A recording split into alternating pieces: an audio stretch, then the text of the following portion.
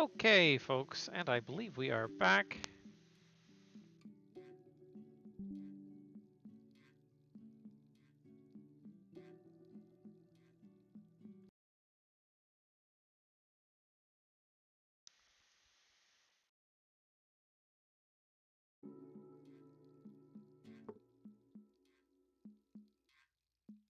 Hopefully, folks are able to rejoin in.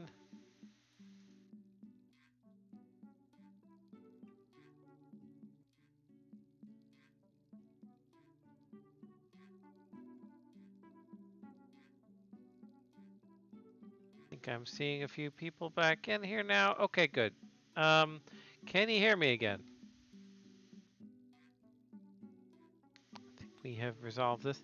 This is what happens when you plug 10 different USB devices into a series of hubs to run your stream, and you're running Windows. Sometimes it just decides to explode, and then you have to restart the computer. Okay, but anyway, hello Monkey Man and a Man and Yap Vibes. Good to see you back. We're still playing Slime Girl Slime World, and we have our progress saved. Another feature that I did not mention, but is always nice to have from games is some way of saving your progress, right? A lot of games aren't meant to be played in one shot, so saving your progress out to a file, reloading it, none of that comes for free. So good job on the team of Slime Girl Slime World for doing that.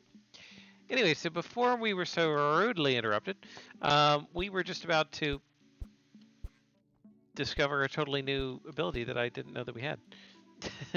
Apparently we can fight, which we can't do as a slime, but we have a very cute animation for the sword stab here.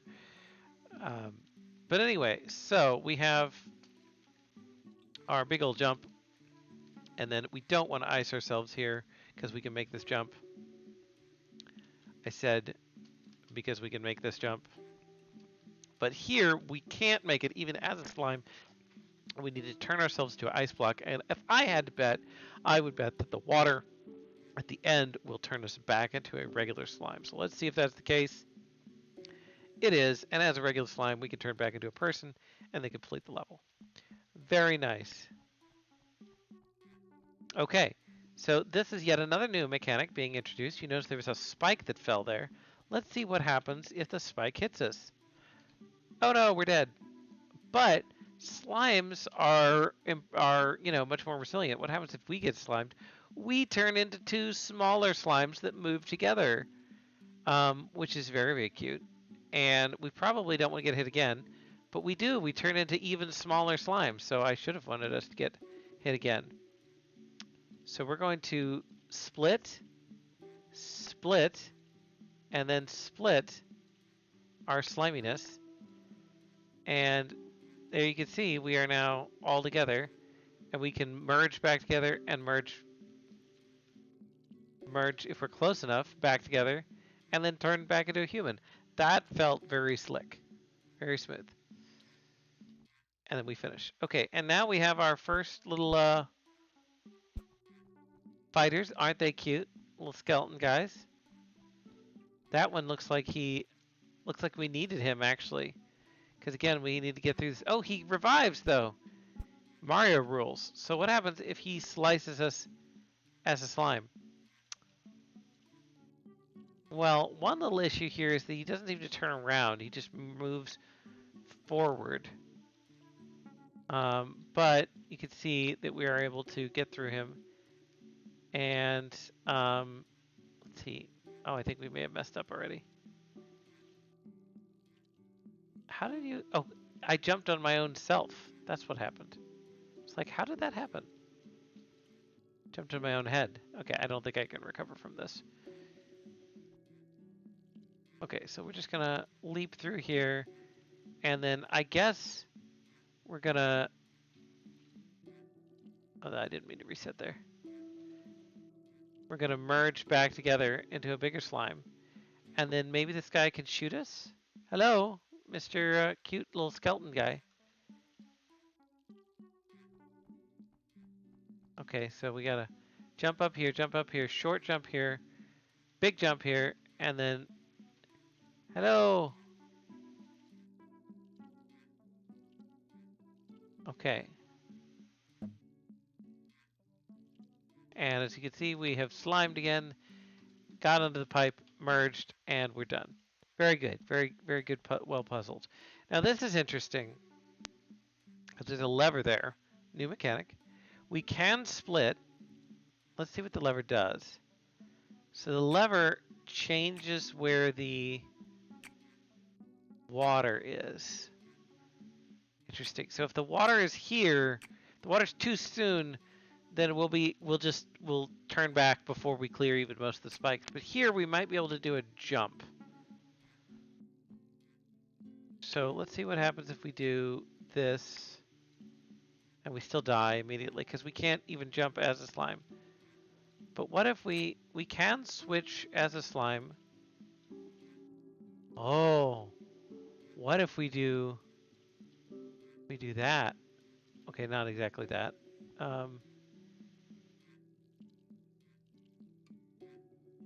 Okay, we'll send one of us through. Oops.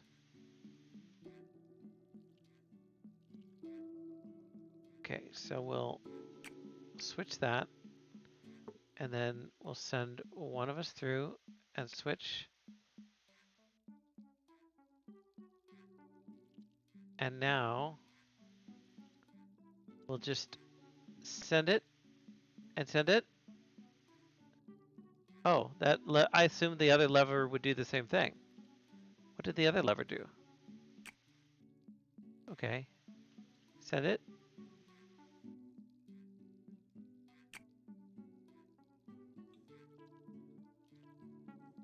Huh, the lever doesn't do anything. We are so back. The lever on the other side doesn't do anything, and we need that lever to switch the water on the other side. Okay, that was too early. Oh, super slow. So the momentum does matter here.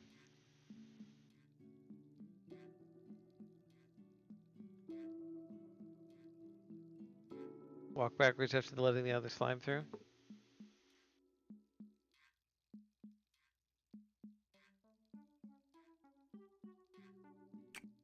I mean, I could do this, but the problem is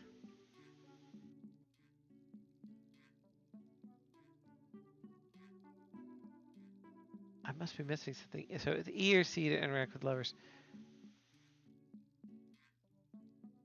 But like once the ice slime gets across, he needs to be able to switch the lever for the other slime. But it doesn't do that.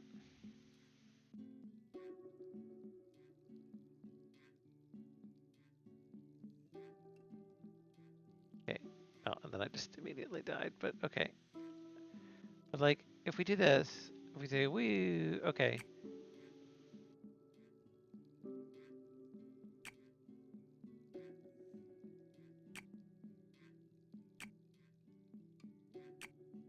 Maybe it has to be in this mode?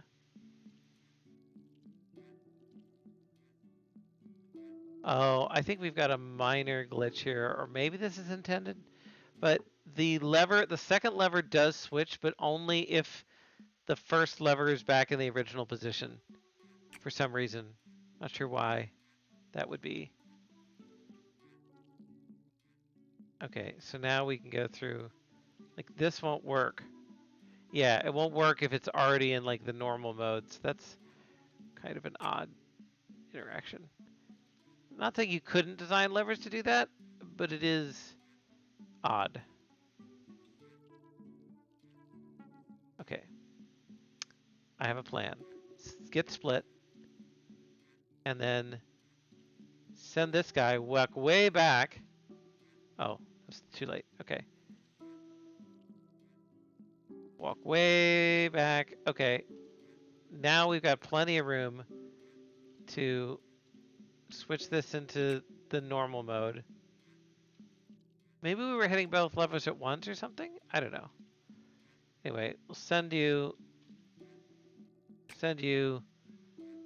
Perfect, perfect, perfect. And then we merge, we transform. Excellent. Decoupling issue. Yeah, I mean, yeah, I've been using Sig. Now this is the kind of game I can get behind. Says Witch Daga, welcome, welcome. Yeah, I think it's probably it is a complicated circuit diagram there. Let's just say that. But anyway, we got through. So okay, what are we doing here? I mean, why can't we just walk all the way through? I guess we'll find out. Let's try. Okay, so like walk, walk. Oh, because it's too tall. Okay. So we must turn into a split slime. This is the only way. Okay. But now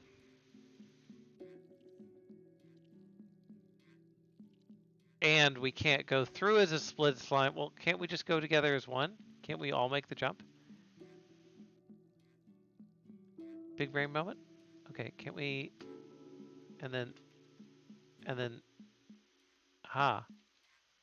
And then we just walk through. Haha, I have cheated the level. Okay, so we could do it that way. But let's do it the way that we're supposed to. Which is that we're supposed to send one of these guys in one way and the other guy in the other way, and then they alternate the ice. That's actually going to be really tricky.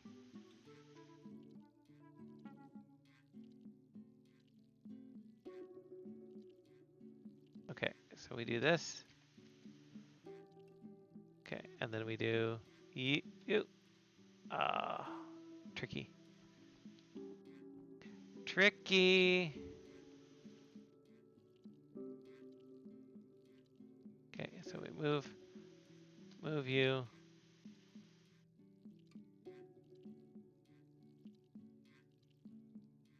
I hit just the edge of the ice.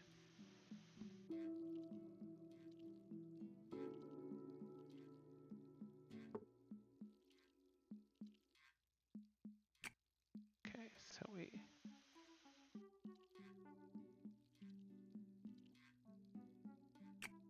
Oh, just slightly too slow. Almost got through. Almost. Okay.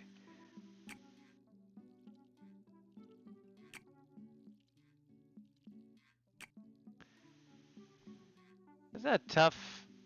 Doing this the right way is tough.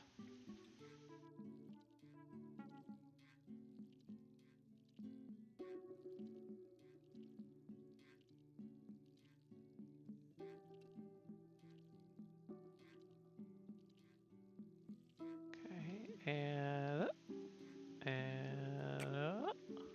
ooh. All right. Now,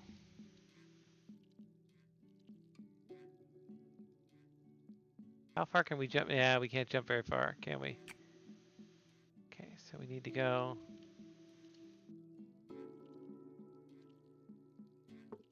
Get him by the lever. And actually need you.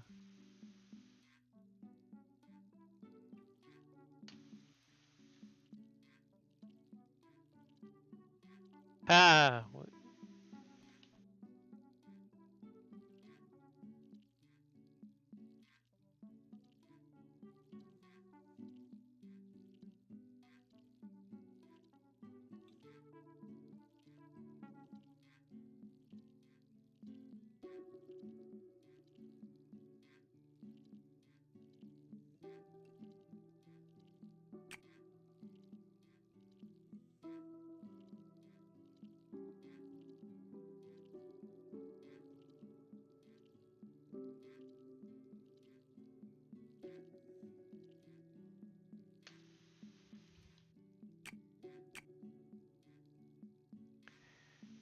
Hit the wrong button. Darn. Okay.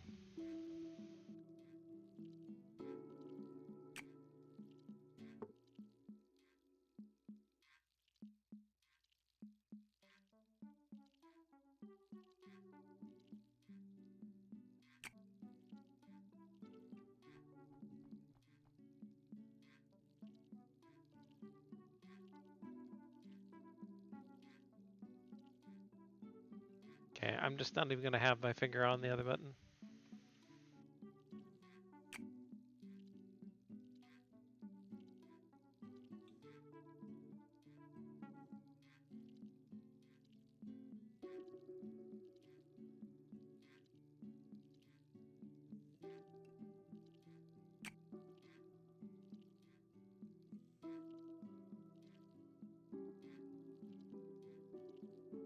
And we're back. We did it the hard way. Hooray! Okay.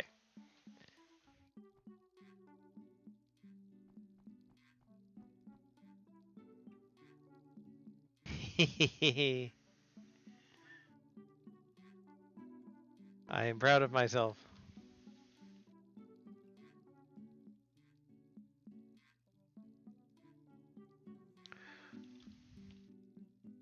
All right. So, what are we trying to do here? A lot of ice. There's a short area near the end. We kind of need to be split. But there's no way to un-ice ourselves. So, that seems bad.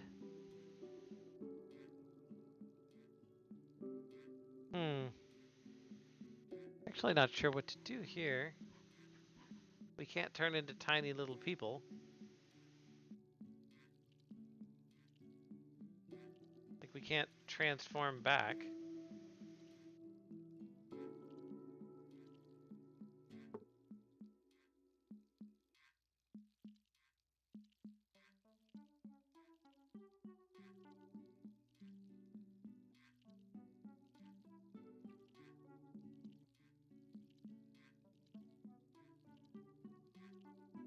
Haha! Yeah! I knew there had to be water involved in somewhere. Fabulous. Oh, okay, we've got stink. What does stink do? Brown sewage water. Nothing. It turns us into stinky slime. Okay, what does stinky slime? Stinky slime can't. Oh, stinky slime can climb. Oh, and then we can clean. And then, but we can't. But does this make it climbable permanently? It does. So it excretes climbable slime. Interesting. Good introduction. New mechanic. I also love the way these like waterfalls look. I think they look really nice. Like the effects here are very good. Okay. So can we only make climbable surfaces on rusty pipes though? I didn't really test that. Can it be? We'll just test that real quick. Can we make it on just like a random surface? Yes. Okay, we can make any surface climbable. And then, okay, we can clean ourselves. So we can operate switches.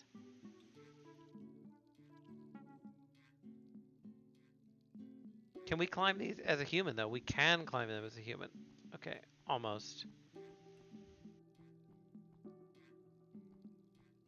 And we could go down the lower route, but it's got toxic gas. I don't know that that's actually possible because we'd have to like switch.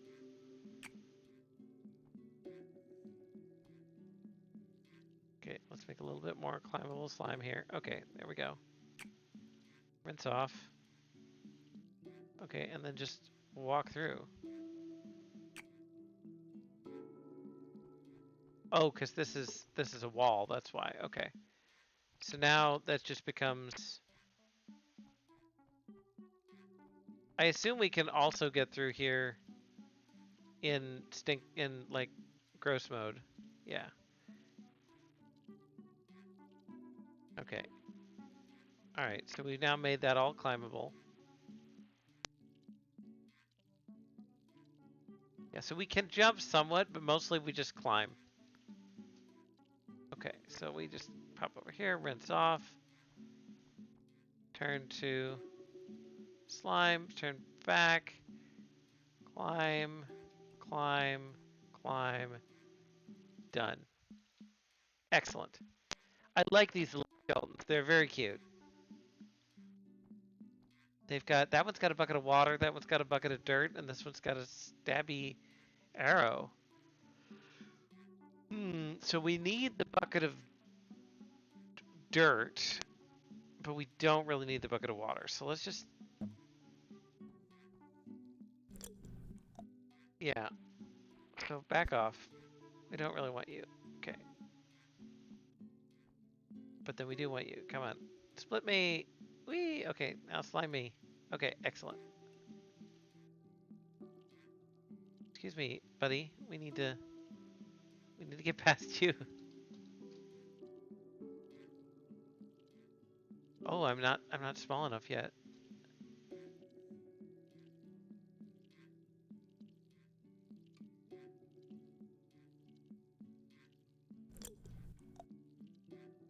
Interesting. So I can't get through here. It's still too tall. We need to split again, which we could conceivably do.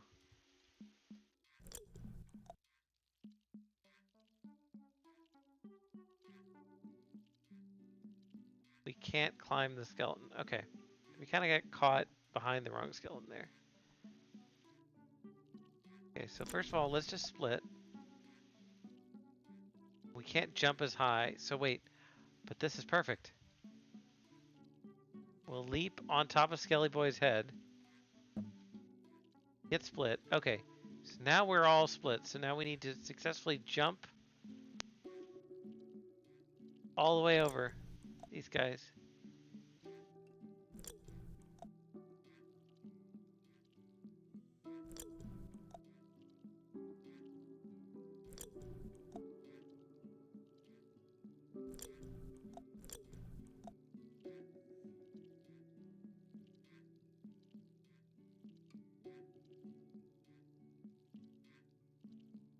Okay.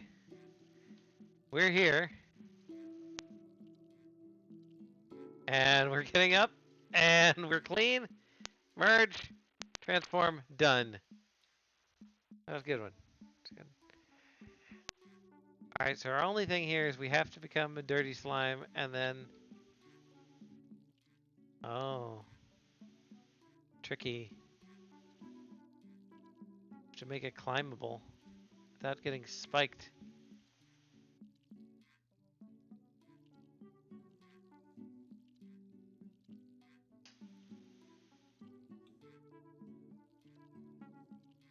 Is very well thought out. Yeah, this is very neat.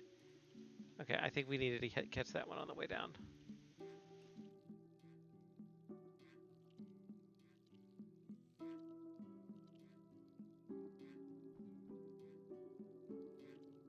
Yeah, really good level design, right?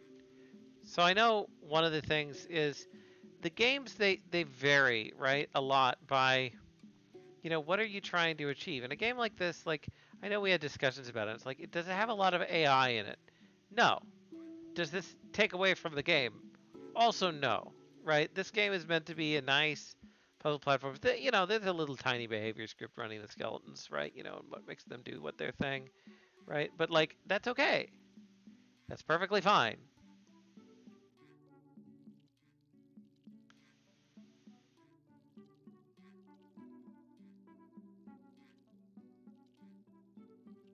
Okay.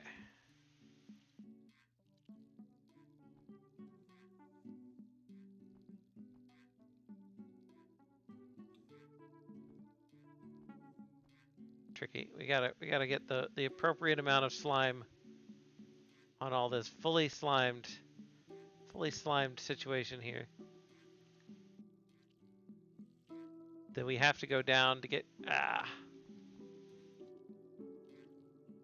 a lot of momentum with the slime, with the dirty slime.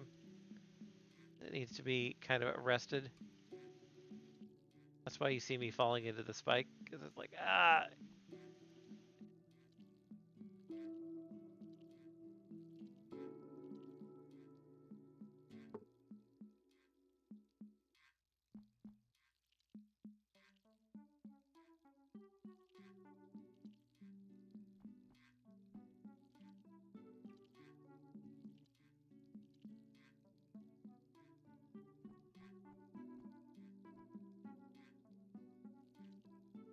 Okay.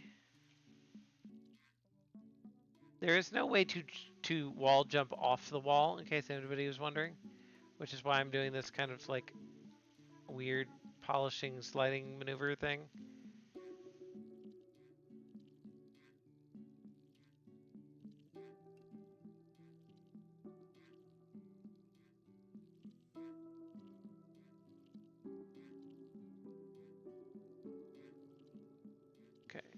we could just climb here, climb there, climb there. Okay, the green slime is much easier to jump, which makes sense. And then we do that, and then we do that. We're done.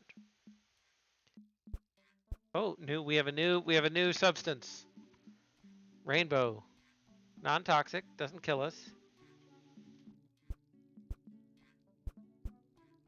What's it do to us in slime mode?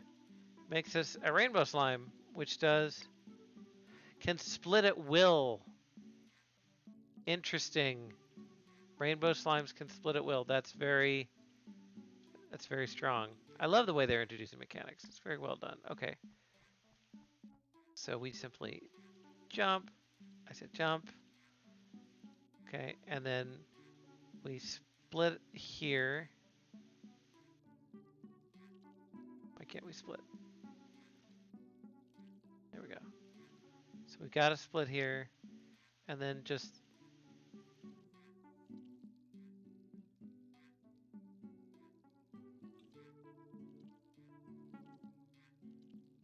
and then we can walk through the water, leap up, and we're done.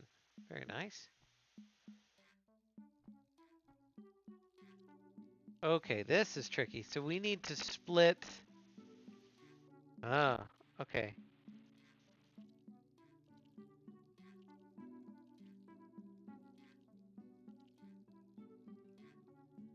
This is going to be hard. So we need to split once.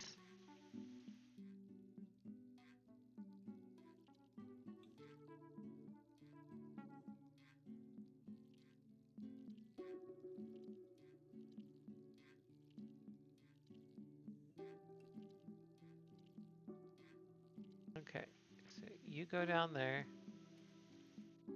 please. Can the little ones not go down there? Surely. I mean, we can't. Oh my gosh, we can split again. So many guys. Okay, so we got one guy there. Okay, no, you. All right, we lost another one. Oh, we're losing guys.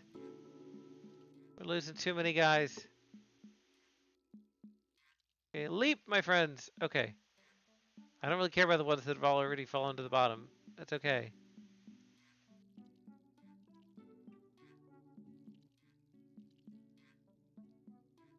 What happened to him? Did he not? I'm not sure what happened there.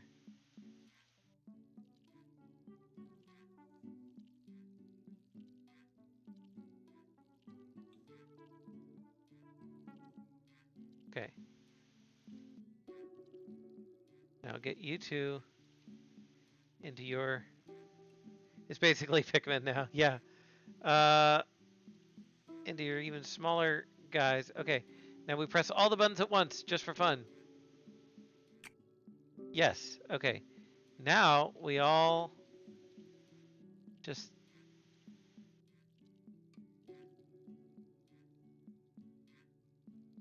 Okay, so what happened? Why have my other little dudes gotten stuck?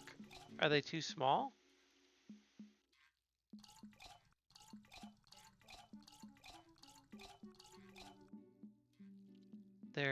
They're not strong enough. Oh, are they not strong enough to go against the current of the water? Somehow. Like, see? Go! They have to be bigger to go against the water current. But if they're any bigger, they won't be able to get out the pipes, will they?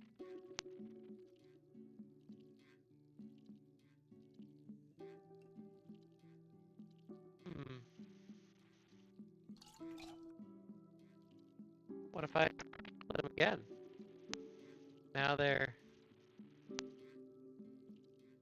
still too small to resist the current. Water's supposed to be flowing the opposite direction visually.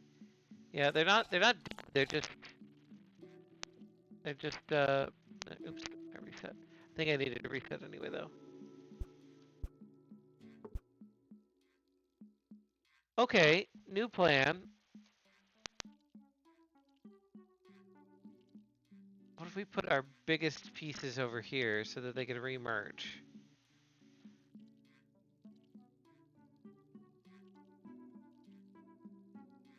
The mic sounds a little funny, does it?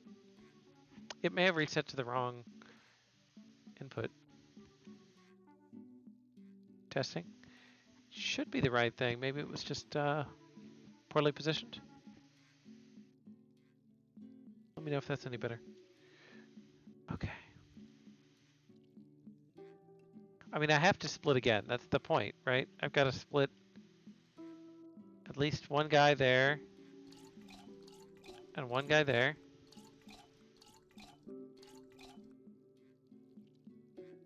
And then I guess one guy there, one guy there. And then,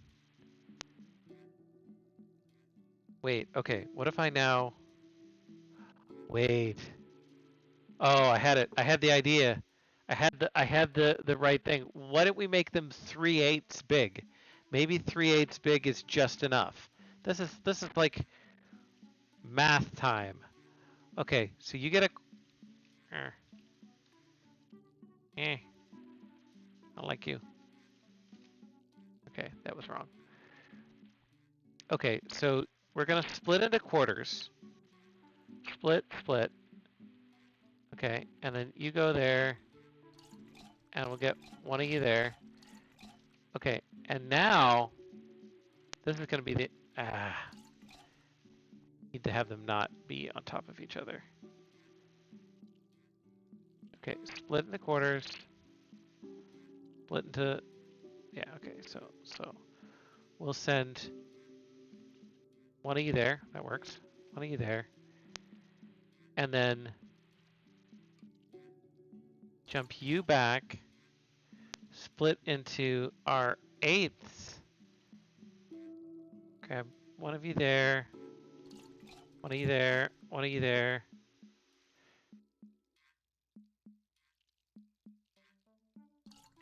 Okay, we'll switch all the things.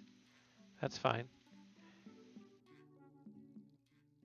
And now we'll absorb back to full size. Oh no! I took my eye off the ball for 1 minute. This will work. 3/8 can go against the flow though. If you're 3/8 big, they are strong enough. This is a clever puzzle. I think this one is my favorite one of the puzzles so far. Okay, move. This is the only annoying thing is like sometimes you get, okay, you, okay. It's like once you have the idea and then the actual execution is what's hard. That can occasionally be frustrating, but like,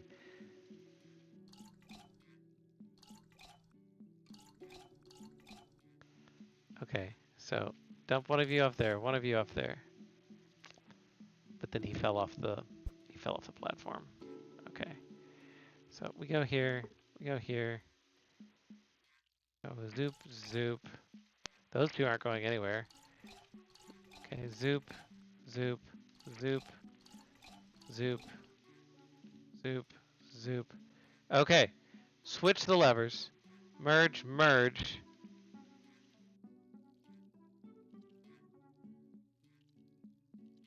Okay, I know I have another guy. Where'd he go? I feel like sometimes one of them's getting deleted. Like I only have 7/8 on the screen. And I know I dumped one of those guys down there. Like that's a 3/8 guy that's flowing through. Like literally one of my molecules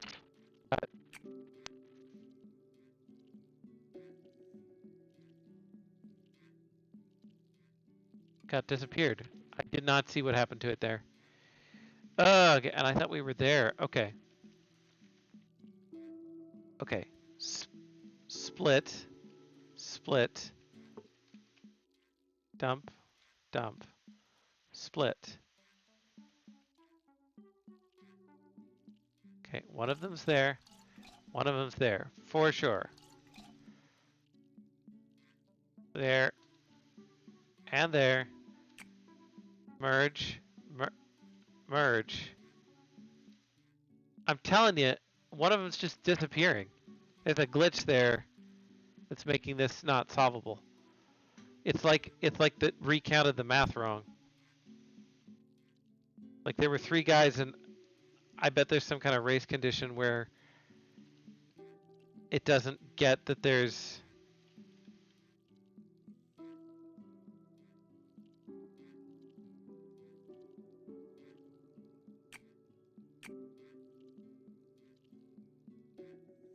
Like I will merge them back in right here if that helps. Like 1 and 2. Yeah, it's not working. Which is a real bummer because this absolutely should work, but that one slime is not getting merged. I mean, I could merge them before the levers. In fact, I think I just did right there. It's just, it's not counting it. It's like when there's an odd amount, it's not always merging them right. So, I mean, maybe we can force it to do it like something like this. Okay, so you get that, and you get your thing. Okay, and then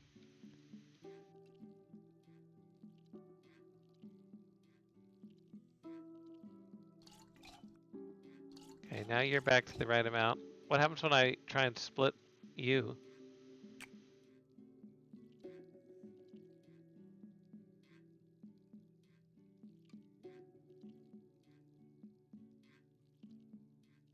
Okay, so that's split correctly. I now have 2 3/8.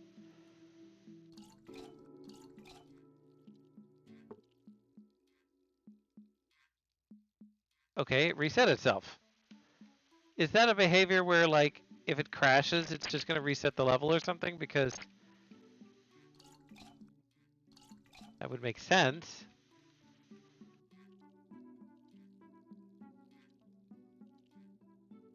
Okay. I'm literally, like, splitting them as they're falling and merging them as they're falling.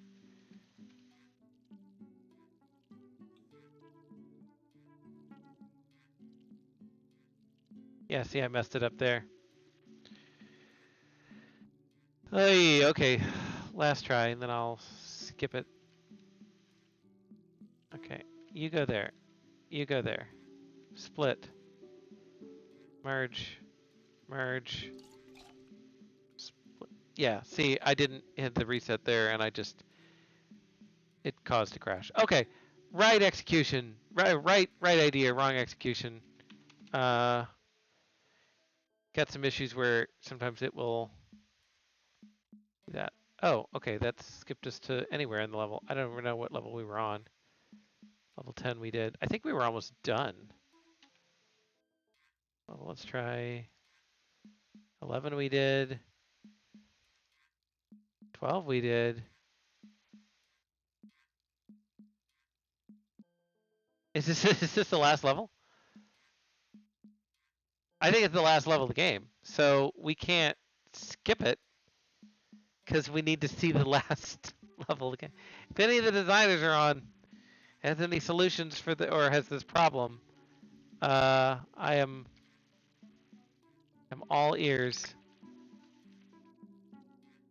Cause like we got this.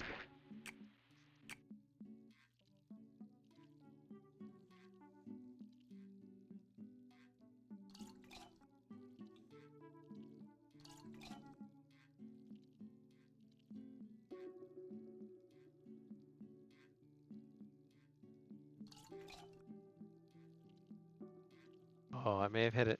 If it doesn't crash again. Split. Move. Move. Levers. Merge. Oh my gosh. Oh my gosh. Yes, yes, yes, yes, yes. Okay. Clean everybody up. Merge. Merge. Human. Slime Prop Mel. Slime World. Okay, Okay, was that title there before? Did I just notice that? Or did that happen when I won? I don't know. Anyway, okay, so aside from one little bug there at the end that we managed to work our way around, um, very good level design. Excellent level design. Um, I want to know a little bit more about the lore of Slime Girl and her slime world, how she came to be wandering through this sewer. Um, and oh my gosh, I know I mentioned this, and it would be lovely, lovely, my life for a level editor, right? To be able to make some more of these. You know, I'm sure you guys did a lot of it by hand, but when something like this, you want to expand it out. But the concept is good, the level design is good, the progression is good, very solid. Okay, all right, so we are halfway through. Let me switch over to chat here. We are halfway through our plan for today. Let me check a couple other things here. Content.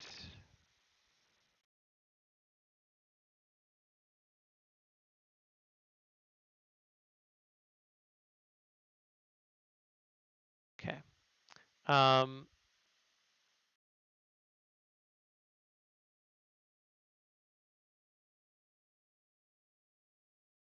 okay.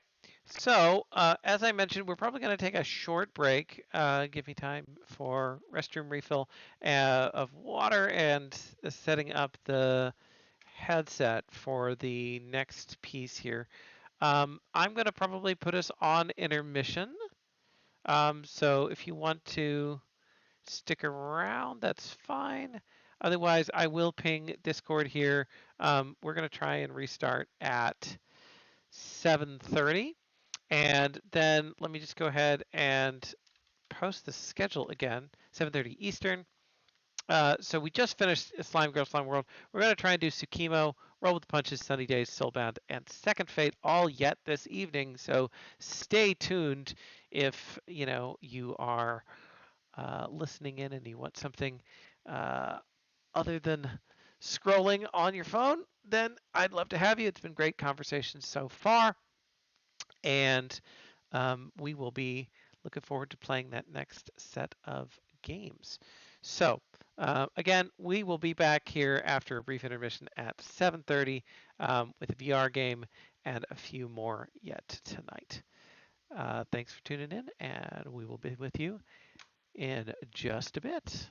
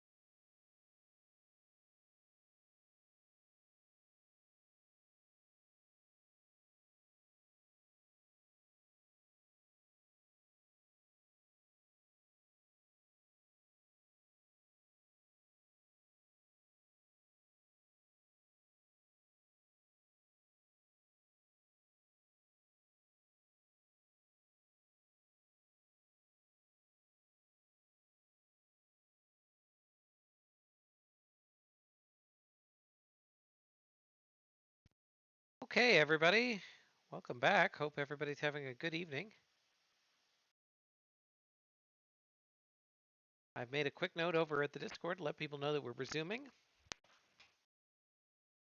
And we should be good to go here.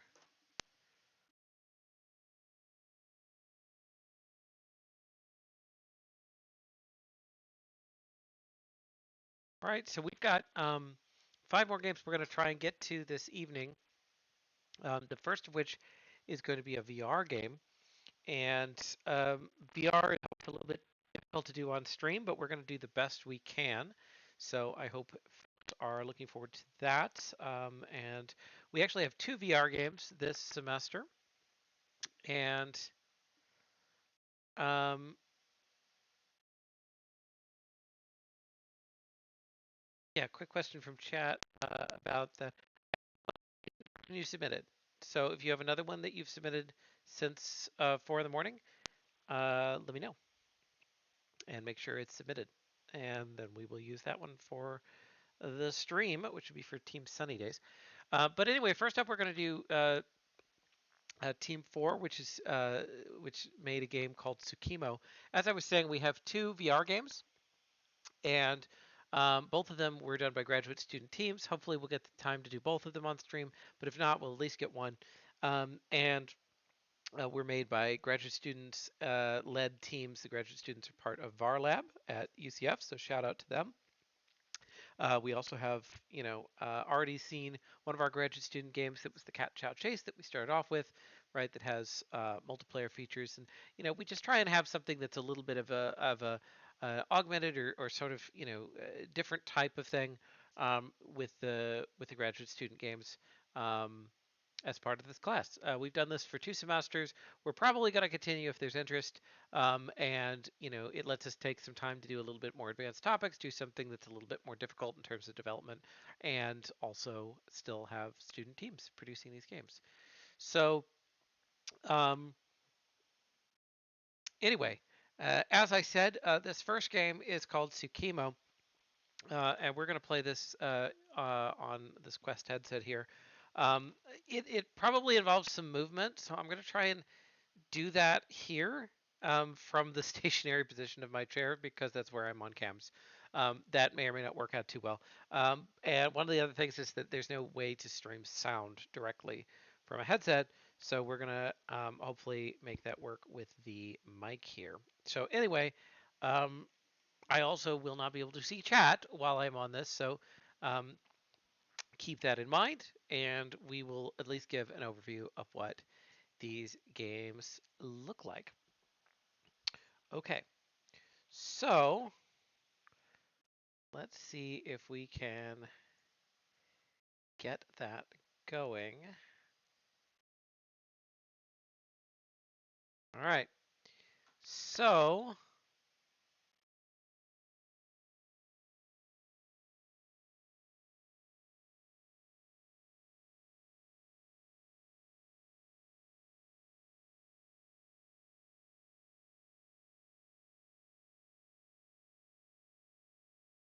okay, so you should now be seeing a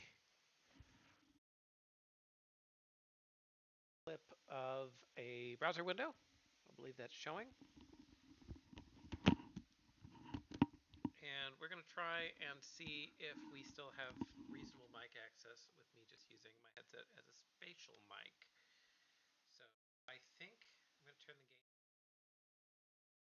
Not blast anyone too bad, but I think you should be now more or less as long as I stay in the area. So let me go ahead and get Tsukomi started up.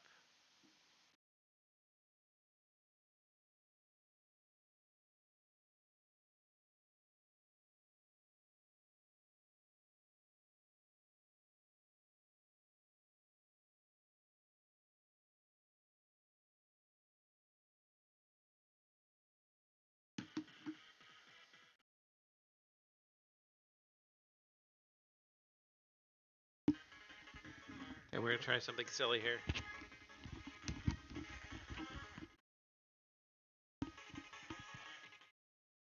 Okay, I've seen sillier. Now you get to hear some of the music. Now, if we could just get the visuals.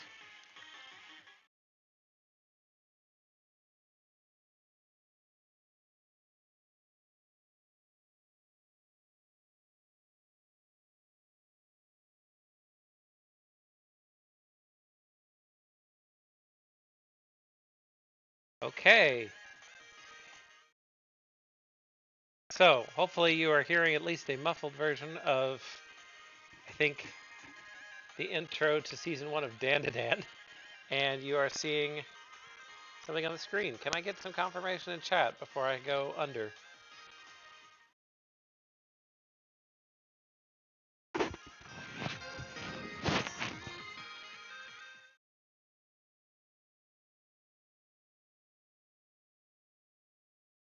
Yeah, okay.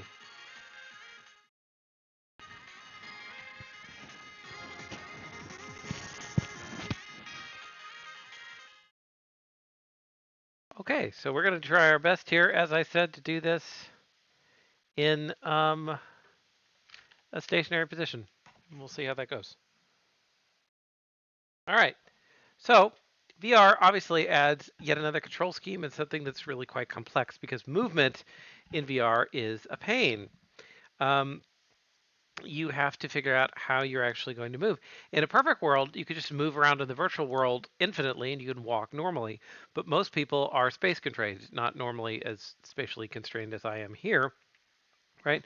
But you often will have some kind of way of moving around where you can teleport or move so that your physical body in the real world does not move as much. So we have this cool kind of psychedelic forest here.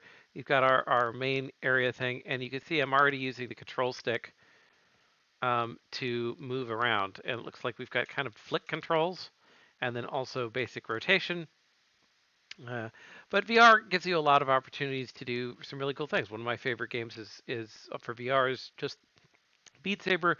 It's been around for a long time, but it lets you to. It's a rhythm game that involves moving your arms, so you can't do that easily in anything else. So we're going to go ahead and see what we have in terms of markers. Normally we have a trigger. I think I saw it there for a second. Hello. I definitely did. Way to get to. There we are. Okay, so settings. We can make this lefty. Uh, let's do a lefty. Well, let's see what that's like. Okay, and then I'm gonna go ahead and play, and hopefully we'll get some instructions. Okay, it said lefty, but I'm in fact right-handed. That's okay. So we have Phenethelion, who looks like a boss over there. We have a sword. We also have the ability to switch to an ice sword, a fire sword, a light sword, and then maybe just kind of a standard sword. We also have maybe some barrels here. I think I am going to need to move to be able to have any chance of doing this.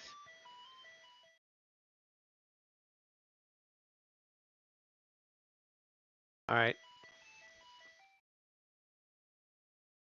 new plan.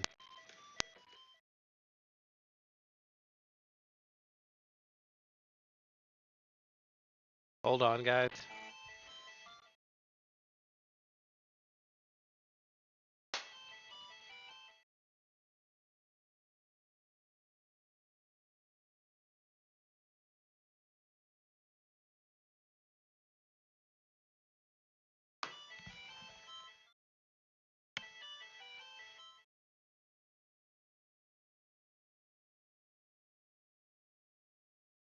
We're already dying here, but that's okay. We'll just do a quick reset.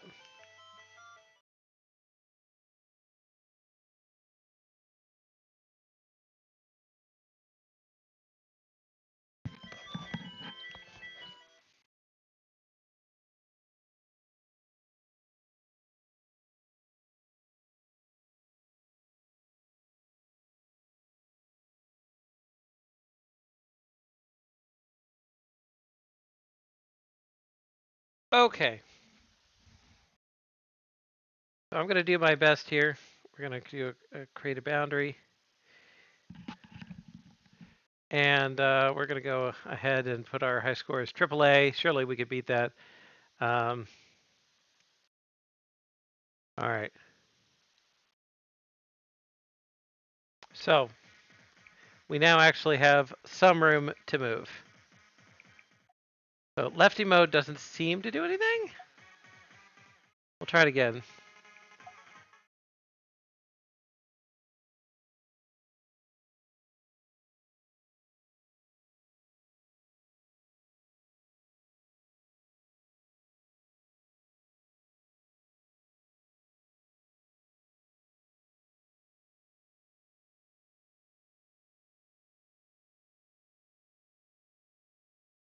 All right.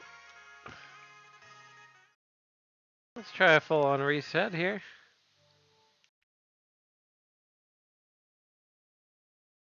I think I need to confirm.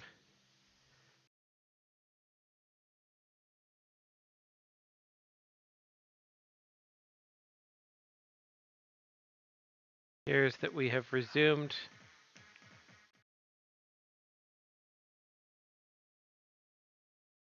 our casting. Yep, we're casting. Okay.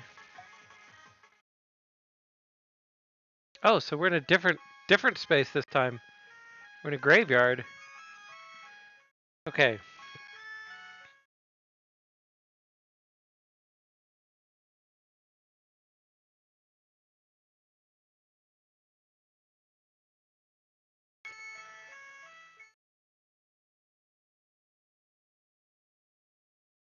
There comes the enemy. I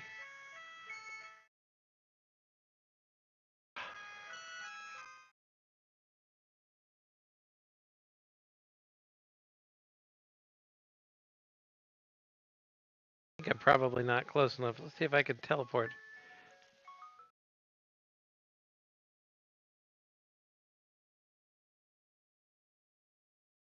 Okay.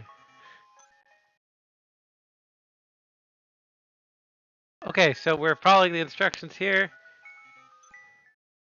Swipe, swipe, stab, stab, swipe.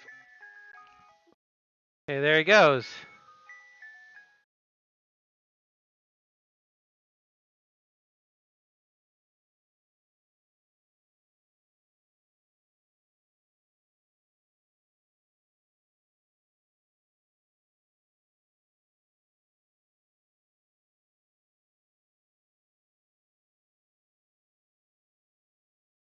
All right, looks like he got us, but at least we were making some progress there. So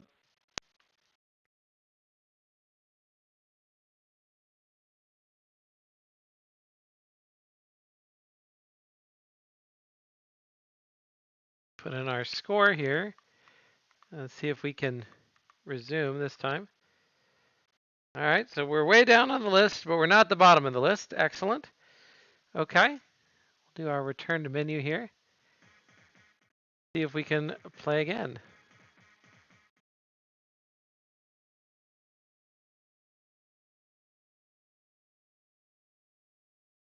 We have rotation, and then I think there is teleportation, but it's not clear what we have in the menu. We don't seem to be able to get back into it without doing a full quit, but we will do that again.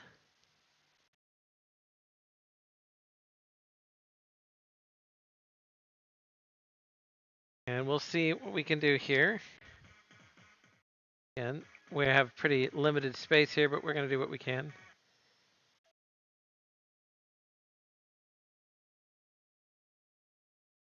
Okay, so we don't have full teleport.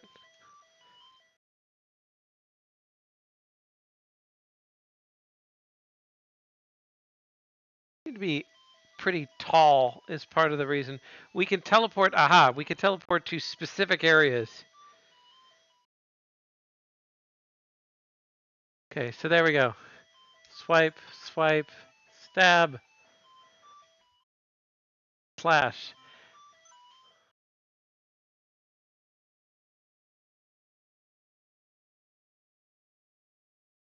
We can kind of chase him around. I'm getting it now. It would be great to have a kind of practice mode, maybe.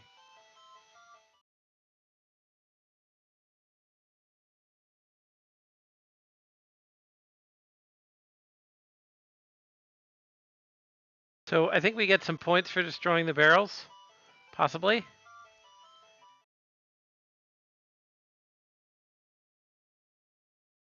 And he got us again. A thing to note about these guys is that they are procedurally generated, or at least they are generated with some um, the shapes of the different torsos and heads are different. Um, so there's different modes of what they're weak to. I'm still wishing for a little bit of a tutorialization or something, but obviously I'm trying to do a stab motion. I'm trying to do the correct motion at the right time. We've got a stab motion. We've got, I'm assuming what's maybe an overhead slash, and then what's kind of a swipe. But this could be a swipe. This could be a slash, and this could be an overhead swipe. Not really sure.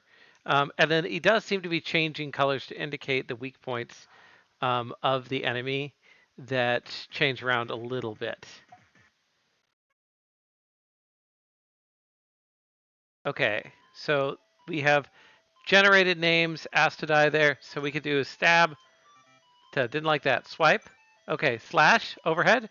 Swipe, stab, stab, slash, slash, slash, stab, swipe. Hey, we got him!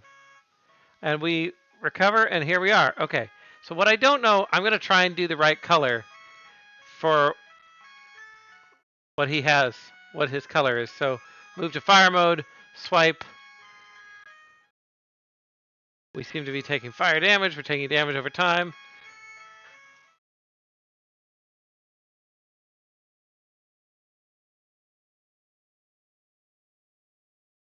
Stab, swipe, and we won. And now we're going to have another one. This one is Bagakis. Okay. So I'm going to switch to ice because he looks like he has ice stuff here. So I'm wondering if we're countering. Okay, switching to lightning. Slash. Swipe. Okay. Stab. Stab. Stab. Slash. Stab. Stab. Swipe. Hey, okay, I'm getting the hang of it. Still can't figure out which one is which. Okay, this guy got a lot of health. And they do seem to take more damage when you have the right color.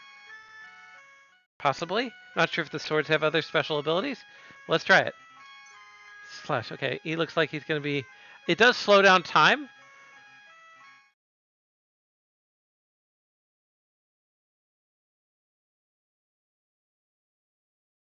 When we're switching between sword modes. So, like, we can try and...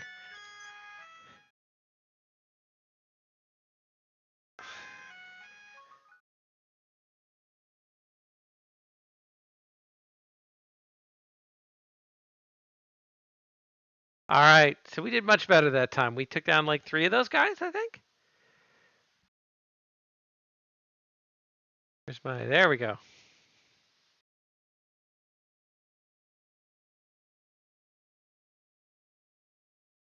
All right, so we are up here, 3rd place on the high score list, right below Bad and of course the infinite score of MCM. Cool.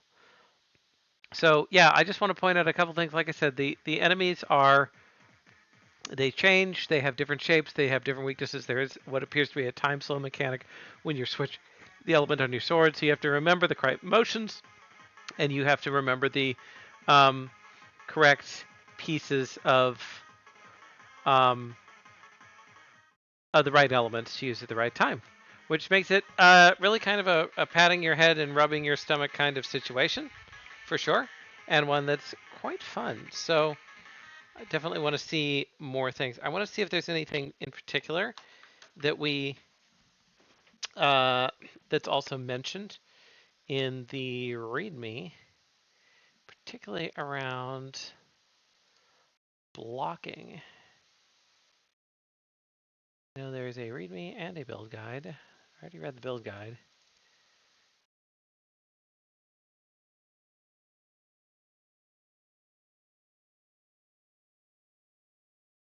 Enemy names are generated. Da da da da. Okay. Yeah. Okay. So one I would think was that, like, if there's any ways to do pairing or other things like that, that would be super cool. But for now, that is Tsukimo, and uh, it is a pretty impressive VR thing to be able to build.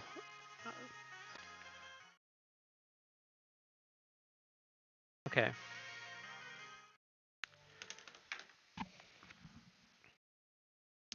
So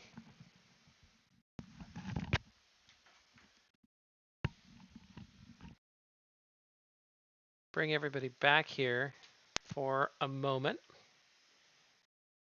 and I would like to do.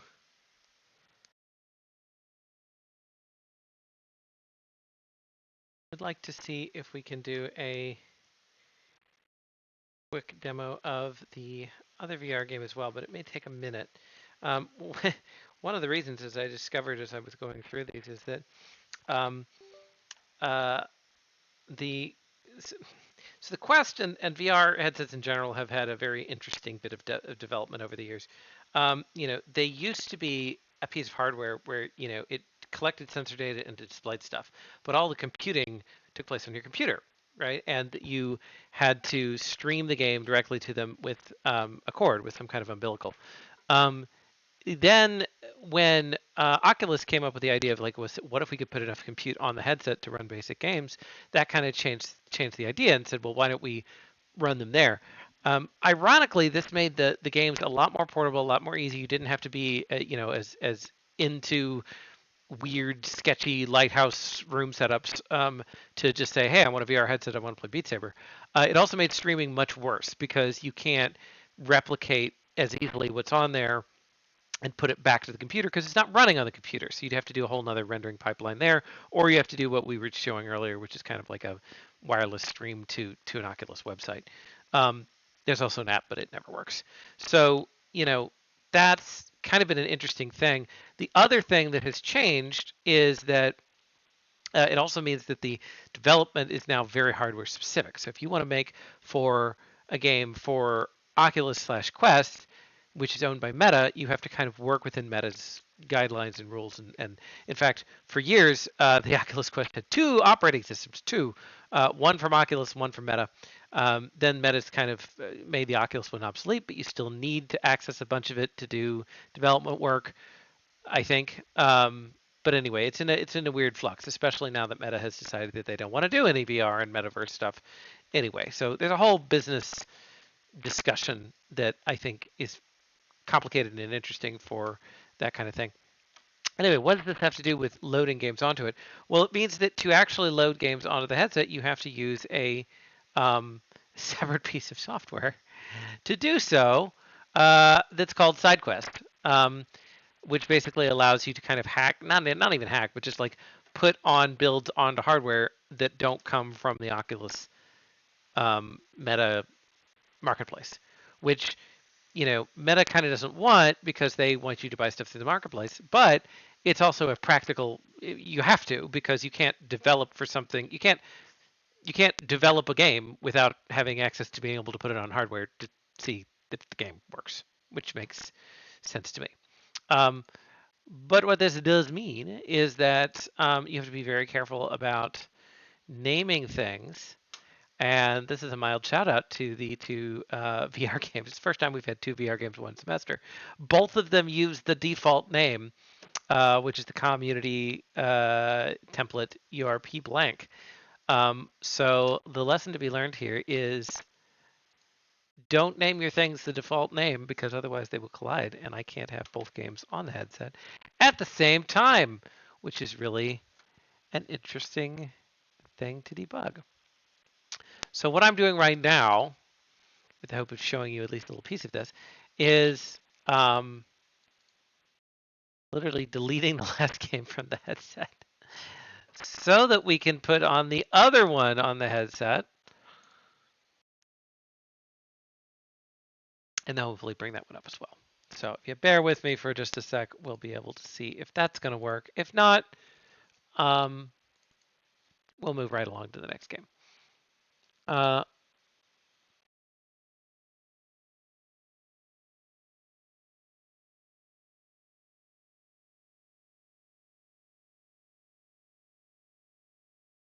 okay, stalled okay.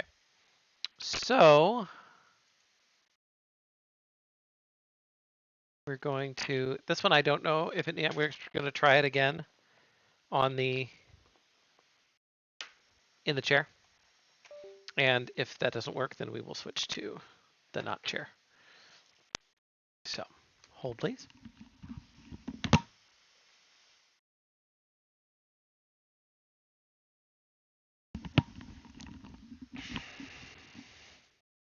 Again, this is called Rogue XR.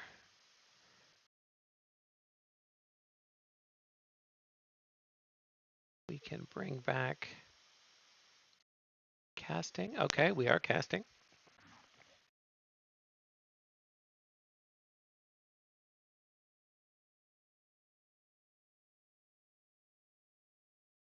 G50. We're loading something. Hey, okay. I know what I'm doing. Okay. So here we are in Rogue XR. We are in a low poly forest with sitting in a chair with a start game thing. So we're going to go ahead and check settings. There's a lot of settings. I'm assuming that is a seed checker. HP damage. Okay. So what is seed? We go over it in the class, but a seed is a initial random number that you could put in to ensure you get reproducibility in a game, so that all the random elements use the seed instead of using like the default math random table. Basically, this is really good for debugging. It's really good for having people play specific levels, and I'm inclined to leave it on the default unless there was something in the README that said they gave me a specific seed, which there is not. So we proceed. Okay. So we're going to say, oh, that just gave us another random seed. Whatever. Okay. Back. Start game. Here we are. So this is Steed 558. And interestingly, we have this kind of projection table. And the whole conceit of this game, and I don't know the controls here. We're just going to get beaten up on maybe. Is it, do we swing? Okay. Oh, that's an ogre. Okay, we are. Okay, that seems to be a jump slash.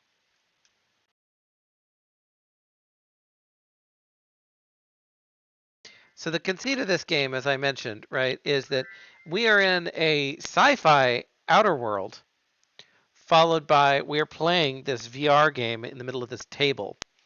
There's got to be a way to swing without jumping, but I don't know what it is. See, we do have a health bar up there that is going away. But right now we have this kind of interesting thing where we're controlling a character on a VR table in the middle of, cyberpunk area. And so we could see as we move around, things kind of spawn in, and we get to see these different aspects of the game.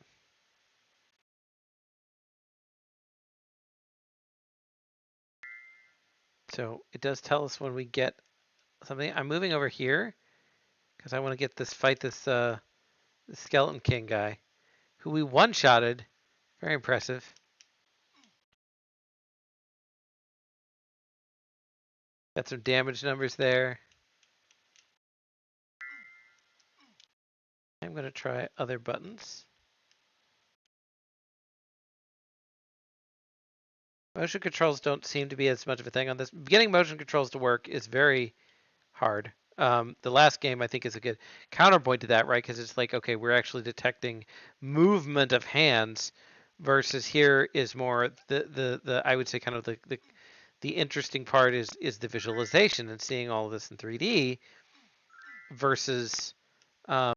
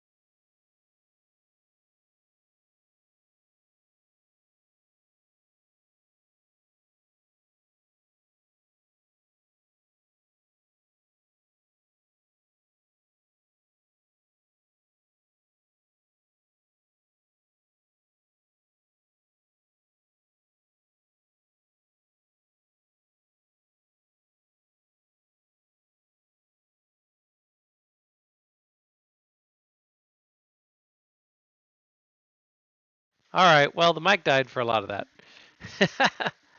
Hopefully, you were able to follow on with. Let me get the gain back to something sane. Okay. Um, hopefully, you were at least able to see some of the images on the screen during that. Sorry about the mic game. Um, the mic failure. But what I was basically talking through on that, and I don't know quite when the mic died. It's probably right when I started this one. But I was just saying that the point of this game, right, is less about the motion controls, which was the last game, and a lot more about like the interesting and inventive way that they're displaying and using this as a display. And we had kind of our um, initial we had our um, like the little view table in the middle that you were able to kind of go through and see um, as the enemies appeared.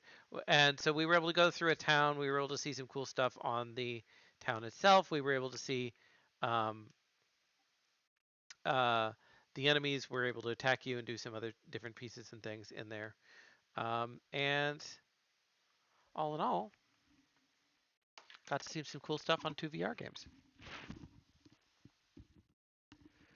Okay, so anyway, both of these are interesting challenges to design for this.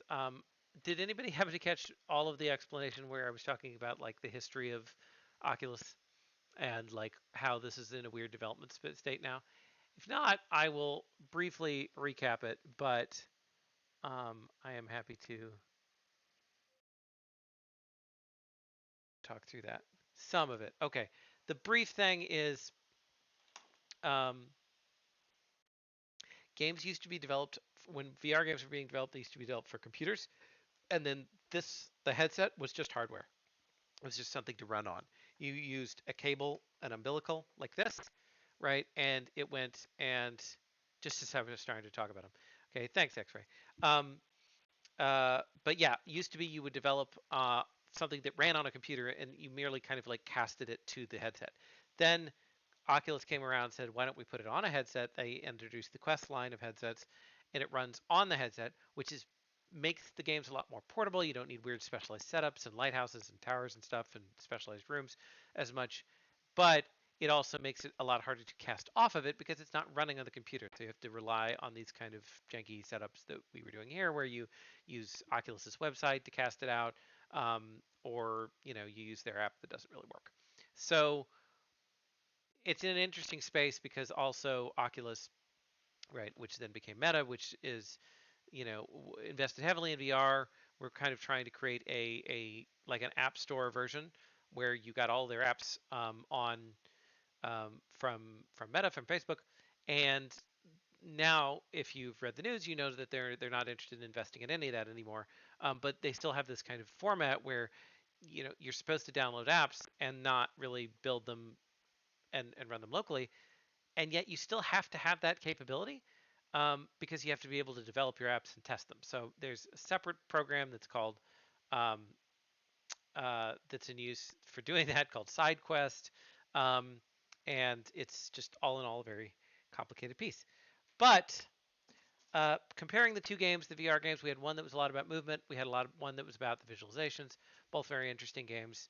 Um, and because of the complicatedness of the way you load stuff on a Quest and all this, I mentioned that I can only have one of them uploaded at the same time because they have the exact same name. They don't have unique names on the app. So to one of the teams of Team 1 or Team 4, rename your game outside of Unity template URP blank, and then I can install both of them at once.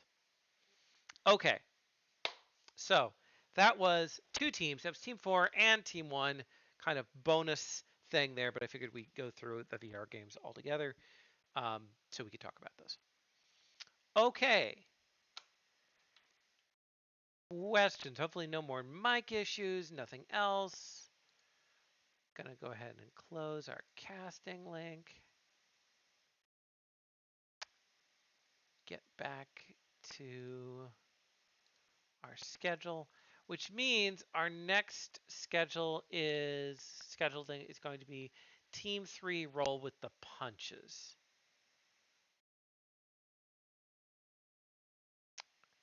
Okay.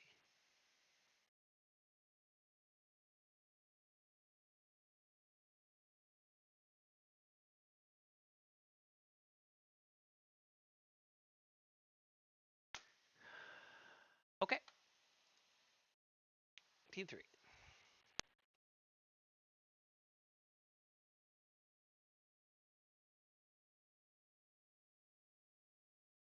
Uh, this one is described as in the author's words, as a wild western locomotive rootin' tootin' shoot 'em up. Very nice. Okay.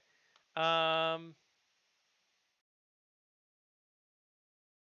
there's some stuff that is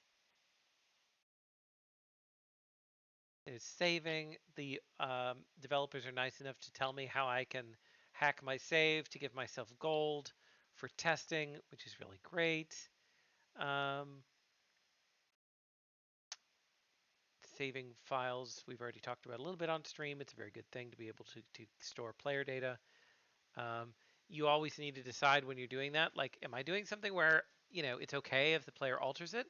Most of the time, that's 100% fine. If you're making a competitive multiplayer game with like currencies, you probably don't want to have the amount of money that you have to spend on things be on a file in somebody's computer. You want that to be handled by a server that you control as the developer. But in most of the cases, you can do save files uh, that live on the computer. And if you're building through Steam, you can also make them Steam Cloud compatible, so they'll work on any computer, which is what I would say is the modern way of doing things, ideally. Um, but for now, any way of serializing your data out to a file is great. This also is compatible with controllers, but designed to be played with mouse and keybinds. A couple of collider issues, a couple of sticking issues, nothing that sounds major. So let's play. Oh, I have a second README. A README in a different folder. Okay, we're cool. I'm chilling. Okay.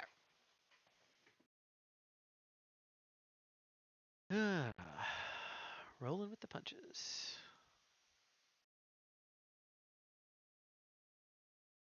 Hide the browser and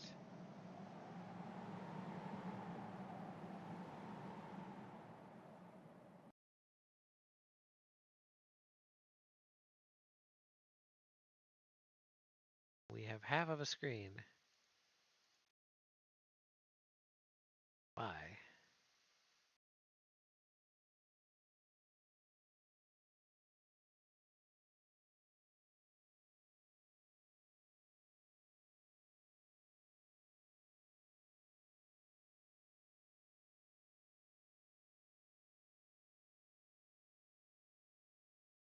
Interesting.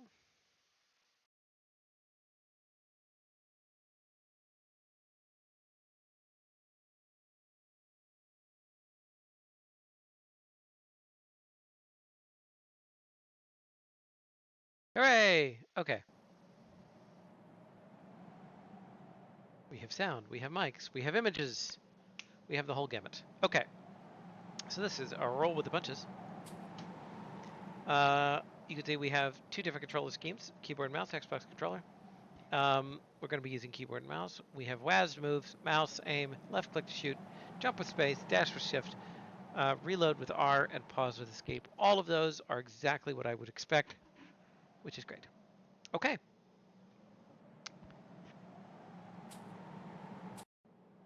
So here we are. We are able to open our shop here. We have a train. We have a fabulous hat and shoes. Got a little bit of an interesting walk, I will say. Mostly because the guy looks a little twitchy.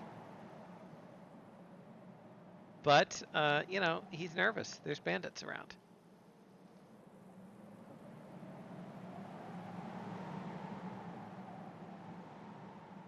Okay, so these are upgrades we can get. Variety of upgrades at the shop. This is a repeatable game.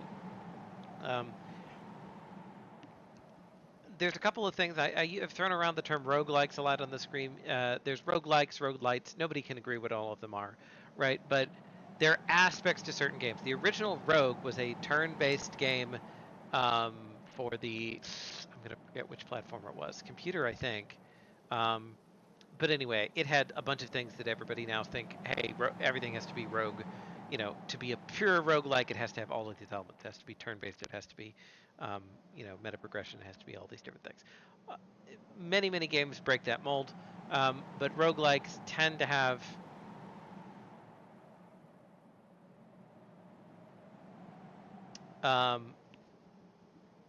roguelikes tend to have a couple of features. They tend to have progression in a run. They have some randomization in the enemies. Think Hades, and then they have also meta progression, so progression like beyond runs. Some random enemies. Sometimes there's puzzle elements. This one is more of a shooter, but it's become a term that's almost. I don't want to say it's quite meaningless yet, but it is something that people will say, "Oh, this is roguelike," when they just mean like it has random elements. But anyway, so it's the things we can do. We have reload your gun faster, dash distance, dash cooldown, max health, magazine size. Gold per kill. Ooh, that'd be nice. Move speed, gold cash conversion rate. Get a better deal when returning to town. Well, I don't really know what I want now, so I'm just not going to buy anything so I can see what the baseline is like. Our dash is interesting. Our man seems to compress himself down like a slime and then scooch. But let's go ahead and get on our train.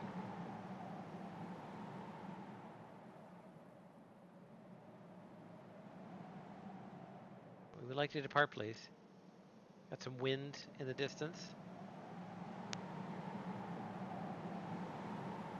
When do we depart? I wish to depart. There we go. Depart from the platform, of course. Okay, so now you can see us here. And we have some bullets coming in. We are on this train, which is moving. There's a lot of discussion. Oh, there's horses going by. There's a lot of discussion of how to move the train in relative space. You can see that I'm taking some bullets here. Oh, I actually died. Okay, I thought I was behind cover there, but no. So the cover does not seem to work. That is interesting. We have our banditos here. Okay, so we got 1 kill, 7 gold. So if we return to hub, what happens? We now have 12 cash. Okay, from that rather terrible run. But let's see if we can get a little further. So we have this hub world, and then we have our kind of actual gameplay here where we're moving. This is almost what I'd call kind of an arcade shooter, right? You're side scrolling, you're trying to get to the banditos here. Enemies remaining 3. Oh, I knocked the guy off the train. Yes, knockback sounds awesome. So this is meant to be really hard until you get upgrades. That's how a lot of these things tend to work. There's somebody under the train. Maybe? Shooting? Oh, is that gold? Can I... Ah! Okay. So we now have exactly 15 gold, which I believe we can use to buy something. Oh, I want a gold per kill. So I'm going to save up for gold per kill. X-Ray, you saying this is the game that's missing the tutorial? Or was that for a different game? So there is a tiny hurt noise. It is hard to hear, but there is a hurt noise when you get hit. Oh, we got lots of money now. Victory on the next level. It would be nice to have some additional sound effects, like when you get. Oh, there's snow effects going on. Okay, we just died. So we lose some of our money when we die, which makes sense. We're gonna go ahead and get more gold per kill. There you go. Oh, nice cash register sound effect.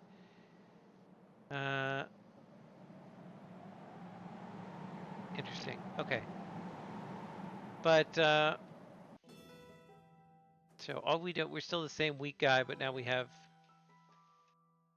money.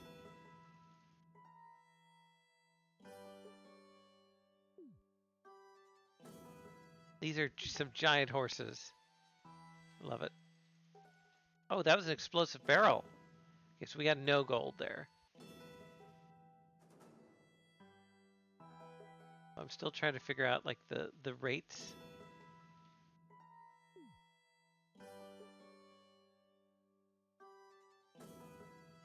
But yeah, some sound effects on reload on the bullets themselves would be nice so that we can kind of hear them coming. Okay, so that was explosive barrel. And we won. Okay. So we have 16 gold. I don't know how many levels we have to go through before it's not considered a failure. There are some neat particle effects with the snow. A couple guys fell off the train there. Don't know that that killed them though. That guy's raiding our gold. Okay, so they're stealing the gold. Yes, this probably was in the tutorial. But the gold buckets, they actually steal the money out of the gold. If you let them. So those are the gold shiny bits. We got some dust storm effects now. I really like the particle effects. That's nicely done. Okay, so they're stealing all the money, and then yeah. So how much money do we have? Just 5. Well, let's buy some reload speed, and let's buy some magazine size, because that seems pretty difficult. Okay, and it's cheap.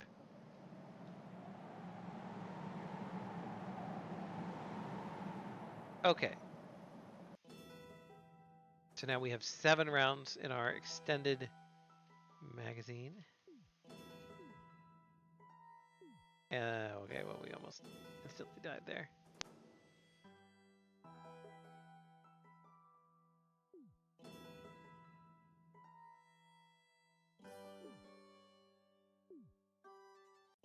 And one of the reasons that I emphasize sound so much, right? You know, one thing is something that's like when we already have games that are very impressive, right? You know, people have managed to put together, you know, a functioning arcade shooter in you know, just a couple of months. You know, I say this to kind of like point out the why, right? Because it's like it's not always like, oh, you know, there's always one more thing to polish, right? Yeah, that's always going to be true, right? You're always going to be like, oh, this game could be one layer better, right? And but sound is one of those things that like can get added later, but becomes something where it's not just dressing on the wall. It is um, it it reduces the cognitive load of the player because you can say, oh, okay, well, I don't have to wait to know if my gun is out of bullets. I don't have to glance down in the bottom right hand of the screen and maybe get hit with a bullet. If I could just hear the click, right, then I know, okay, I've finished reloading, and that's all I need. So that's why sometimes it's like, okay, you can add these things in, and that's helpful. Okay, so we got a goodly amount of cash now. Um, I don't really know what this conversion rate is. It seems like I don't know what the conversion rate already is.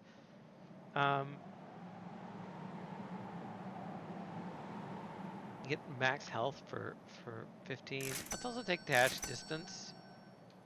And another magazine size. And move speed, base move speed. Sure, why not? Okay, we're gonna be pretty solid now.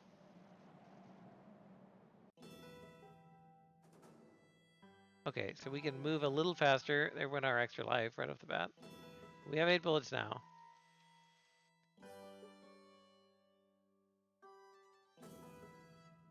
Pew, pew, pew, pew. Okay, there's our 3 guys. So they can get knocked off the train for some reasons, which seems to respawn them back on the train.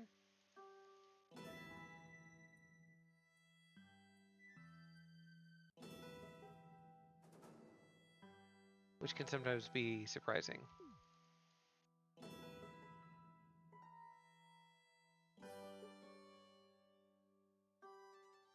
So see, they get like respawned back and they drop onto the middle of the train. I know I had joked around, but I'm serious. Like from earlier in the game's development, I'm like, I very much would like to see them come in from horses. Um,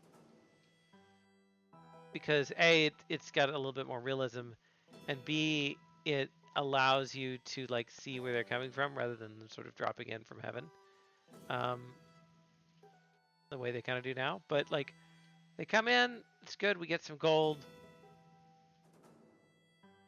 A lot of good design, I think, on this game, like visual design. I love the snow, like going through stuff. Stuff's going on in the background. Um, Yeah, like I said, the only sort of better thing would be if there were more of a soundscape to it, because westerns are very classic in people's soundscape too, right? Like people know what a western movie sounds like, just because they're such a well-known genre, right? You've got you know twanging noises of bullets bouncing off of stuff, right? You got whistling music, you got the wind, you got people throwing around insults, calling somebody a lily-livered varmint or whatnot. It's something that's very evocative, right? And someone might even say cliche, but it's really more like, hey, no, this is leaning into certain expectations of it. So we went through, I don't know, 3, 4 waves there, and we completed the Wild West. So we actually won the game. I don't think we got as much of my gold back as I wanted to.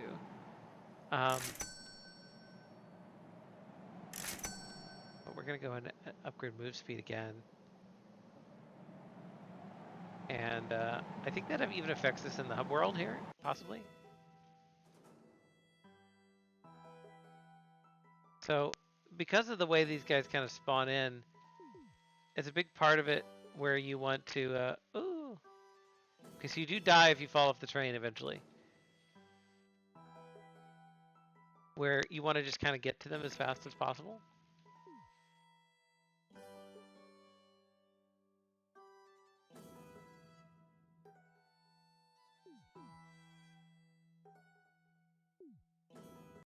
So there is a gold box in the mid part of the train that nobody seems to care about. There is a gold box at the end of the train that everybody seems to care about, which is what I would ideally like to prevent people from stealing from.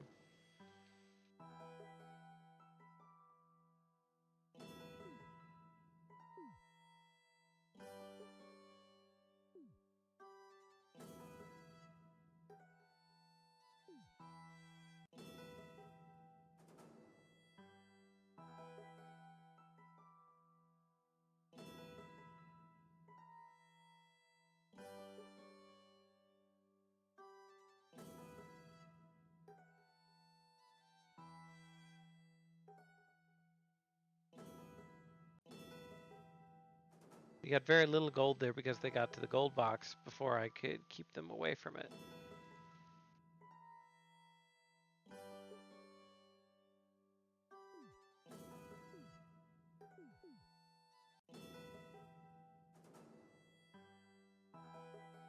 I do think like the bullets are stylized, but that is probably a very good idea.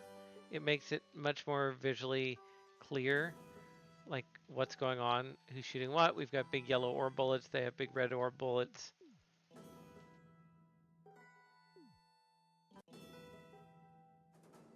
There are some issues about occasionally getting stuck on which they did mention, on the train, which is too bad, because it does make the dodging hard.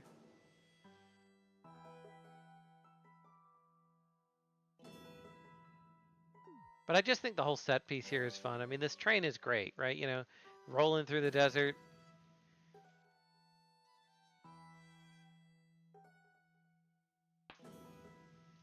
Okay, we're at next level. So I could go back to the hub, I guess, at any point and just abandon the run, but go get my gold. That might be a smart idea. I think that's how you get the big money.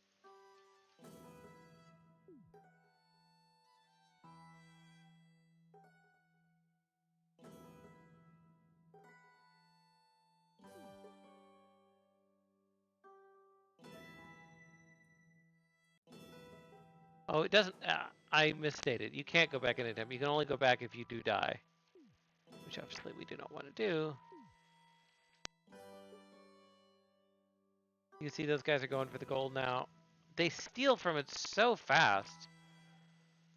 It's actually kind of tricky to prevent it. It would be nice if there was more of a delay there. Go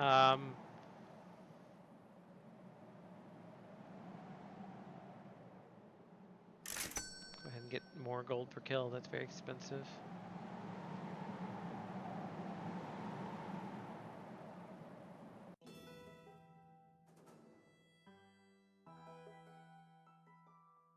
The one extra health was very helpful. I should probably consider getting that again.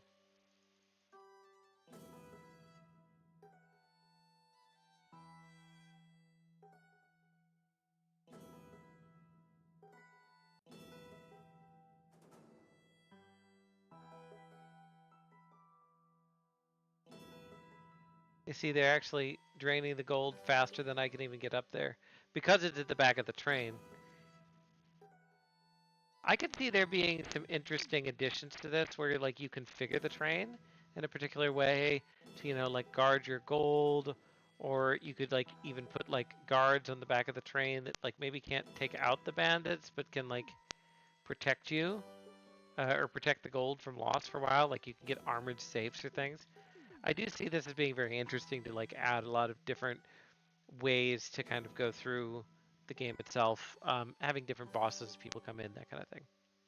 But anyway, that thar is rolling with the punches. Okay, so we're gonna move on to our next game. And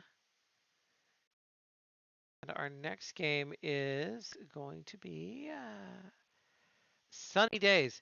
And I believe that the Sunny Days team is still in here. Those are the ones that wanted me to get a late binary. Is that right? If so, I will attempt to do so. I'm 95% sure that that is the case. And update my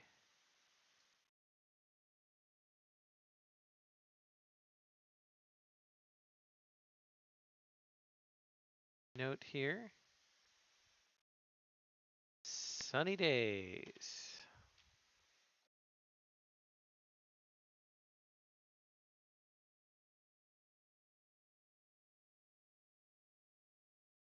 Okay.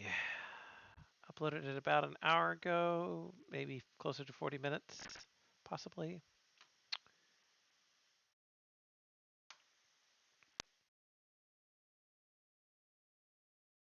Sunny Days. Get the README.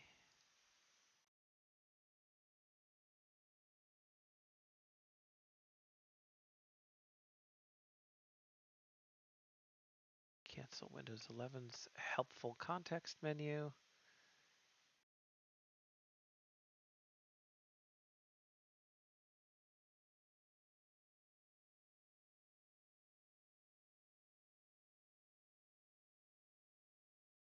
Okay, rename.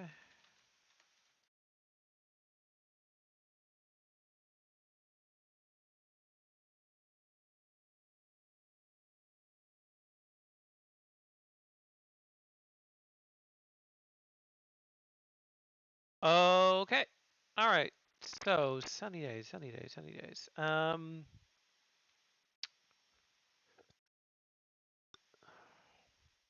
New game. Don't spam your staff. Don't stick yourself in a structure.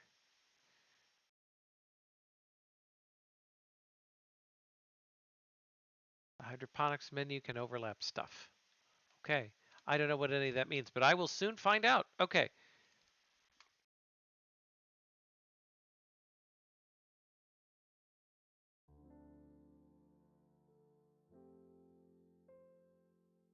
Okay, quiet. So I'm going to raise the sound here significantly. I do not think this will blast people, but sometimes the sound balance in these alpha games can be off compared. But we have gentle piano music, which you should now be hearing.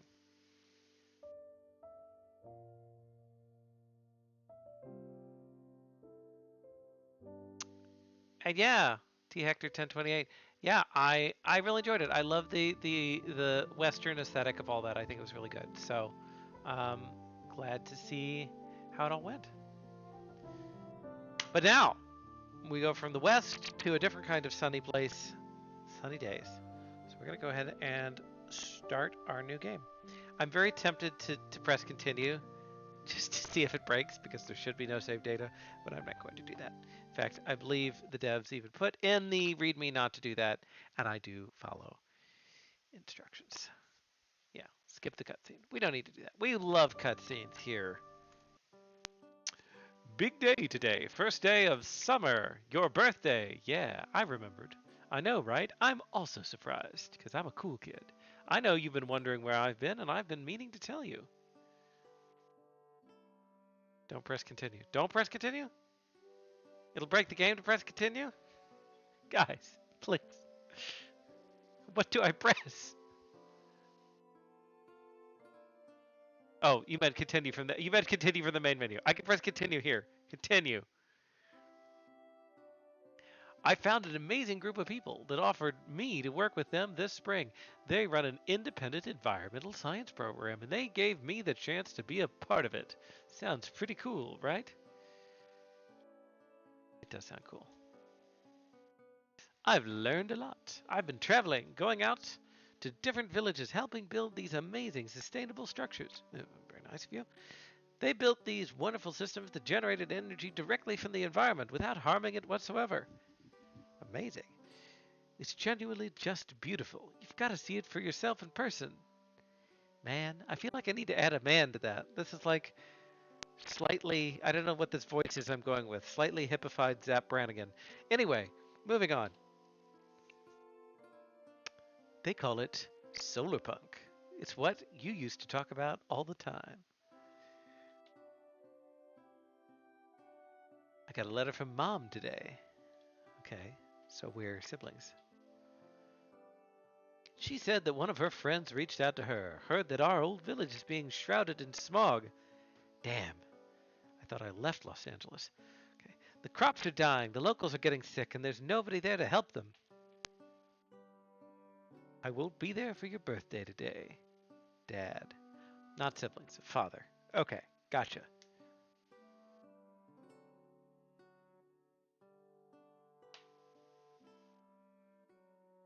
No, and I know you'll say you understand, but I'll say it anyways.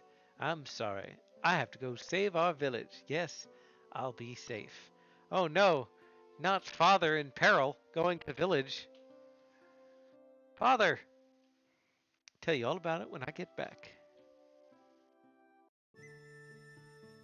We are a ninja! We are a tiny ninja.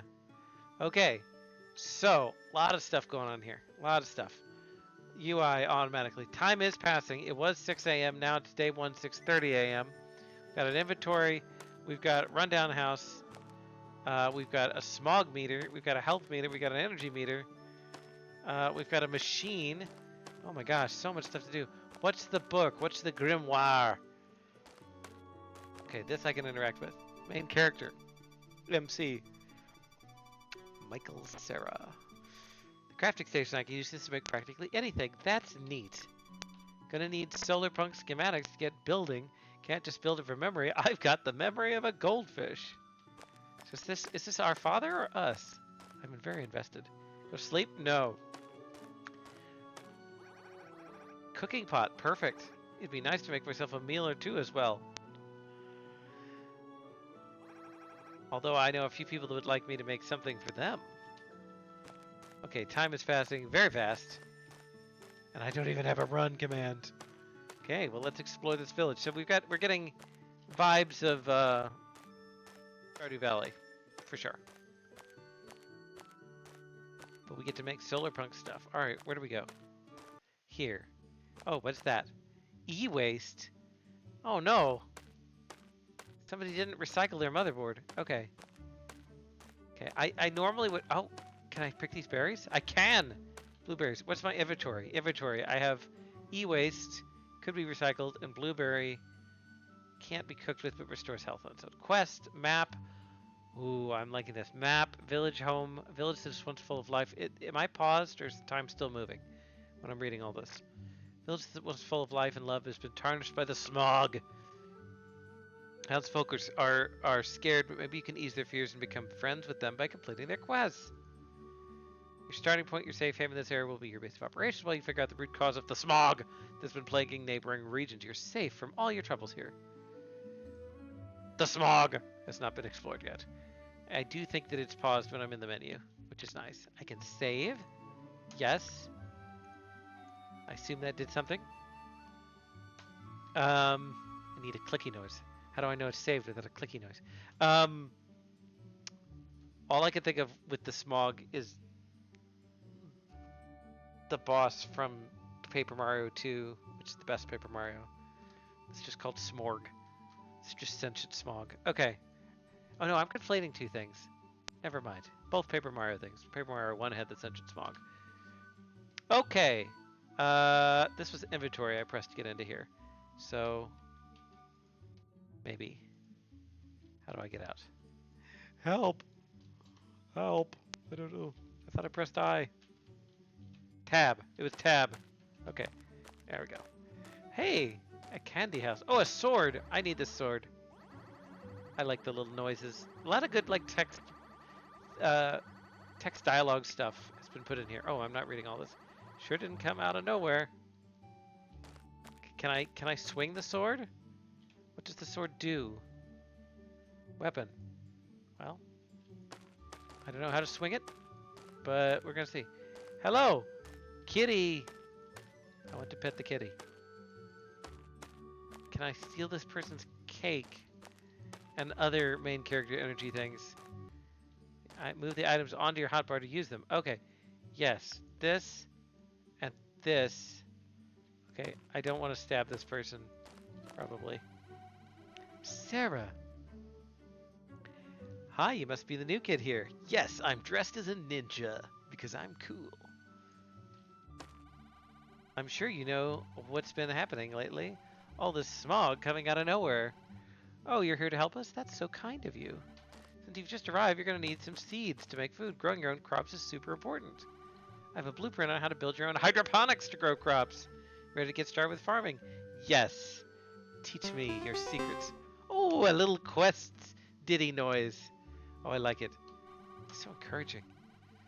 Do this one thing for me, though. Go and collect some scrap and e-waste. Gotta build some filters against the smog. Come back to me when you've found enough of the materials. Okay, let's check out the quest dialogue. All of this is a lot of work. I love this, guys, right? You've made menus, you've made, you know, a quest tracker, right? This is all very good. Sarah's smog filter. Collect 3 scrap and 3 e-waste. And look, it's already tracking correctly. It didn't mess up and make it not count stuff you already had collected. So we have that one there. Very good, very good. I love it. Okay, Sarah, we will be back, but I will. Okay, so I can slash things now. I cannot cut down the tree. That would be bad for the smog anyway. Little animated fire here. Hello, random persons, camper. I've come to introduce myself and/or. Oh shoot, there's smog. Look at the smog. There's smog effects. That's scrap. It's building up. Scrap, e-waste. Oh, I don't like this. I need to run faster.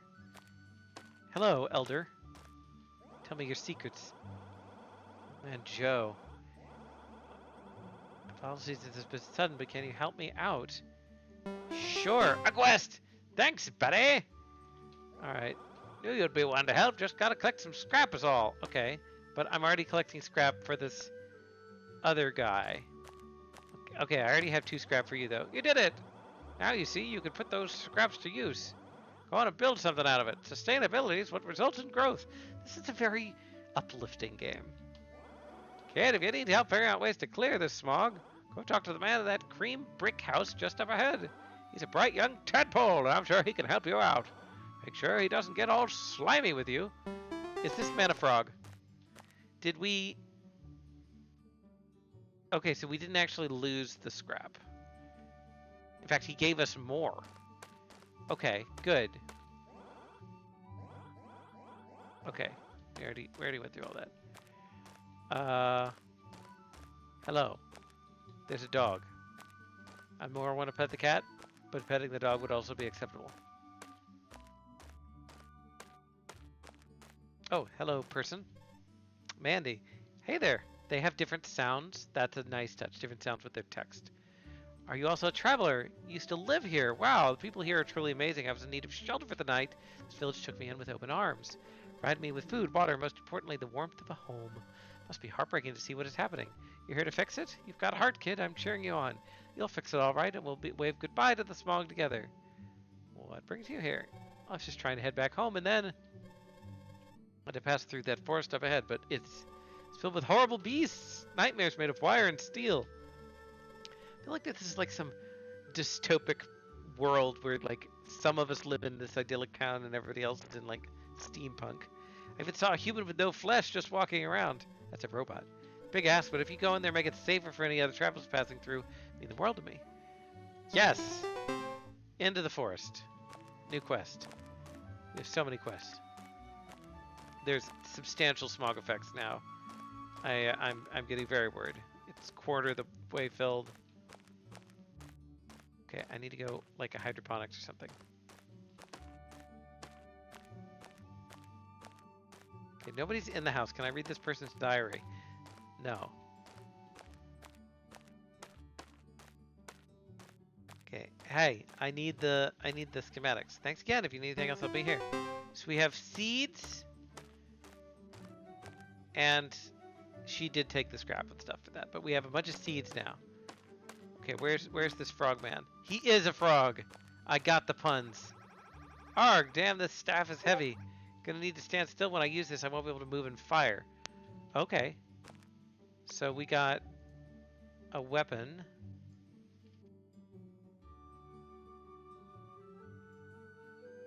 Okay.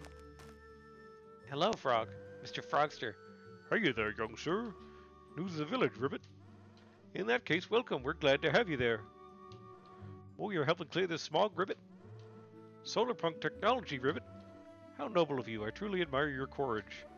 You see, I'm something of a scientist myself. Hey.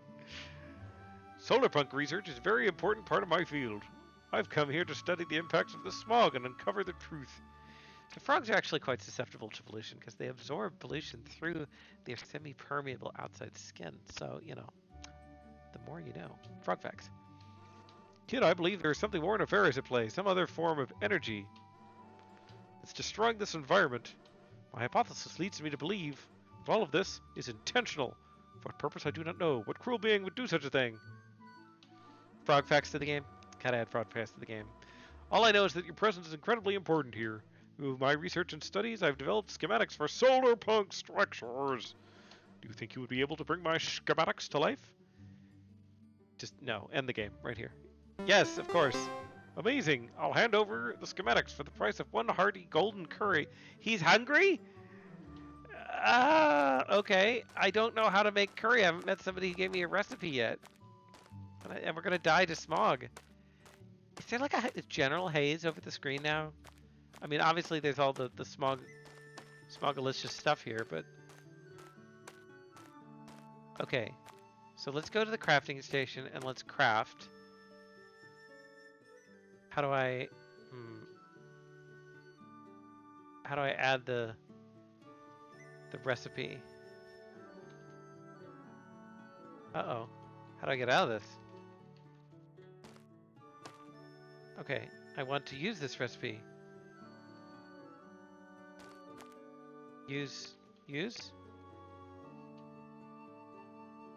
works in my inventory, but I have no...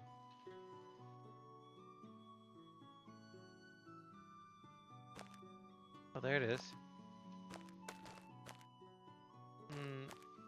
So it won't show up. Maybe I don't have the right pieces.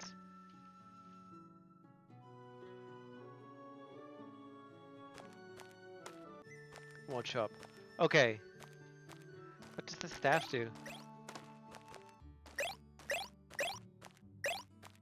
I don't know what the staff does. It goes beep. Okay, I need more scrap / e-waste stuff. I guess we can go into the evil smog forest. 4-wheel choke to death. Maybe there's some way to forestall this. Okay, combat. Oh, okay. Is that a human?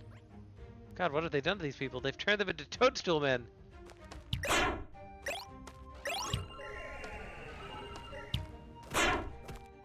Okay, there's a lot of these guys. I haven't figured out how to use the staff yet, but I can farm these guys for stuff, it looks like. They have a lot of health. Grab. E-waste. Okay, great. Do I have to charge? Oh, I have to charge it. I get it. But it is quite powerful. It does 15 damage. Okay. Oh, took some damage there. How much does a blueberry heal? 5. That's not very much. Don't get hit. So who's casting the spells against me? Oh, bow and arrow? Don't mind if I do. A bow. I keep my distance from monsters with this. I mean, the staff is pretty good too. Mutants, robot, someone behind it all. I know it. Yeah, probably. We'll go ahead and put this here. Oops. Put that there. We do have quite a lot of stuff now, though.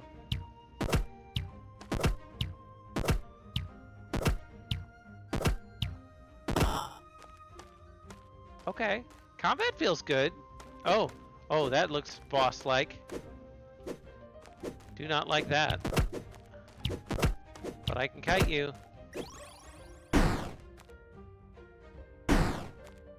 There's also some knockback on the staff.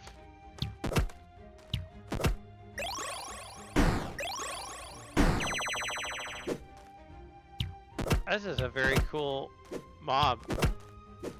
With the like blade spinning hand things.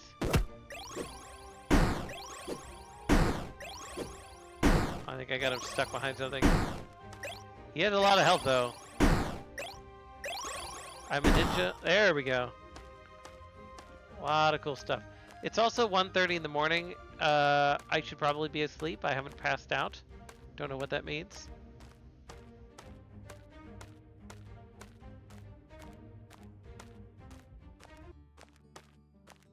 Have I made this more safe for travelers? I don't know. I blew up a giant robot. Did that help? Yes. She gave me corn stew and stir-fried veggies. Which are great, but they're not curry. Found the bug. What did I do? What did I break?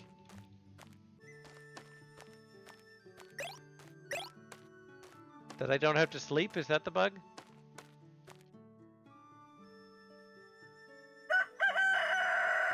Next morning. Okay, well the smog did not progress overnight, which is good.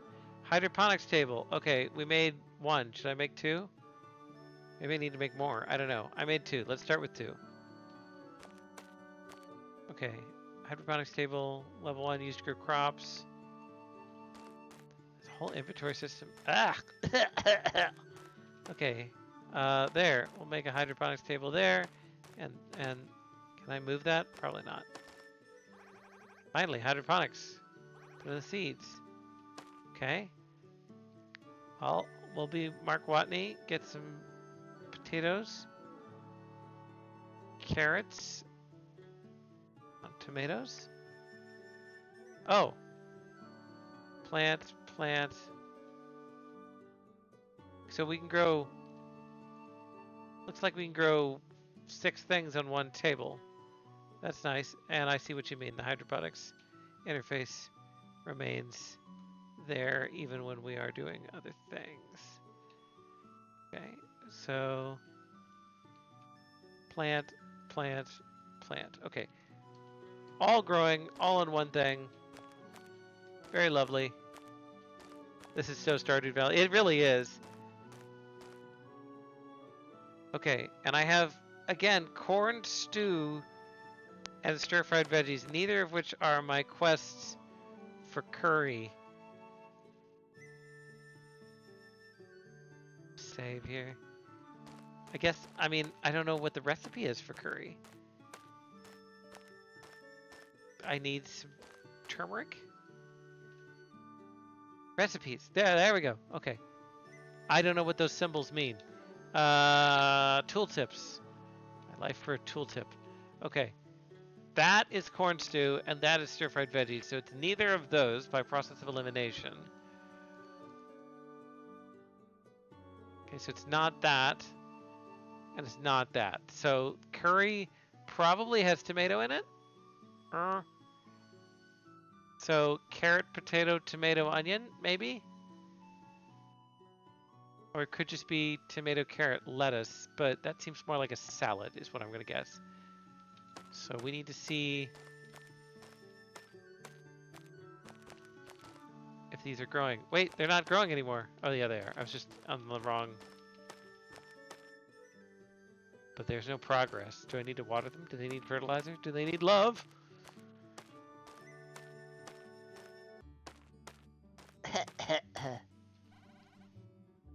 Okay. Well, I've kind of done my initial quests, and now I'm just kind of waiting. Gathering a little bit. Use some more blueberries. I don't know how much these other things heal. Probably more than 15.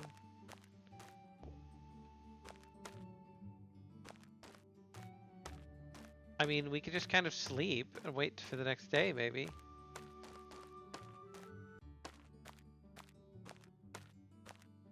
Lot of systems here. Some games, you know, there's like, you've built systems, right? So you have to build an inventory system, and you have to build a, you know, meters that go up and particle effects, right? So there's some games that need lots of systems to work, and there's some games that are relatively simpler in the needed systems. Doesn't make them, you know, better one way or the other, but they are more direct in terms of like, hey, I need to be able to move and jump, right?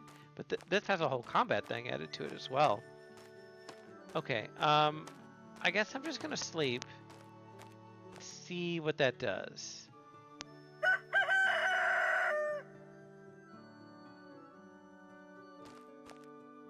And see if my crops magically grew overnight.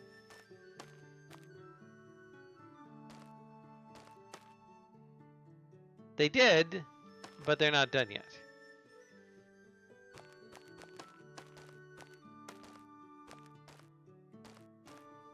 A little bit of unclarity if, I guess it's part of this one? I thought I put them on the far one. I guess I put them on this one. Is there a shop for me to go buy more seeds? We kind of got like our initial seed amount and that's it.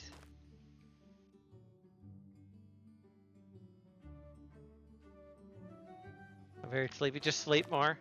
I can sleep more.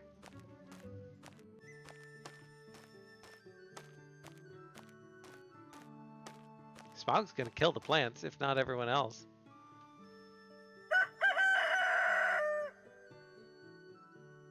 Okay. So pacing-wise, the first day... Okay, one more day maybe? 2 more days? Pacing-wise, the first day is really solid, and then I think, like, there's parts where it's like, oh, there could be quests and new mechanics and stuff introduced to you on, like, days 2 and 3 to kind of give you an idea of what to do. Okay, we can get the carrot. And only the carrot. We got 2 carrots and carrot seeds. We did get carrot seeds, so we could conceivably plant more stuff. Which I will go ahead and do.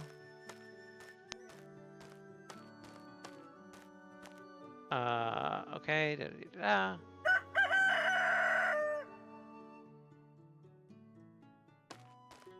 We're almost at max smog. Okay, harvest, harvest, harvest. Okay, we have tomatoes, carrots, onions, and potatoes. So let's go ahead and just do that.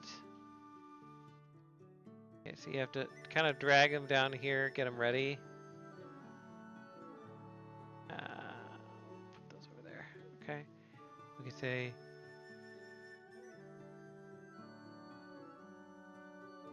add ingredient, add ingredient, add ingredient, add ingredient. cook. Now we have received golden curry. Hooray!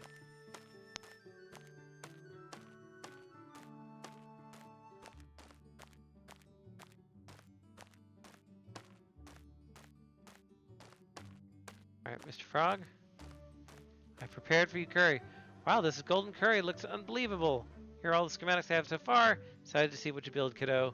If you need any help, brought me here. So we got recipe for a bioreactor, solar panel, battery pack, and a windmill.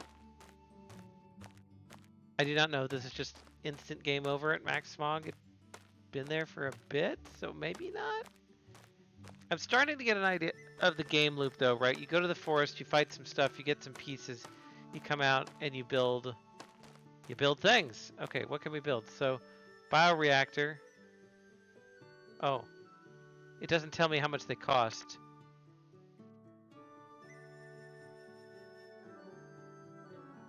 If the smog could be a vignette around the screen, or like there's some event that happens and it kind of clears up, right? I kind of like it all, but you know, some way to reduce it or some way to kind of like after like you see like smog encroaching in the village and then it kind of like retreats to the sides of the screen or something like that. Solar panel, and we don't have enough for anything more, so I couldn't get a battery. But yeah, so how do I? Solar panel level 1, give boost power when the sun is shining. Minimal power production at other times. Okay, do I just put one down like... Oh, our battery's charging. That's nice. Bioreactor reduces smog effects. Okay. Put that over here by the water tower maybe.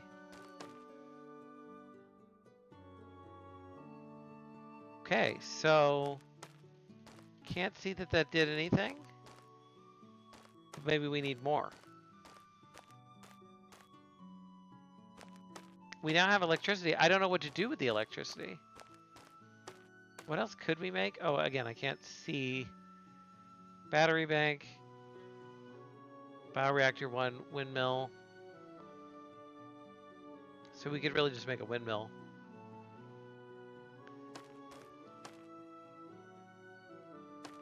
Alright. And then I could build...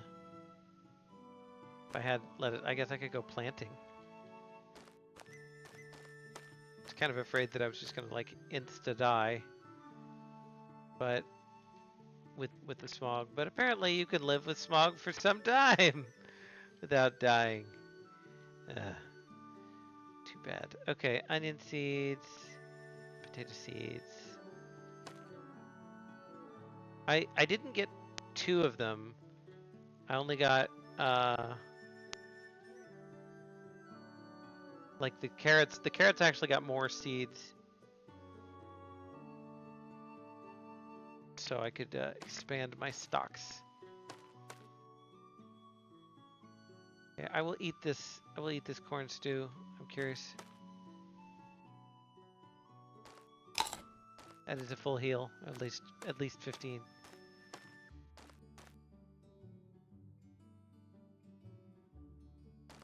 Okay. Mr. Frog, I've built some of your stuff. Do you have anything more to say to me? Okay.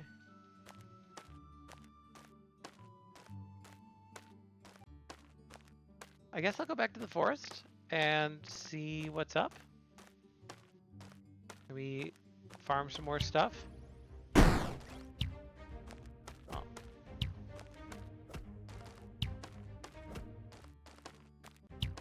Oh, ow.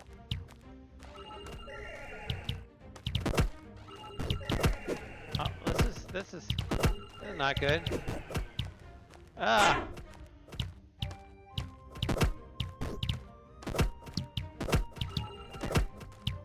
Oh, that's the mage over there, the little clay golem. That's a blueberry bush. Could have collected from that. Shoot. These guys just kind of Chase, does that guy lead you? I think these guys are leading you. If they are, that's a nice bit of enemy design to have them actually lead the player. Like with the bullets. Oh, shoot. I've aggroed the bad guy.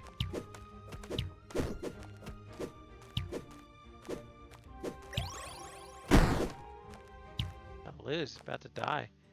I'll eat my stir fry, I guess. That was like 25. Combat is oh, and they're all here. Wonder if they keep damage numbers.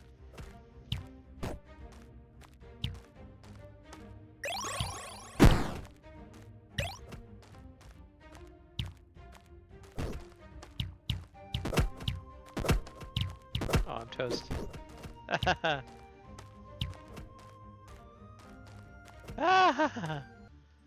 Okay.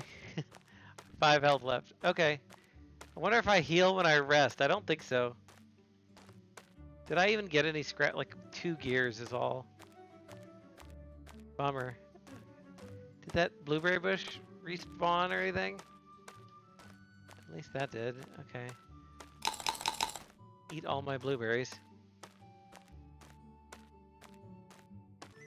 Okay, see, random, but always at least 1. Makes sense, makes sense. Okay, let's sleep, see if we get any health back.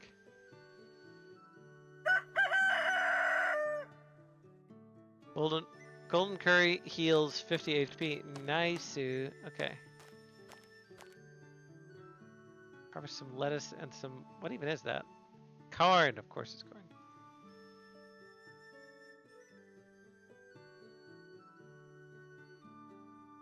Okay, plant. Plant.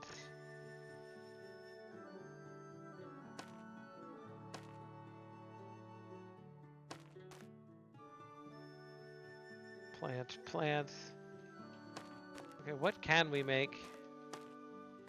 We have one of... Actually, I have 2 corns and 2 lettuces. I mean, we should make a golden curry. 5, 6, 7, 8. Cook, curry, nice. And then we can't do anything with the corn and the lettuce, unfortunately. But this is nice. This allows you to make some kind of consumables for yourself. Yum. Okay. And which allows you then to go battle and get more equipment and get more consumables. Oh, also, some of the consumables do slowly spawn in the town, which is nice. Very nice.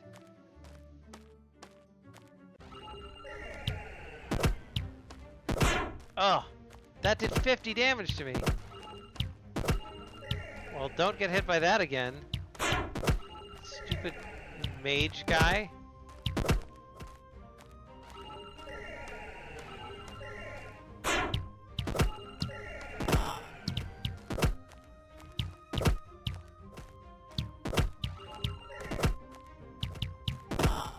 Okay, I got rid of all the mage guys. Now I just gotta deal with the arrow guys. And then I can just kite the rest of these guys to death. Oof.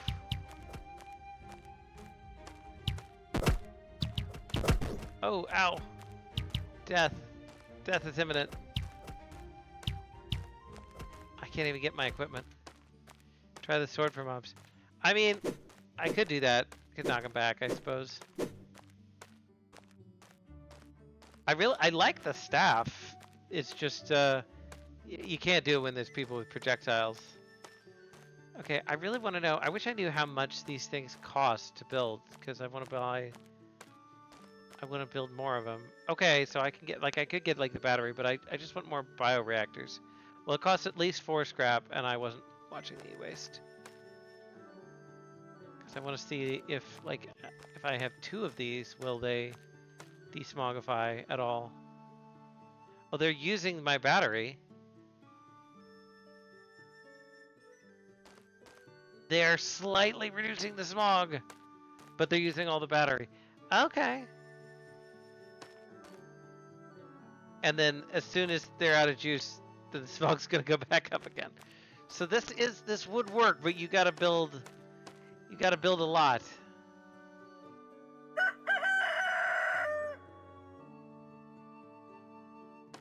You gotta build a lot. I need some berries, I need some curry, I need anything.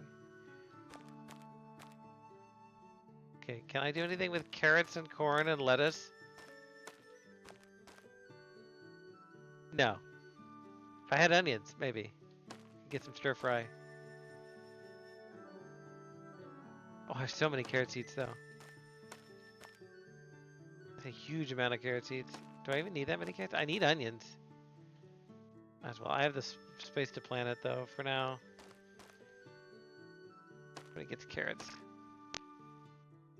I guess I go blueberry hunting.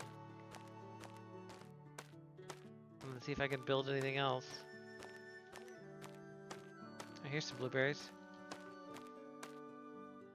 4 of them. Okay. That's not bad.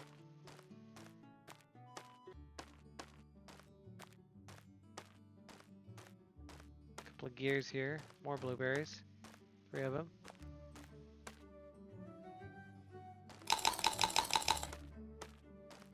Okay, I've got 40 health. I can't believe that spell cost me 50. Oof.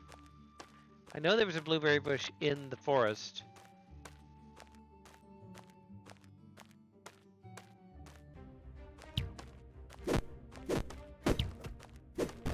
That was the worst dodge ever.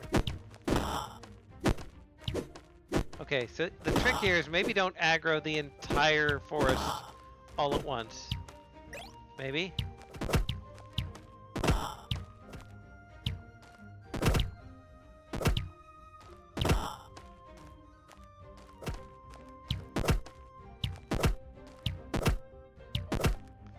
So this guy's got 60 health, 60 health.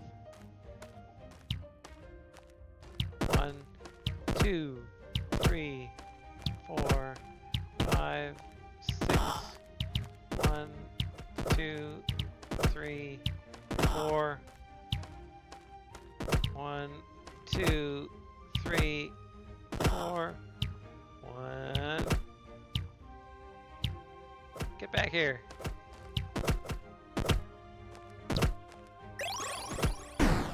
Max range on this thing.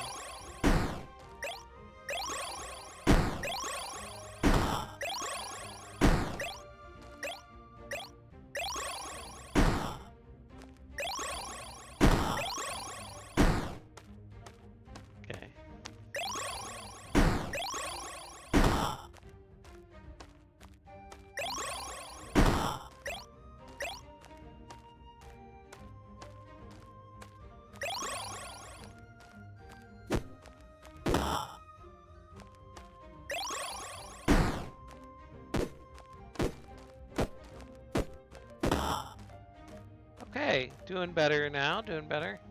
Figuring out the combat a little bit. Gonna snag some blueberries.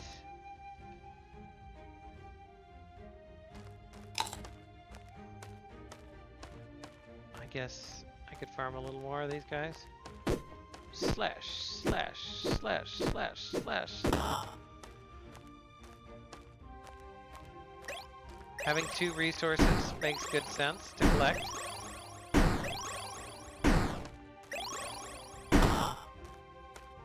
Okay, oh, there's more blueberries.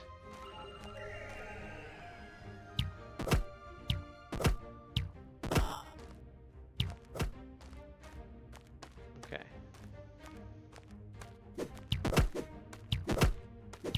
I'm not gonna melee this guy. That does not seem like a good idea.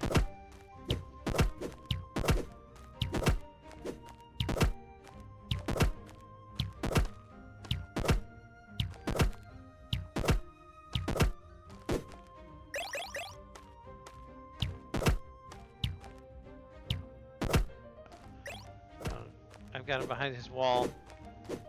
I'm not going to use that exploit. We will fight. Okay, well, now we have a goodly amount of stuff. Okay. Okay, so I really want to see if we can get down to where we can at least reduce the... So one solar panel was enough for one smog machine. Wonder how much a wind machine is good for. We should put one of those and a battery.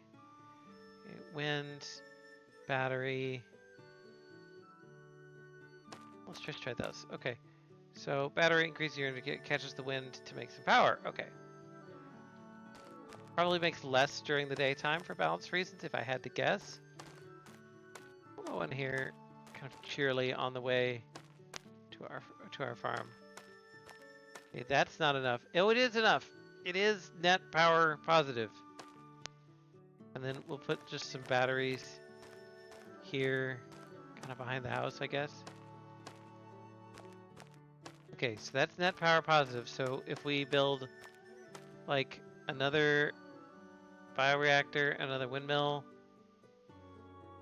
a solar panel maybe, see what that leaves us.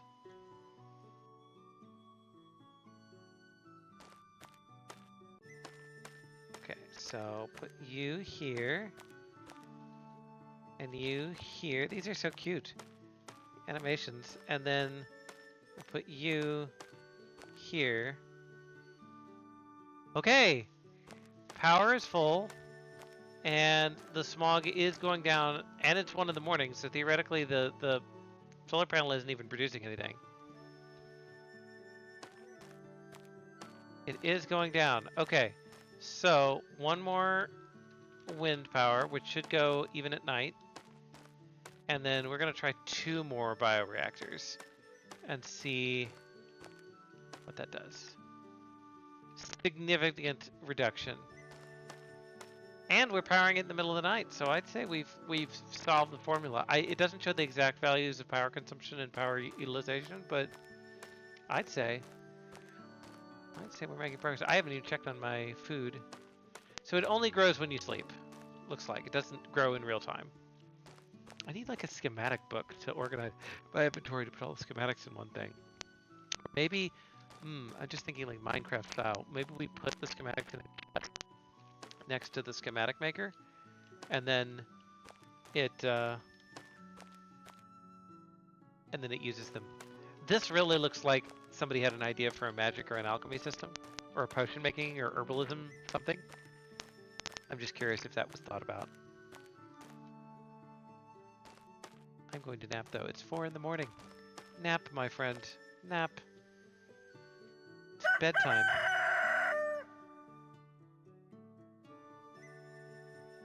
This does not make any of the smog go down, but during the night. None of that is ready. None of that is ready. Oh, this really is very Stardew Valley-esque. I mean, I want to go and like, I think a good game for something that's in like an alpha stage like this, right, is something where you're just like, oh, I want to go investigate mechanics that aren't in the game, but could be. Like, I want to go talk to the villagers and like advance their quests and do all of the cute stuff with that. Maybe they'll react to the smog being down. Not so much. Still can't pet the cat. But the cat is breathing easier now, I think. We can go harvest some berries. Everybody loves berries. Berries. Instead of waiting for the smog to go down. Hello, sir.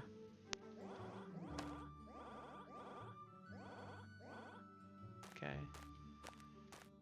Got our wandering NPCs going around different areas. Blueberries here.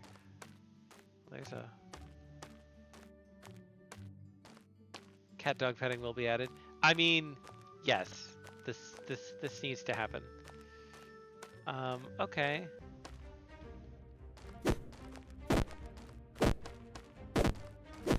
Mushroom people.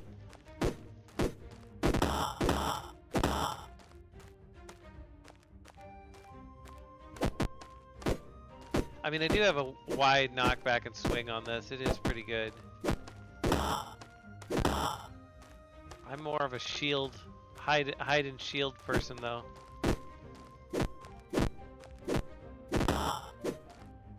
More quests, new NPC interactions. Oh yeah, I mean, but that's the thing, right? You're like, oh, I see the vision. right? Which is good, and like the mechanics are there. It's content, right? And I think you have a lot of content already. Don't get me wrong, right? So.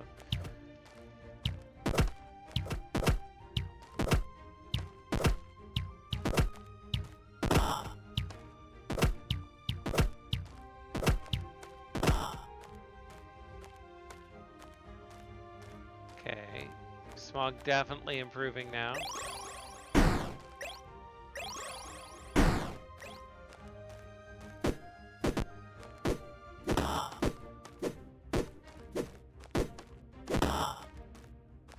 Alright, eat some of our blueberries. And then go deal with... So technically we don't aggro them if we don't get close enough. But I want to aggro it.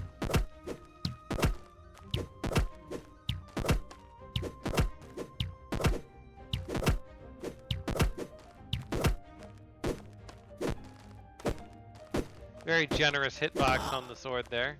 Not that I'm complaining. Can you swing your mouse and get a bigger arc? No, it's a fixed arc every time.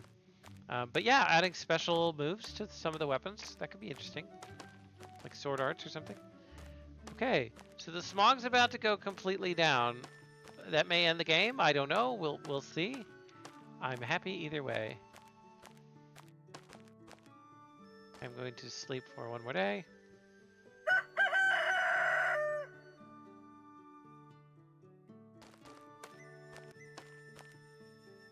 Okay. You save the village in 10 days. And there, as with anything like this, you have the ability to go to the menu or to continue and keep playing. Which I will do mostly because I just wanted to see if I could make one more delicious meal or something. Which is something I could do if I knew the recipes. Soup, soup, soup. I mean, I could make another curry again, but I should make something different. I should make a salad with all these carrots.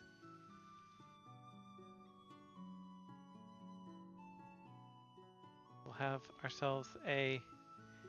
I'm noticing there's some inconsistencies, like tab opens the menu and then E opens the menu on some machines, and then like I opens it on other machines. So it's a little confusing there, but it's figure outable. It is a garden salad. We'll eat the garden salad. Malts.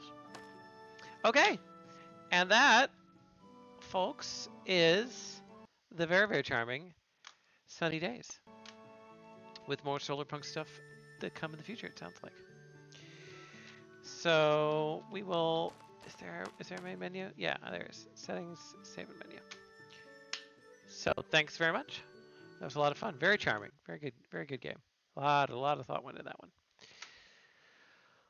Okay. So that was our antepenultimate game of the stream, which means it's now time for the penultimate game, which is Team 17's Soulbound.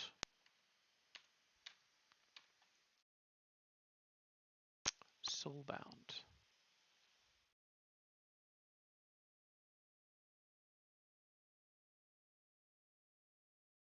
Okay, checking readmes. Very comprehensive set of all the licenses for the stuff that goes into the game. Thank you for that. And that's one thing that I think a lot of indie developers don't appreciate. And I just heard, actually, there was a South Korean game that just had a really big settlement for not behaving well with copyrighted code and trade secrets and things. I don't know all the details about it, but it sounded like a bit of an odd situation where some people had left one company, were going to build another game, and got into some trouble for taking code and things. So it's not exactly the normal thing that an indie developer will run into, but it is good if you're making a game for commercial use to track all of your assets and see where they came from. And they can come from three sources. They can come from stuff that you've like bought as asset packs that have licenses. They can be free or purchased, but you need to save the license. It's like this is proof of purchase. You can have them be works for hire, where you have somebody who is an artist you pay make you something and be like, hey, it's your copyright, you made it, but then you're agreeing to give it to me. That's why I'm paying you. Or the third and most interesting group today, legally speaking, is anything made by an AI, which is a fraught topic for artists for a lot of reasons, but also is something that, it's not always black and white of like this is AI generated versus this is not. You're seeing a lot of AI now integrated in artists' workflows. But anyway, if something is created with AI predominantly, then nobody owns the copyright to it, which honestly is probably an unsustainable aspect of the legal system because somebody's going to eventually say AI is just a tool like anything else, and the person who instigated the creation of it probably should own the copyright. But for now, anything that goes in your game, you should at least know where it came from so you can talk about it. If anybody ever is like, hey, that's my asset, you can be like, no, it's not. Here's a license. So good stuff. Team 17. Oh, okay.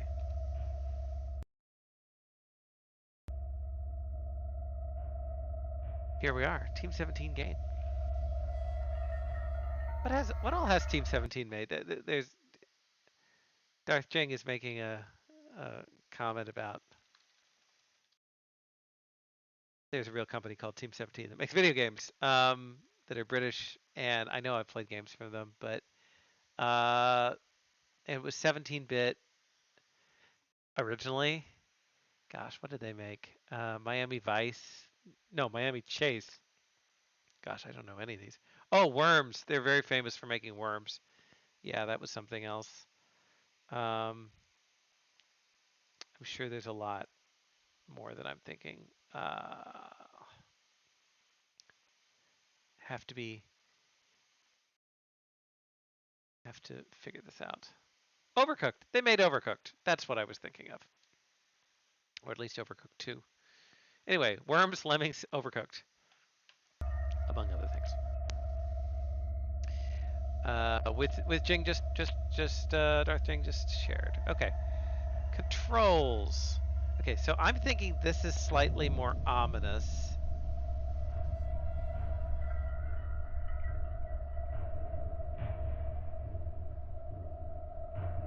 Okay, slightly more ominous lighting established.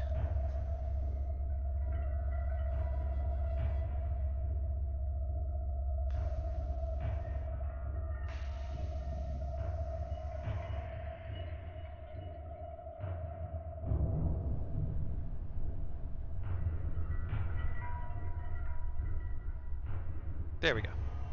Ominous lighting established. Okay.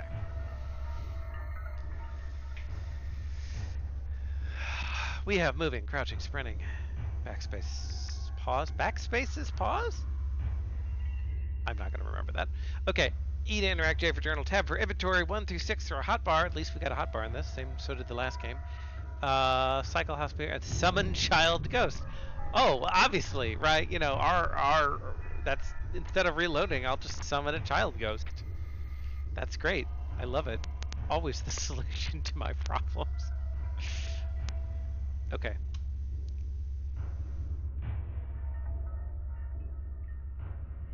Okay.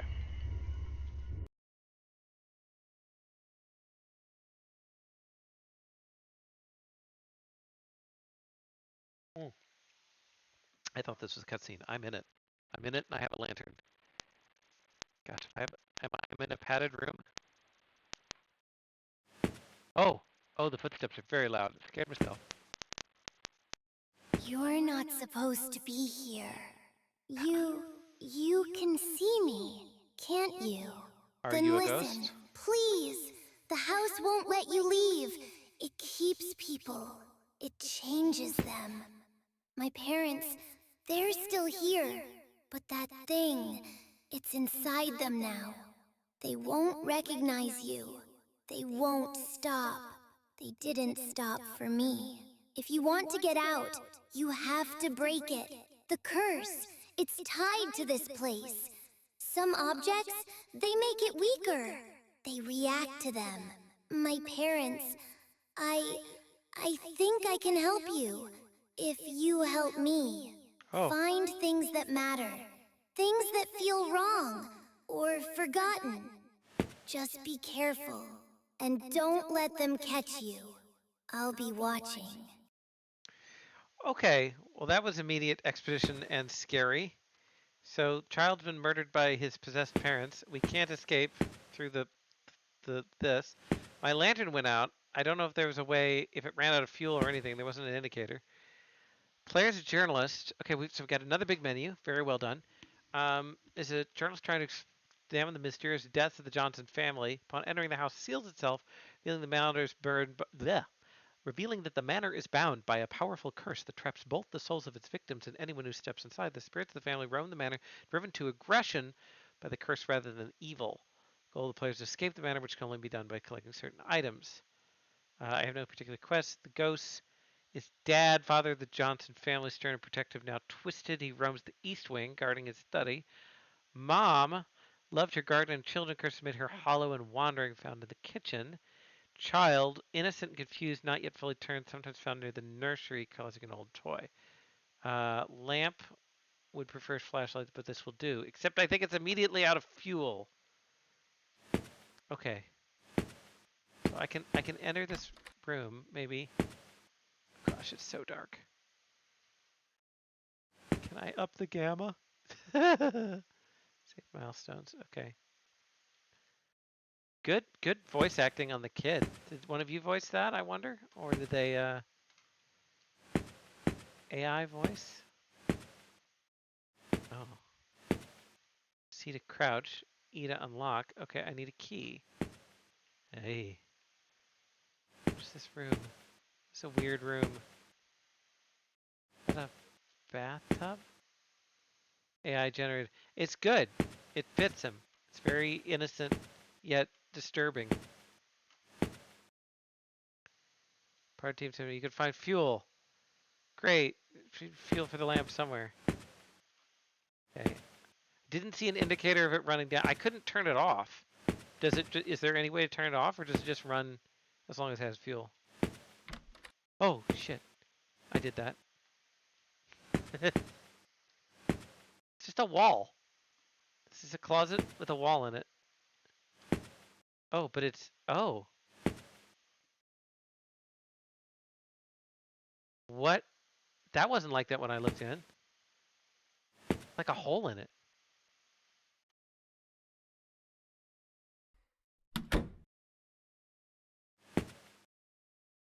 That's huh. Huh. Okay. Not sure what was going on there, but there's like a hole in that wall now. What if I? Maybe I just missed that. That's a weird wall though.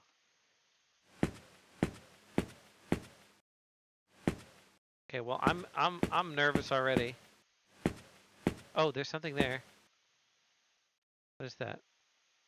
Okay, tab for inventory. What? Okay, no.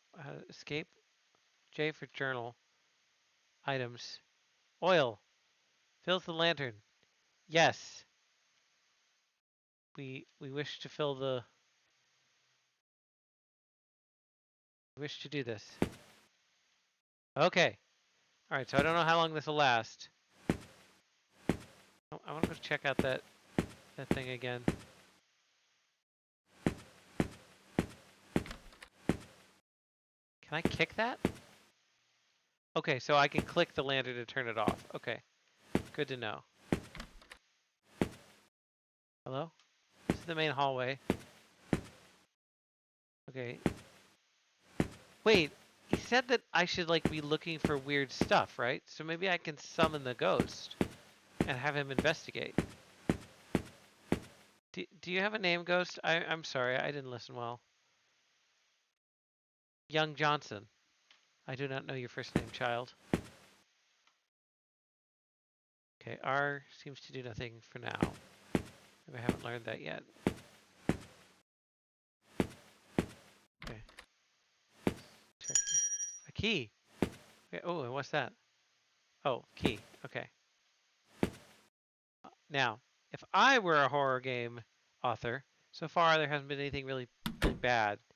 But once I picked up the key, I would trigger something bad to happen. We'll see. Key 11. Ay, ay, ay.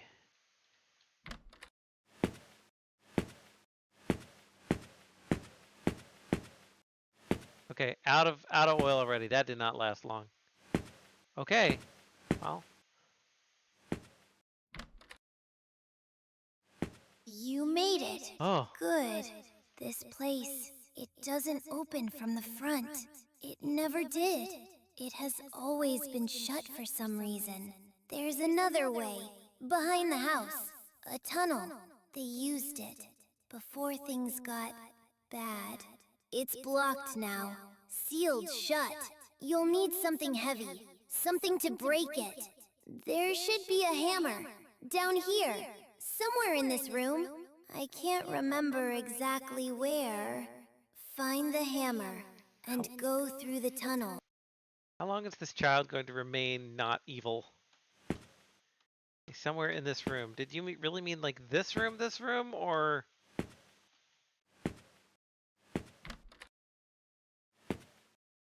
Oh, there it is. Okay, I could bash something. Not going to be very effective against ghosts, I don't think. Unless it's got salt in it. Okay, well, I can use this to bash through the wall. Right? That makes sense. Well, this is going to attract some people. Oh, nice physics-based wall crushing there. Okay. Wait! Before you go inside, you won't be able to leave until it's over. But you don't have to do this alone. You can call me if you need me. Just reach out. I'll come. And if you bring me my lost toys, I can help you. I can lead you where to go, what to look for. Just don't bring me the wrong things. Find what I've lost, and I'll help you find your way out. Call me when you're ready. Sure, kiddo. Yeah, okay. We'll get right on that.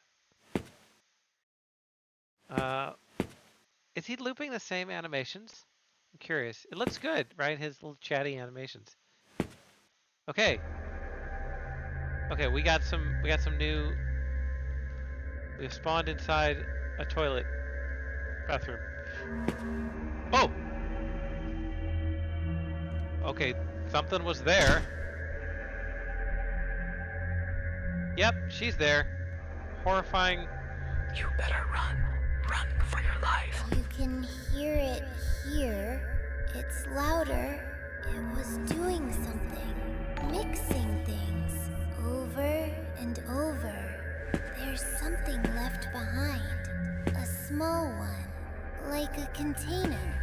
Don't stay too long. Don't stay too long. Yeah, okay. Okay, scary child. Can I at least read my journal? It's probably something deliberate. It wasn't studying rituals. They were trying to complete one. Bound by the attempt might be one of the things holding it together. So we have calm ghost item. Okay, and we have like ritual instructions. Find objects tied to the ritual. 4. Okay, don't stay, or else absolutely spooky mistress will come after us. That's a picture of a door. It's very weird. Don't stay too long. Yeah, I don't want to stay too long, kids. That door's also locked. Okay. I hear heartbeats. Where is she?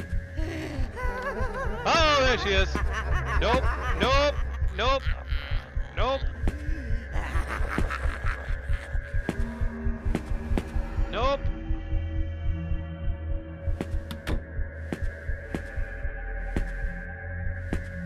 Okay.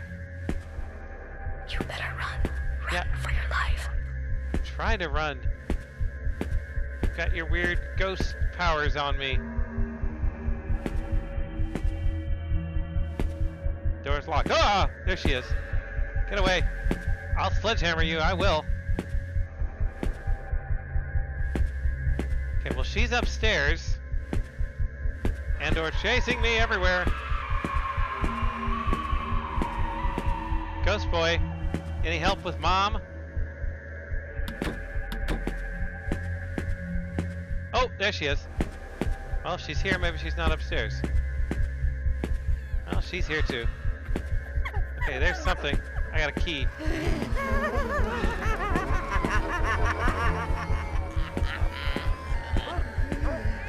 Not the right key. Not the right key. How many frickin' keys are there? Not the right key.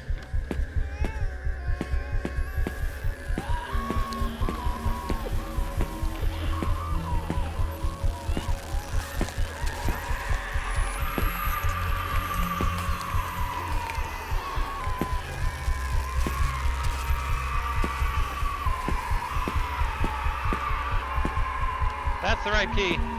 Wait, that unlocked the door. That unlocked the door downstairs. There's a painting of that door.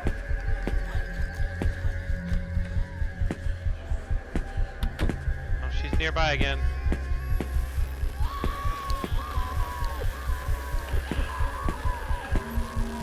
Not the right key, not the right key.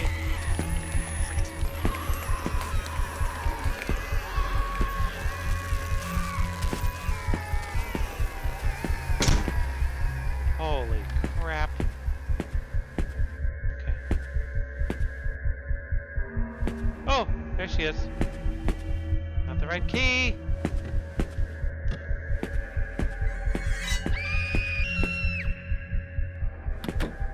Frick. Frick, frick, frick. Need a key. Not the right key. Ah. Okay. I have key, but there's too many in my inventory. I can't scroll to it.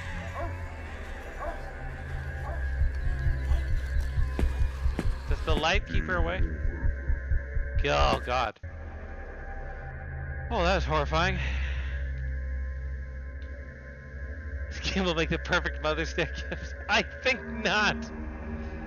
Okay, so I gotta remember the order of the key. Also, I think I had the key, but I don't think I had the ability to...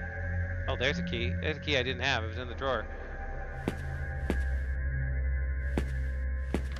Okay, so I don't know if that was just me running into her or me staying too long. That's a mirror?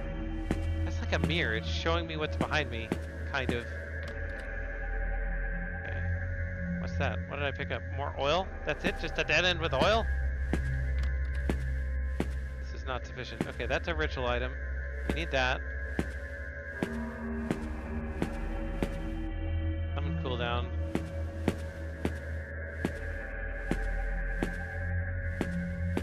Okay, there's Mrs. Spooky. Okay, I forget which one this was for.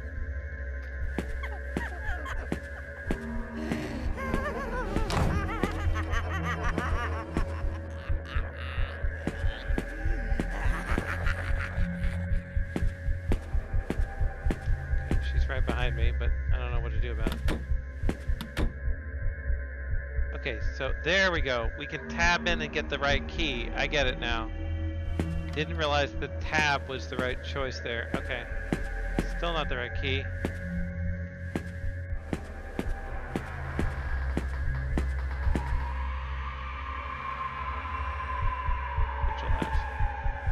Nope. Nope, nope. Is it like timered by how long I look at her? Is that how long I have before she murders me?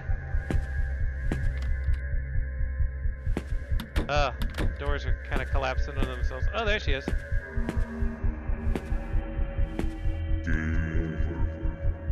Or is it how long I spend in the room where she's in? Lantern keeps your sanity low. Insanity low.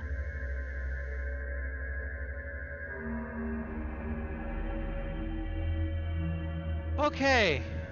Alright. So we're gonna do this. We're gonna keep the lantern on. We're gonna get the gray key. The gray key is used where? right here to get nothing but lamp oil, which makes it largely useless. Okay. We're gonna tab out. We're gonna get rid of the gray key. We've used it. Gotta keep things clear. Kid, you got any suggestions? Kid doesn't want to be summoned. Press the summon button. He's not having it. I don't blame you, kid. Okay, horrible scratch marks. Okay. Okay, I used up my lamp oil. Oh, there she is. This is the calm ghost, by the way. Okay, these are really weird. They're like mirrors that show... They're very strange mirrors. Okay, we have the green key. I forget where that unlocks. Maybe this? Nope. Maybe this. Yes, green key leads to the yellow key. Yellow key leads to the upstairs room. Upstairs room has need of another key. It also has the teal key. The teal key unlocks that. In here we get... You took it. The curse weakens. Okay. He's here. You shouldn't stay. Go back to the big house. I can meet you there. Okay. Well, we're out of lamp oil. But, oh, there she is. Okay, I'm back in the bathroom. Oh, bathroom is not good. Is this like hallucinations of her? Door's locked, I need a key. Which key? Or is this like her manifesting? Oh. Okay.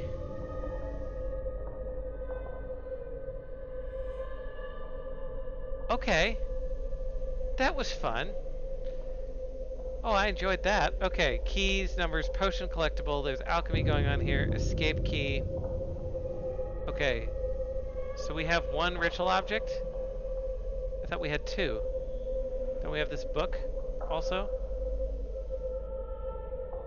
The book and the bourbon.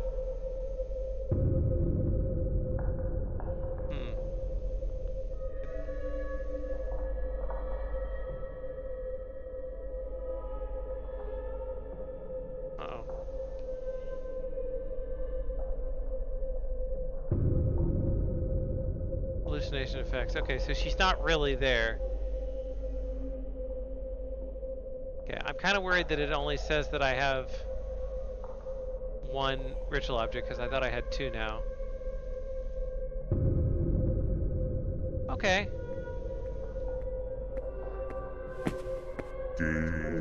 Oh, right. That is horrifying. Okay, so he immediately found me. Need a key. This one's open. Level design is here is good. The very disturbing levels. Oh. Is that the guy from Indiana Jones with the melted face? He's very quiet. He's less cackly. Oh, this is a save room. This is very Resident Evil. Okay, we've got like the save. Press E to save on the telephone.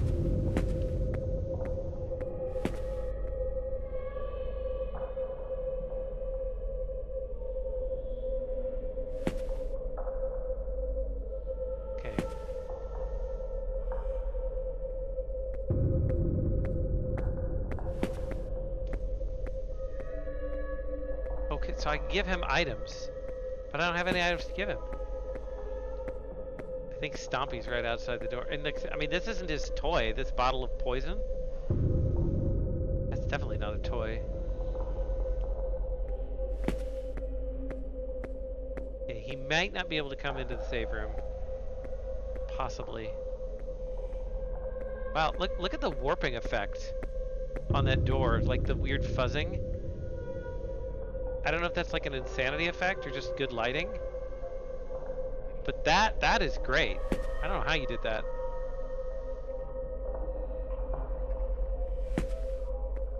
Okay. I'm sure he's like right here, but is he invisible? The other one was just kept popping up everywhere. This ghost seems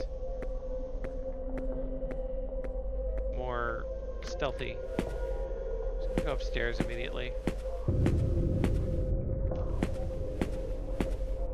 Door's locked. Need a key. That one's open.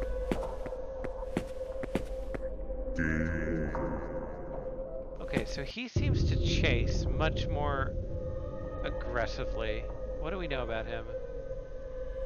Stern and protective, guarding his old study. Okay, so I don't know if that's just general description or like trying to explain his behavior. He does not come into here though. That is certain.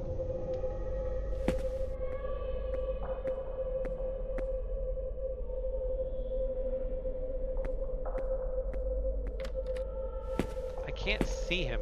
There he is. Okay.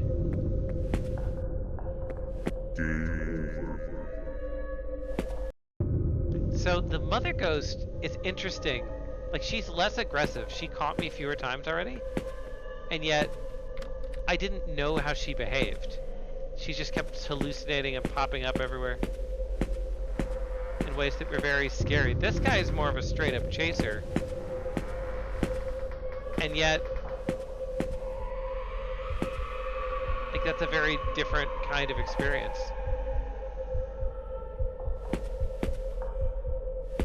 Okay, so we can hide.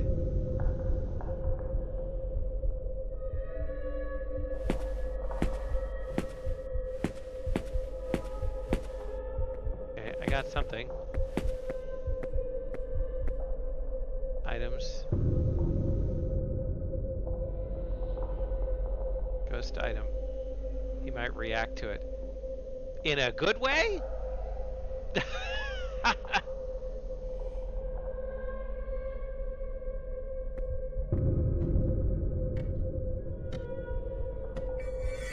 Oh, good. Mom's here too now. That's nice.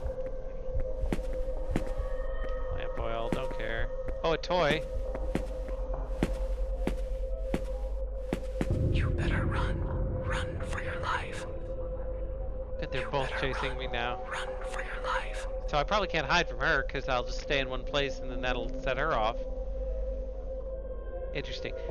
Horror games are a lot about the unknown. Like, what are they doing? How do they react, right? You know. Oh, air. Ghost. Oh, so that scared him. I was able to use the ghost item on him and it, like, briefly stunned him for a few seconds. Okay. Didn't know that. Could have maybe used that on what's her face before. Okay. So we're here. We're in the safe room. I think it's safe. Okay. And I want to get the toy here so that we can talk to Kiddo.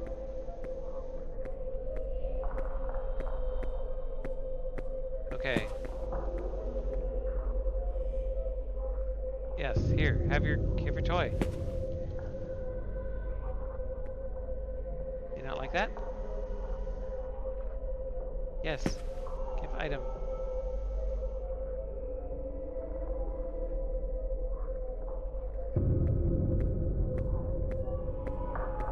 I'm pressing E and I'm also clicking. Doesn't seem to do anything. Maybe I have to maybe I pacify him in another place. But now I have his pacifier and the mom's pacifier and then the dad's pacifier. Nope, don't like you.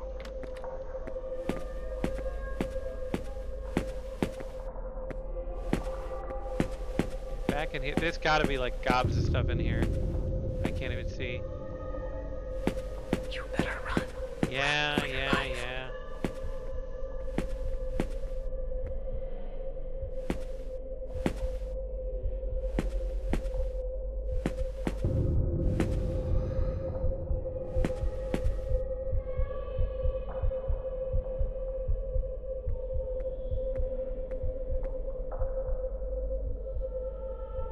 What do I need to reload?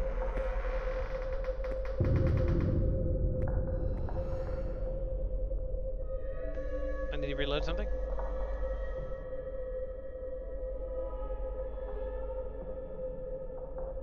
I mean, I only have start and milestone 1.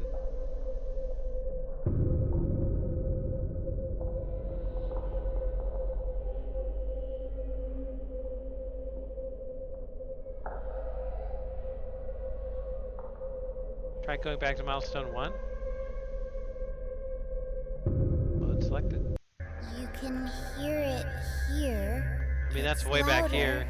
It was doing something, mixing things over and over. There's something left behind. We're back in the mom area a now. small one, like a container. Don't stay too long.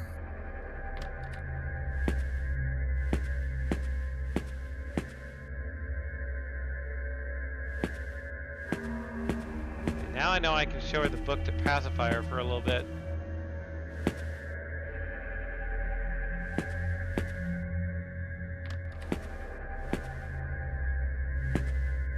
If necessary. Didn't realize that was a mechanic earlier. Oh, there.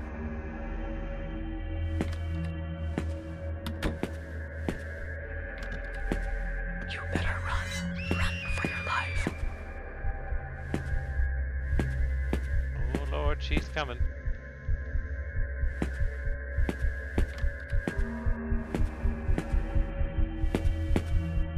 Oh, there she is. Or is she? Which one's the real one? You better run.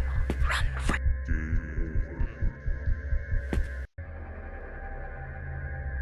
Back to the mansion, enter the safe room. Okay.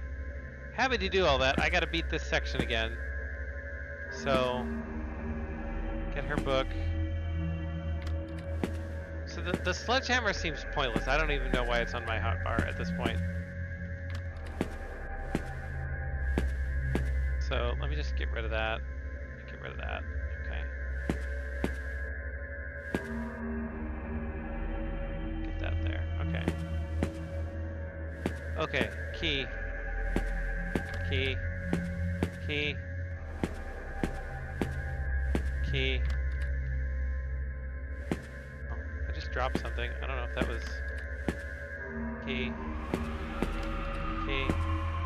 Key. You took it. The curse You better run. weakens. Run for your life. He's here. You shouldn't stay. Go back to the big house. I can meet you there. Oh, shoot. Oh. I don't have the right key. Where did I get the key last time? The actual key to the...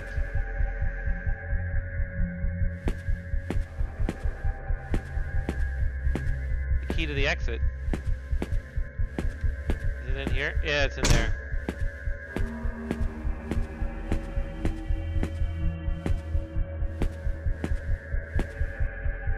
I don't know why there's a drop function.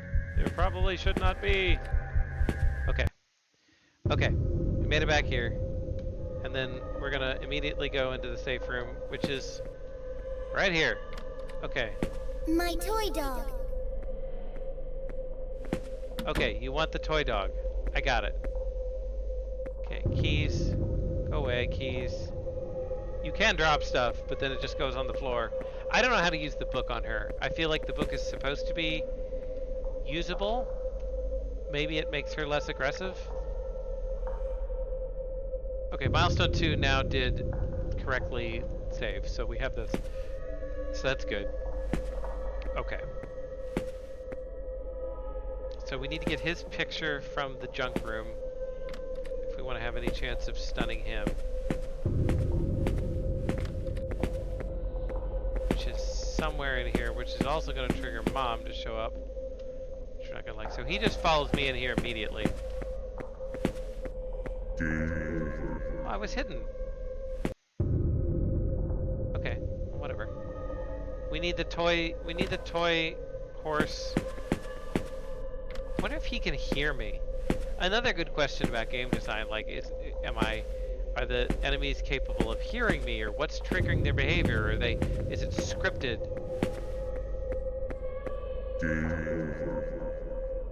Okay, so he finds me in the lockers, maybe if he sees me going into them.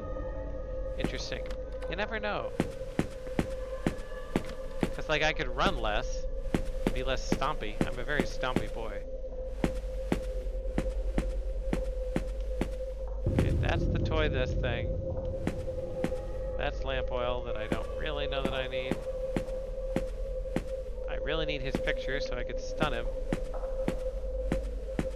There's his picture.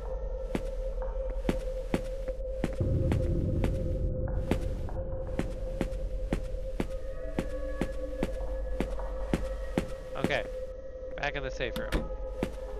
Saving. He can hear you. Okay. Alright, child. I've come with your toy. I wanted the other one. I guess I'll still take it.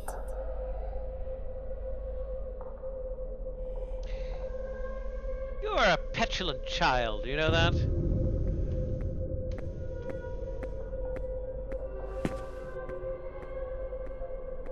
Okay, well it's probably upstairs, because that's where I haven't been yet. Okay, so maybe, I know I can crouch. Maybe I can be quieter crouching. Oh yes, much quieter.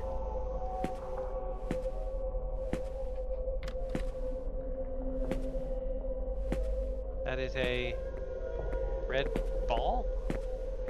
I don't know what that is yet. Baseball? Another save room? Okay, I can deal with another save room. So, me stomping around is probably been the problem. Okay, journal, inventory.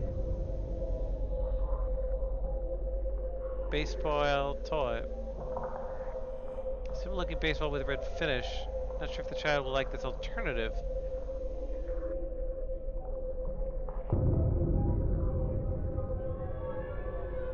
Okay, so we're finding toys, but they're maybe not the right toys. The tooltip may be giving it away that we have alternative in our pocket. So is this saving really saving my progress here? Interesting.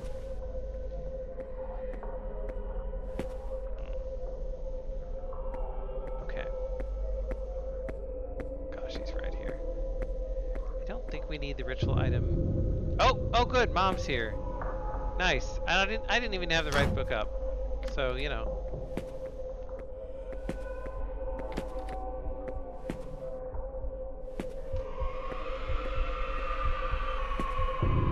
Well, she's screaming. Oh, yep, she's here.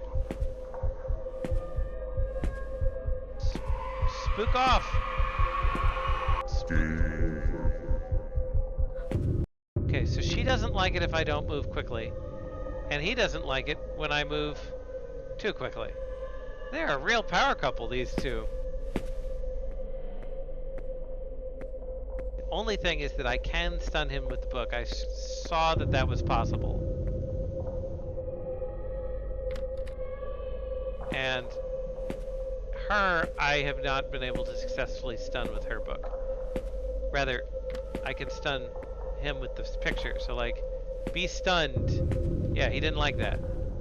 And then I'll just like treat this way. It's got a 15-second cooldown. I can maybe spoop him out again. Okay. Very dark in here. Another ball. Okay. Something in the chair? Yes, there's a key. Gosh, there's a lot of items here that it's very easy to miss.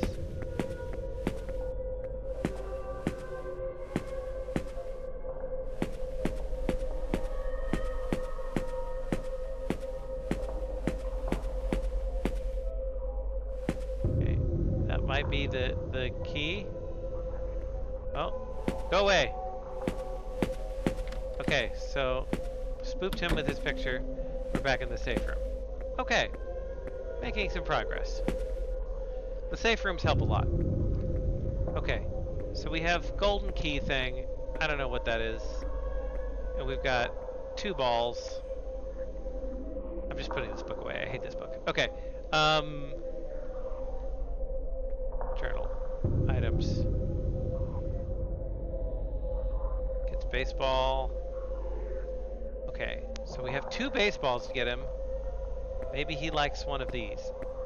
They were kind of close to each other, so maybe the horse was close to the other horse. Hey, kiddo. Kiddo. There you are.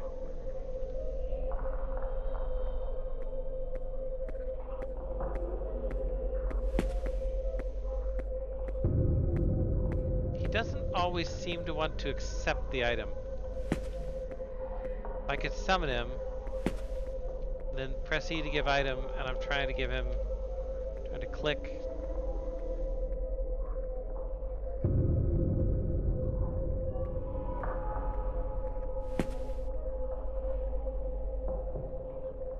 He doesn't accept it. So he really only wants the horse right now. I say, he's a very, very petulant child. It'd be nice if he, like, did refuse, though. And was like, no, I don't want it. Okay, where's this key going to? I don't know. Did we save? We'll save again.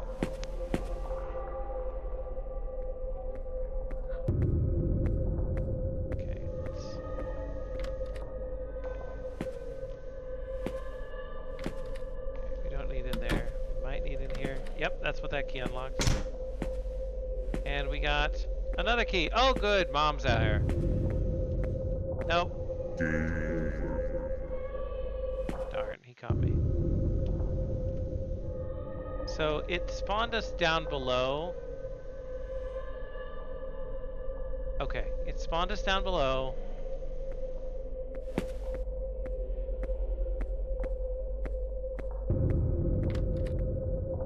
But with the golden key still, and the balls. So we're making progress whenever we get back to the safe room. Okay.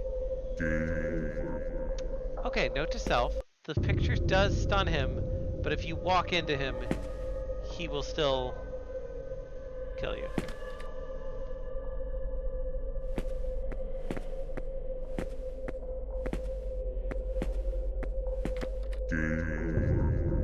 He's right behind me.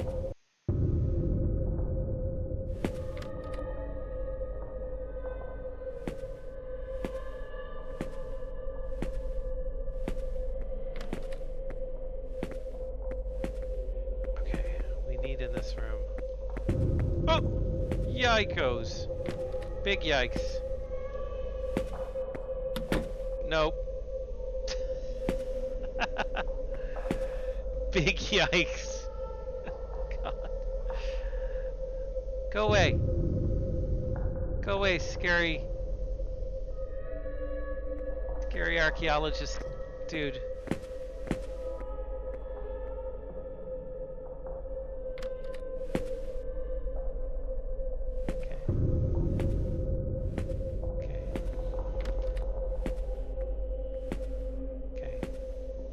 In here, which we need, and yet another baseball.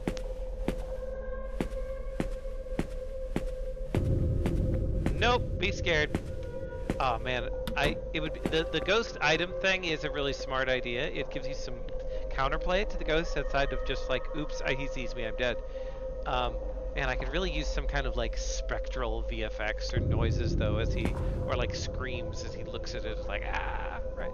I think that would add a lot to it because you're like, I get that he's not happy with it. I need to not drop items. That needs to not be a thing. Okay, so I know he's looking for horses, and so far we found balls. But let me try one more time to give him this. No, he wants horses. Okay. Well, at least we have maybe all of the baseballs that he would ever want. Okay, so the horse is probably down in the junk room. Most likely.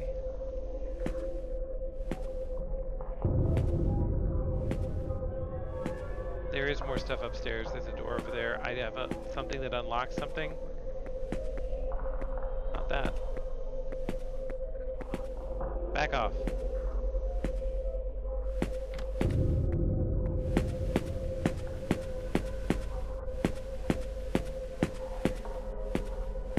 So maybe mom only shows up when you're sufficiently insane. That's possible.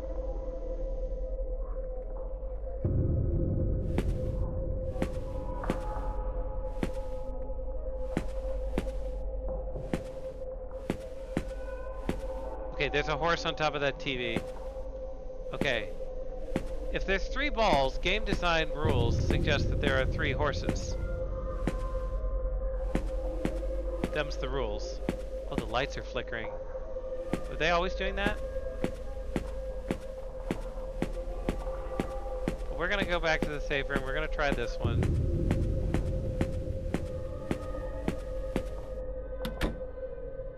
We're gonna try this one. Okay. Hey, kiddo. Not that one. Either I've gotten very unlucky, or he always is gonna take the third one.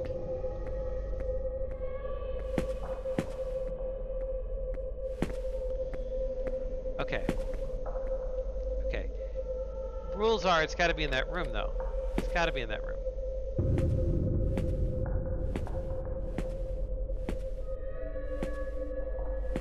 Okay, can I unlock this? No, not the right key. Oh! Oh! Scare boy. Alright, but we're kind of stuck now. Not the right key. Oops! Okay, maybe he went elsewhere. I still hear him. Don't know where this green key goes. Probably somewhere upstairs, if I had to guess.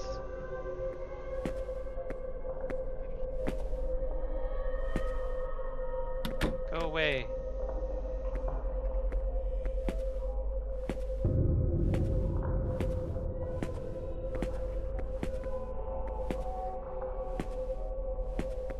Oh, Mom's here. Do not like. Oh, sheesh. Slamming doors on me? You better run. Run for your life.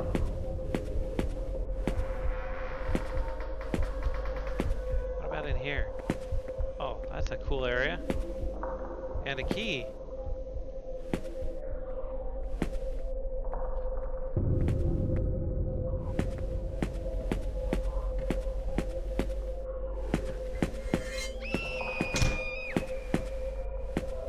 Okay, the scary knife sharpening scream effects are very good.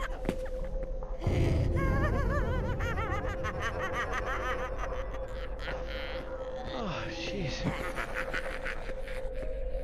I played a lot of horror games as part of this class stream over the years. All with different levels of things that make them interesting. But this one is quite well scripted. The effects, and I told you to do this. You see, I brought this on myself, stream. I said, hey, horror games are about, you know, really good timing and compelling scares around every turn and like writing it as though it's a movie. Okay, what do I have? I have blue key that I got out of that. I saved. And I think I got one more lamp oil.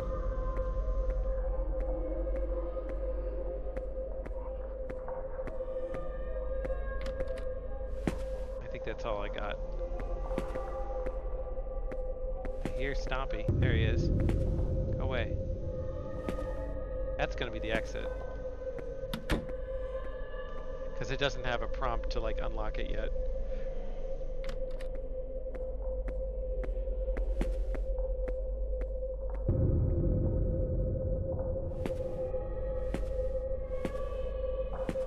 Door's locked. I need a key. That's the key. Blue key goes downstairs. Good to know.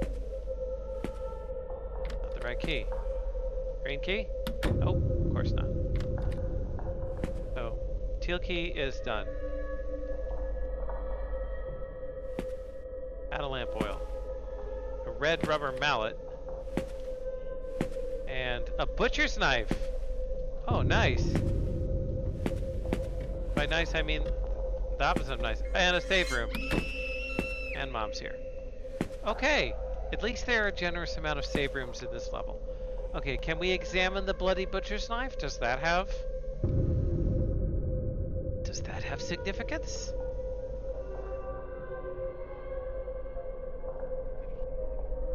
Disappeared dad ghost item. So this is another dad thing. This is supposed to calm her. That's the book. Questionable.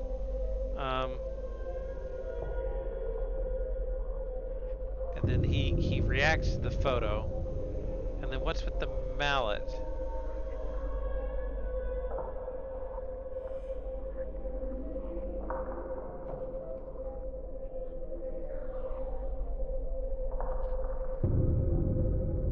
actually don't see the mallet here. Toy hammer. Okay. I also notice you have like your internal tooltip name here instead of like a friendly name, which you should probably consider fixing, mostly because I doubt that the one labeled alternate 2 is the correct item.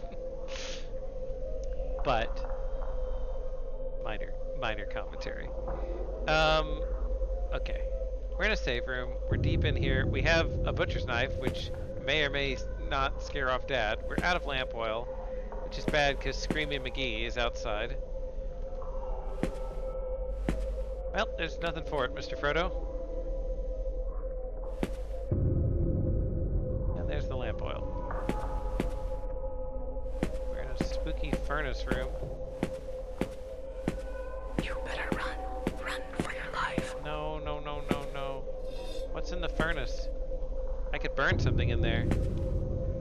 I could burn something in there. I don't have anything to burn. The photo? I want to burn the photo? That seems like a bad idea.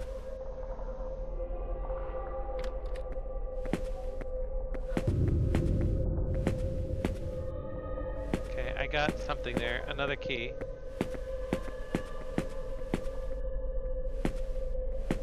And another mallet. That's the key. And we're back to the main area. I'm gonna save there. Okay, we collected several things there. One of those keys opened a door. I think we've already used it, so I think this is done. I think the green and purple key, we found it upstairs. Makes sense that it would have to do with upstairs. Don't know what the knife does. We got another mallet. Maybe this is the correct toy mallet. Again, I'm guessing, based on game knowledge, that the toy hammer guest item might be the one the child wants. Maybe it is. It doesn't say alternate. Ha ha ha. But I assume that if there were 3 baseballs upstairs, there's probably 3 horses in the junk room, and there's probably 3 hammers in the first floor. And then there's still that upstairs room that we haven't even gone into, which might be the one the purple key opens, to be honest. Alright, well we just saved. Saving again to be paranoid. Sledgehammer is useful in the mansion. Some boxes are breakable. Aha. Okay. Good to know.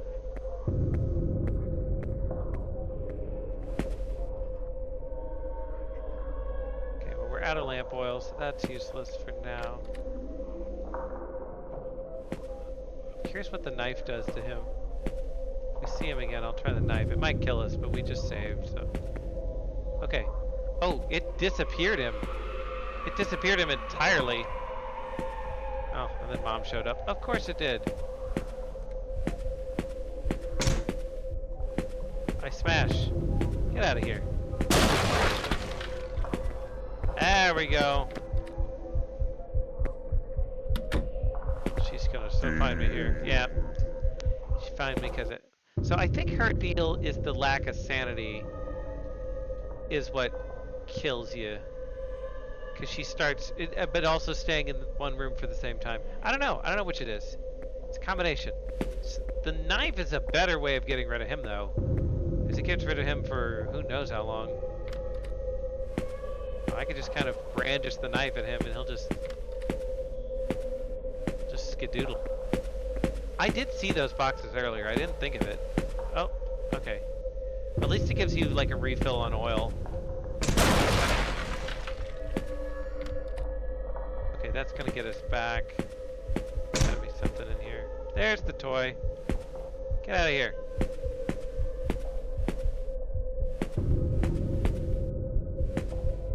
Okay, kid. Kid, this is the dog. This is the third of 3 dogs.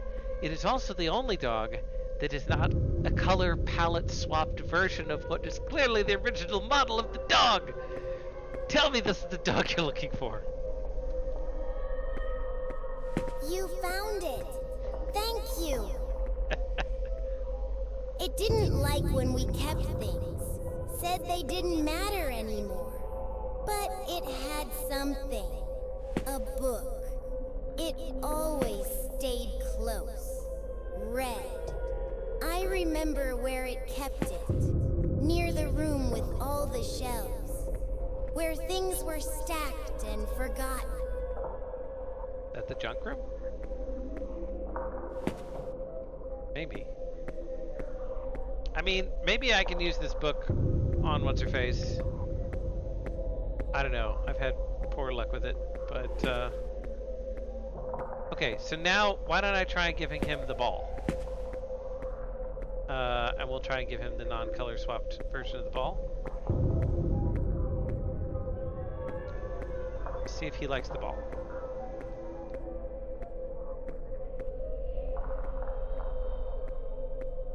He doesn't seem to want balls at the moment. Maybe he wants mallets.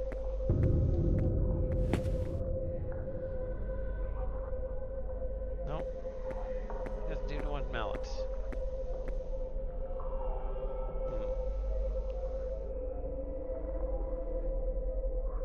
A red book.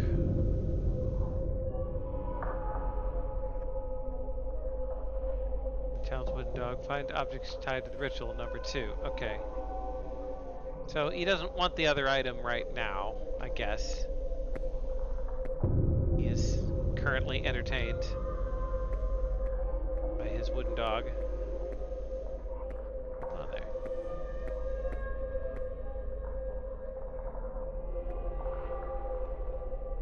Okay.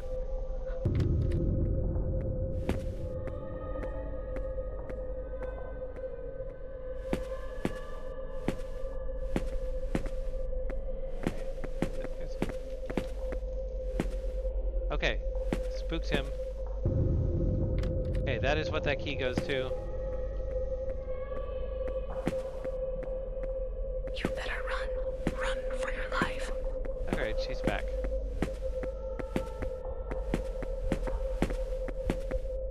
There, I did hit her. Maybe. Surely there's gotta be something in this room. There!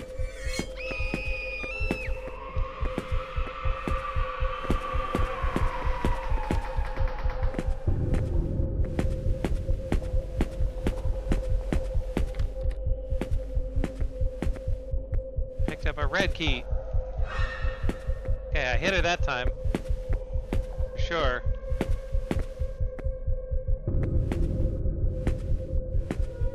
Not the right key.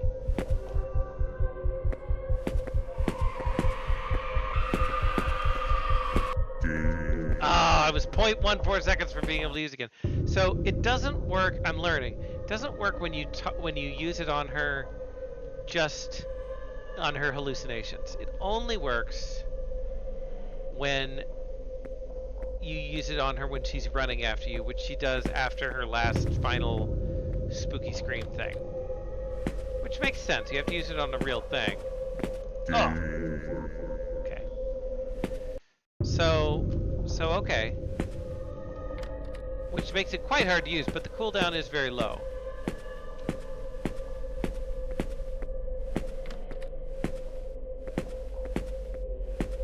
And there's nothing in this whole room. I can't believe that. And yet.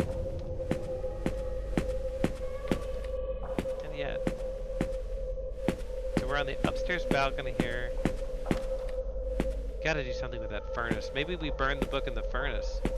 Okay, and then we get this red key, which seems to be the only thing in the room, which, guess what? Is not usable on this door. The green key is. Okay.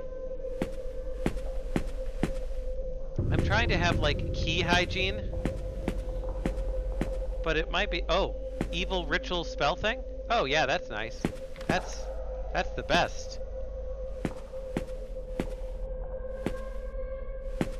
But like a keychain or some way to be like, this key is used, right? Would be maybe nice to have.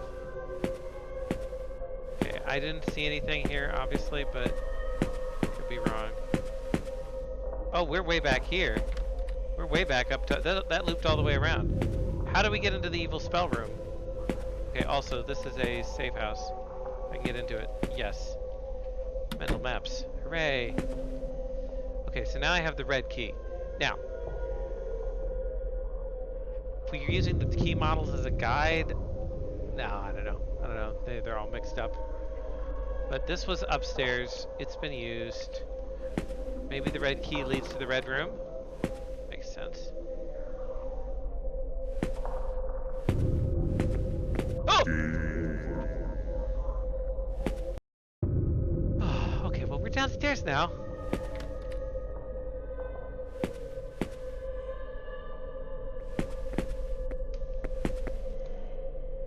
Okay, that killed him. Not for very long, though.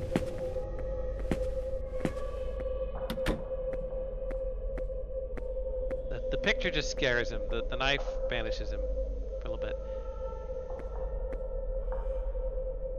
Okay, was this the downstairs key then? Where is this red key? Where is this red key? Deal with it.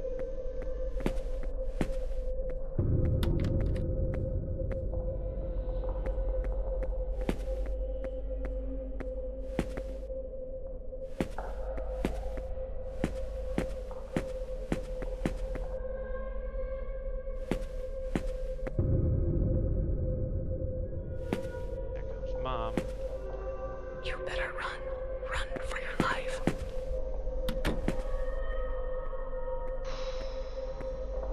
It was a complicated map.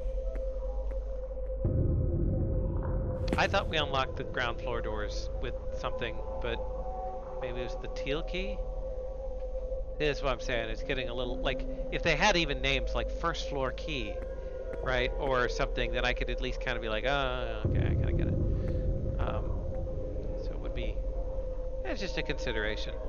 You got some like Resident Evil vibes going here, but less zombies, more. Yeah, so it was the teal key.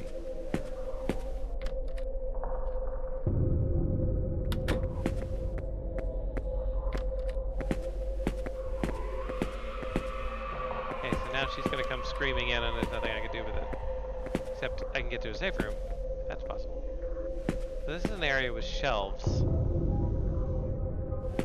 I've been through all here though. Not helpful.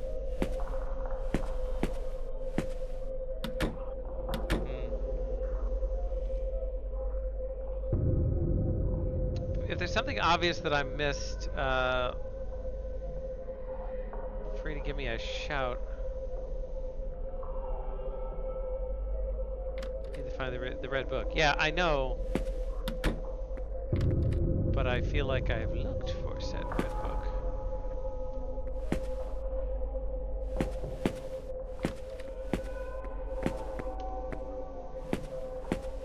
This is the discarded room? Maybe. Oh, half off. Okay, there's the third mallet. Third mallet means I'm going back to the safe room. Oh, go away. Save. Okay, I've got all three mallets. Got all three balls. Now I'm just waiting for Stompy.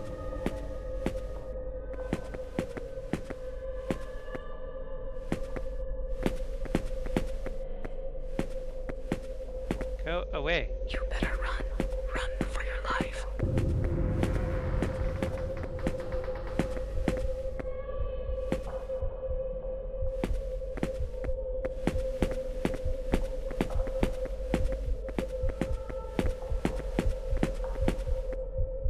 So the hallucinations can actually collide with you, which means they can block you. Window. So it is in the junk room. Okay. But I have the red key now. The red key opens a door right in the beginning of the junk room.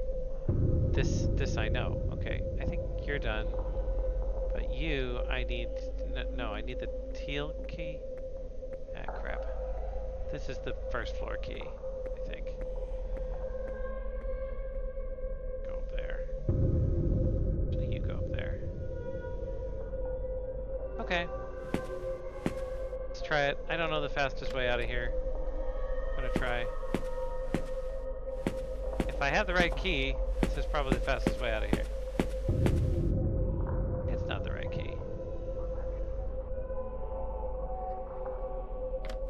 That's the right key.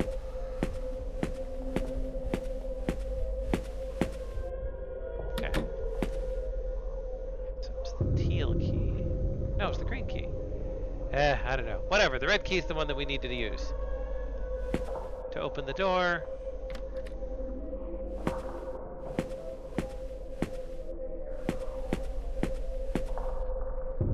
Right there.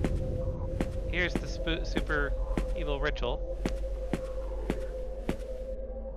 Bound by the curse.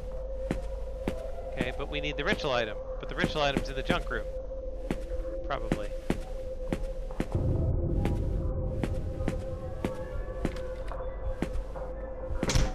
Not the right key. That was the door I was going for.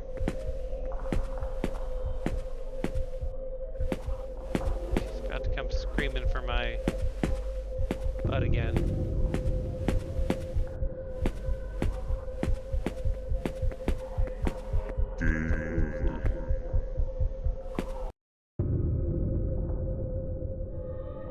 Okay, so the red key opens the door to where the spooky curse is.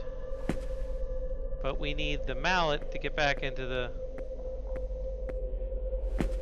Yeah, you go away. Go deal with your wife. Moment. But if I move quickly, she shouldn't be too much of a problem. Oh, I said as she jump scares me. Okay, so that's a one-way door that just gets me back to here. And then this is... Oh, but we already picked up the dog. How's the dog back again? Is that an error?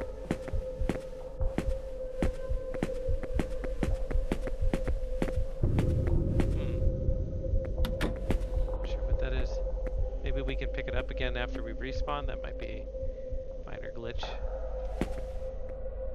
Whatever, we don't need the dog anymore. Go away, dog.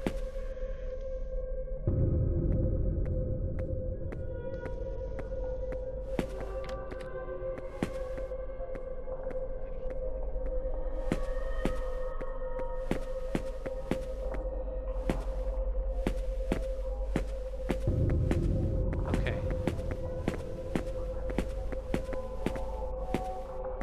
How long does that knife banish him for?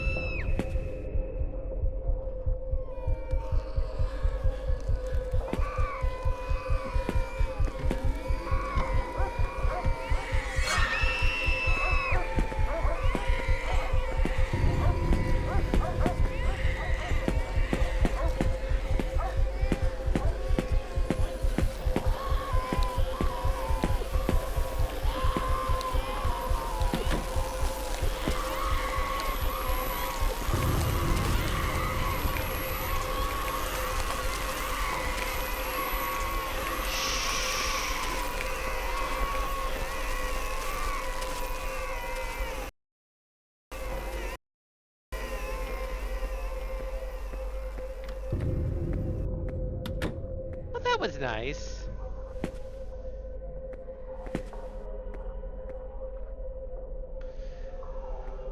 Okay. I need the book. It's in the area with all the junk shelves. I know this.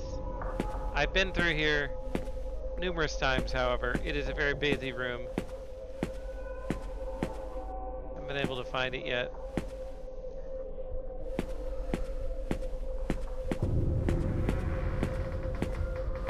Many dogs.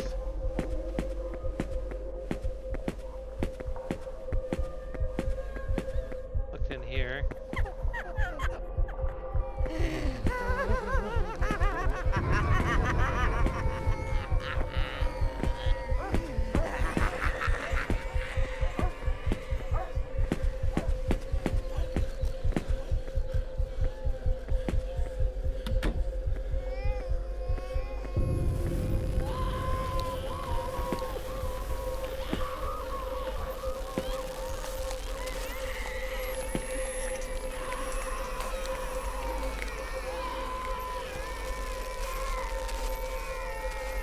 be nice if we put in some more things like that gave info as we collected the items about the, like, as we use the items on them that like gives us a little bit more lore piece on here. I mean, there's some stuff here. Okay. All right. If there's any hints beyond, you know, beyond it's in that room, that would be great because I'm just kind of cycling here. I get like 2 seconds to search.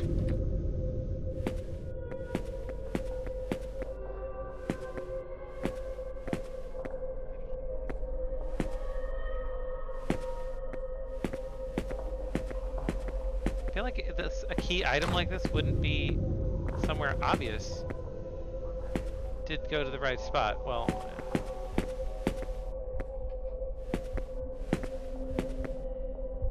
been to a lot of spots. Like I've been in here. I found the thing.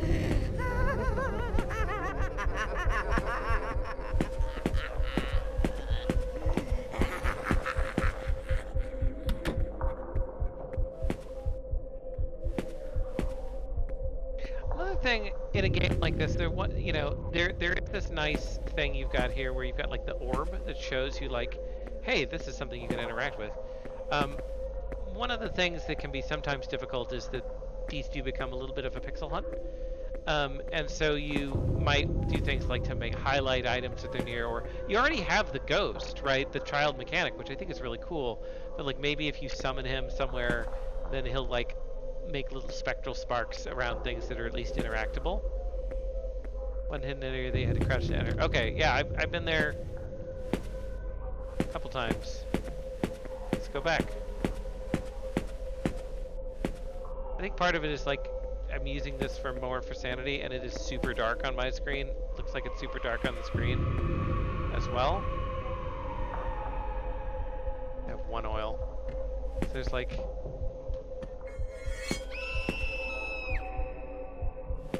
I mean, I could like smash this because there's like nothing really here.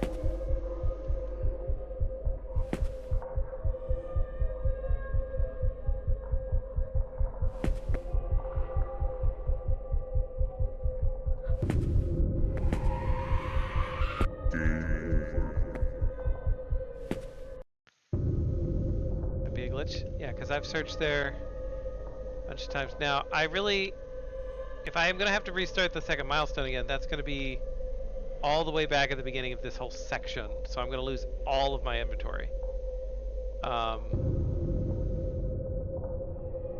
If I quit and just reload back in, will I be at my last save spot, or will I be at my milestone?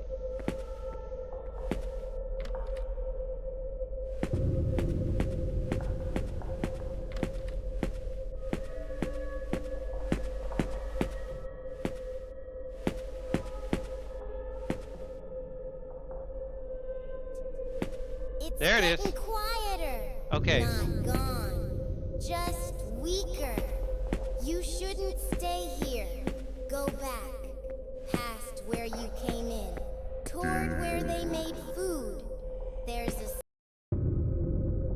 Okay, well I got it, and then forgot that Dad was gonna respawn for all that, so I gotta go. Oh, I actually do have the ritual book. Go away. Okay, so I got cut off with what I was supposed to do there. Also, my inventory is full. I'm wondering if I should drop some keys. I don't want to fail to pick something up.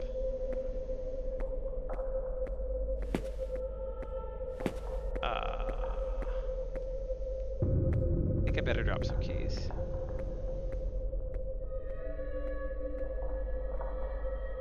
I think all the things in the top row are probably fine. I don't know. Any advice?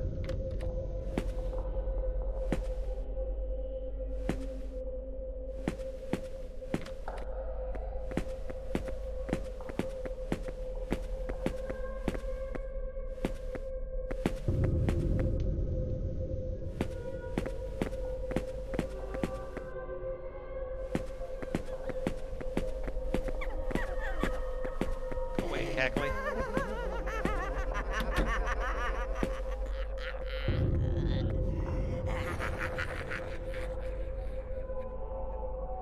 Okay.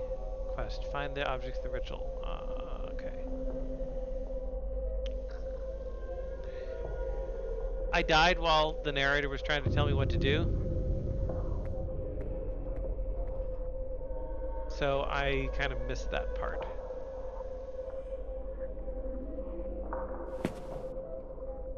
He said, go, get out of here, go somewhere. Go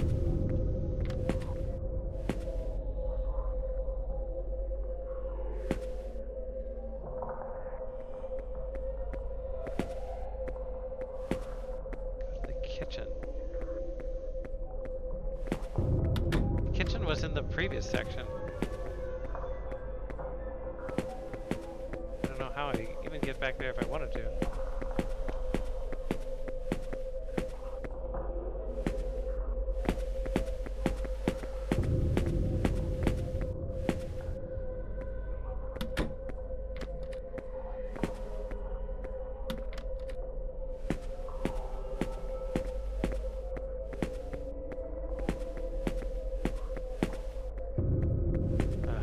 Relock every time. Okay. What did I pick up? Ah, crap. I picked up something. I think it was lamp oil.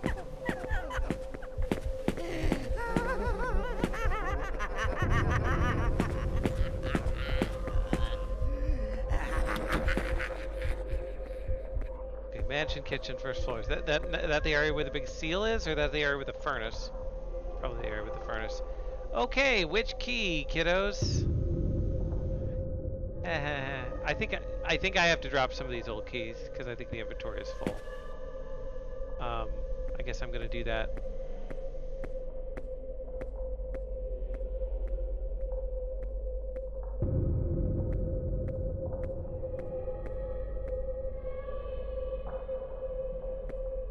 These are all keys for this part. This is all from the previous section. So I think if I go here, and then drop, and then go here, and then drop, go here, drop, go here, drop, go here, drop.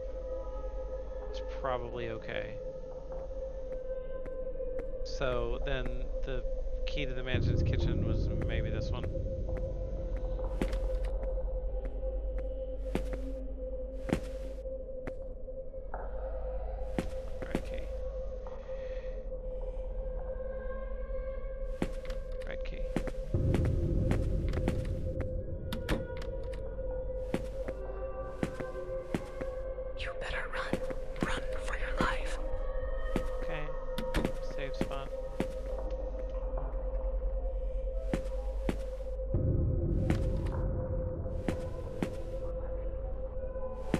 More of a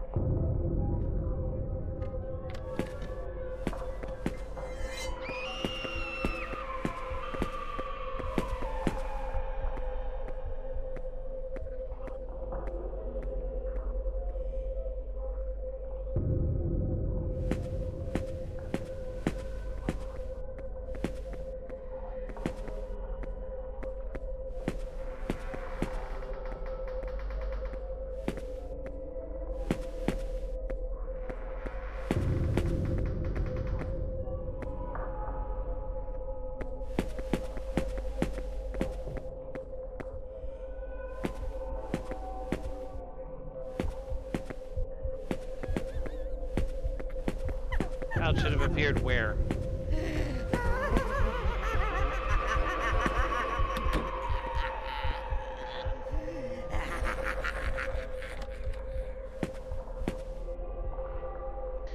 Oy, okay, I probably need to die and restart again on the side room near the kitchen area. So just to be clear, we're talking about this room here. This kind of random side room. Or on the safe room. Here.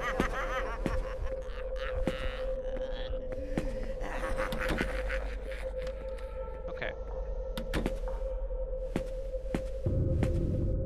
So, he's not appearing, which means probably need to die and have the book. We'll see. Okay.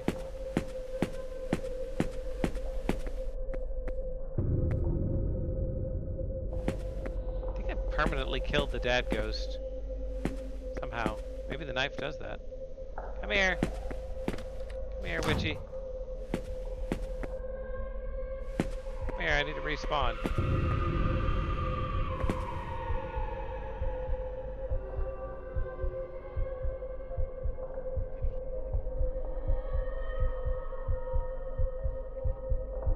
You better run. Run for your life.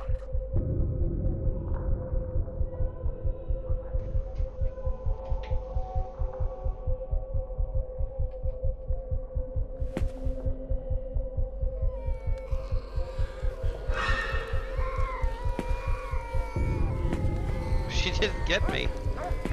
There we go. Alright. Okay. So we are literally in the kitchen room.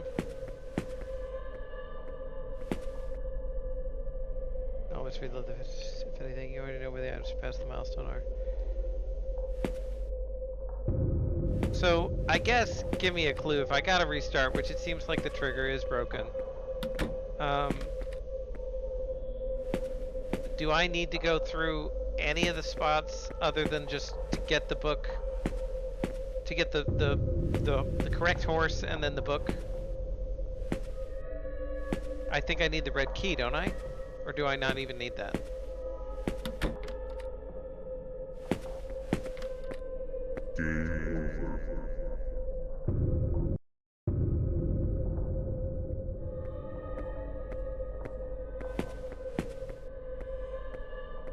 Might helps you avoid mound. Okay, well, we're gonna go ahead and restart. Let's see if we can get there. So load milestones. Milestone 3. Let's try that. Milestone 3 won't load. Okay. My toy dog.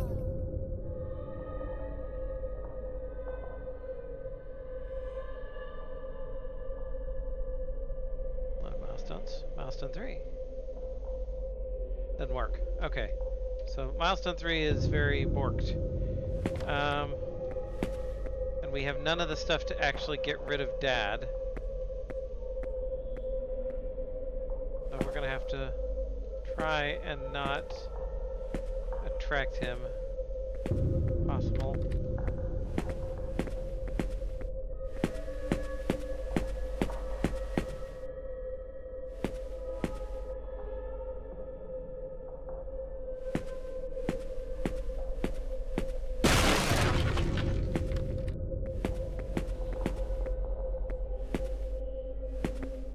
Okay. Well, not as good as the knife, but it worked. Okay. Now, the kid can have the dog. Come, child. Where are you? You found it. Thank you. It didn't like when we kept things. Said they didn't matter anymore. But it had something. A book. It always stayed close. Red. I remember where it kept it. Near the room with all the shelves. Where things were stacked and forgot, not gone. Just weaker. You shouldn't stay here. Go back. Past where you came in. Toward where they made food. a small place there. It can't reach as well. Okay.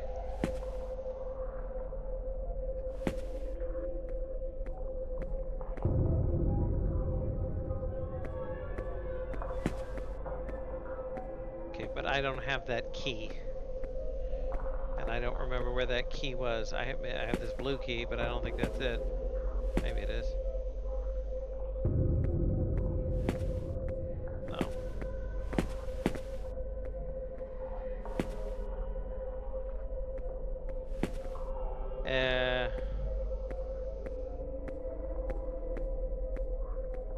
Okay, so I need the lower floor key. Do you have it? I don't think it's any of these. It might be this one. It's possible that it's that one. I thought it was the brown one.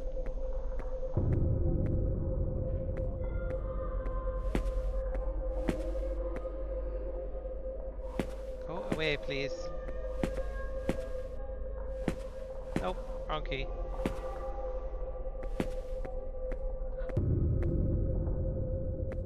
Not this one.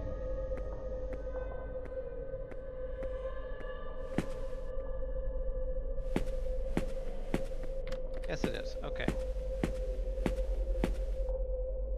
Blue key. Right.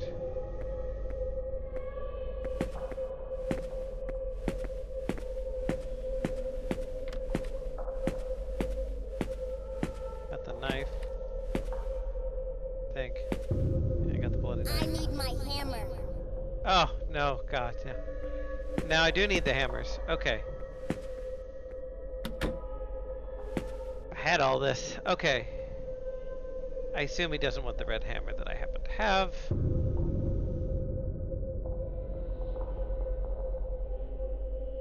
Not that one. Not that one. Okay. Alright, well the other hammers are here.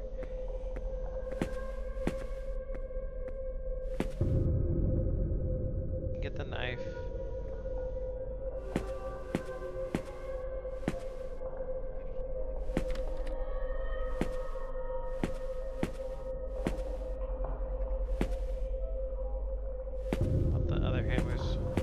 There. The green key.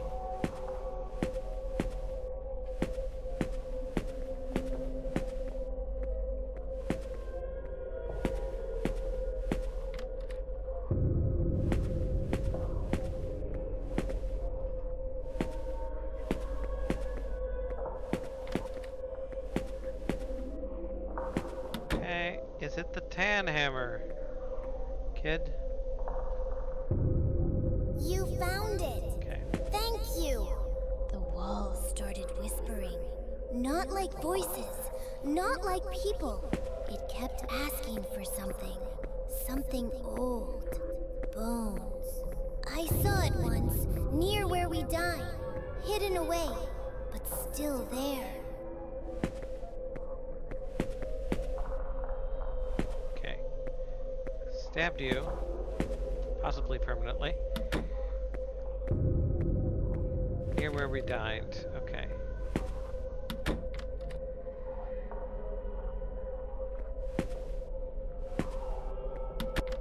Assume this is not the dining room table.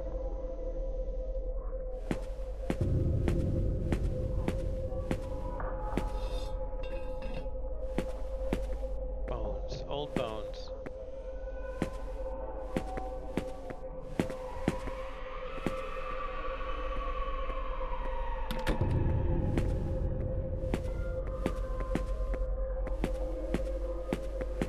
The red key is somewhere in here.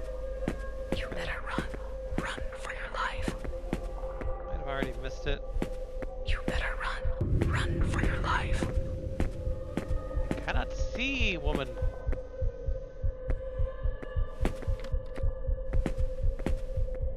Okay.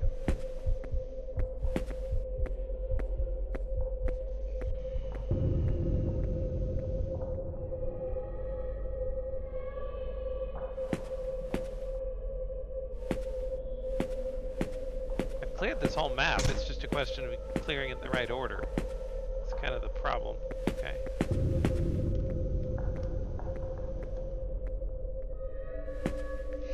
It might be a suggestion, like this has made it linear, right? Which is, like, there's a story to be told, and I can understand that it would be difficult to program it this way. But it might be something where, like, you could stumble on the items, like they're well hidden, but then you could find them in an opposite order, or like that the boy, you could give him like items in any order, and he would tell you like, oh, this is where the thing is hidden that's relating to that.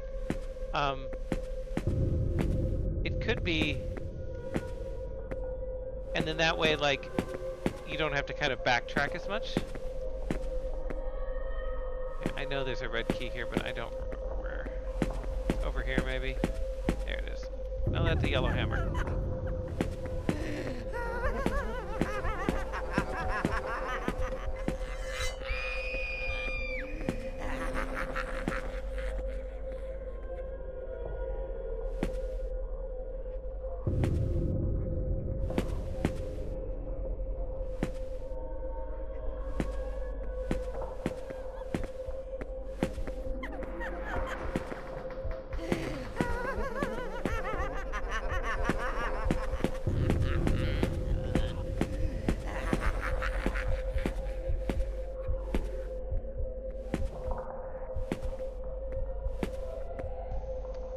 I think the knife may just kill the dad ghost. Not sure. I thought it just banished him for a while, but seems permanent. Okay, maybe the red key was in here with the dog, or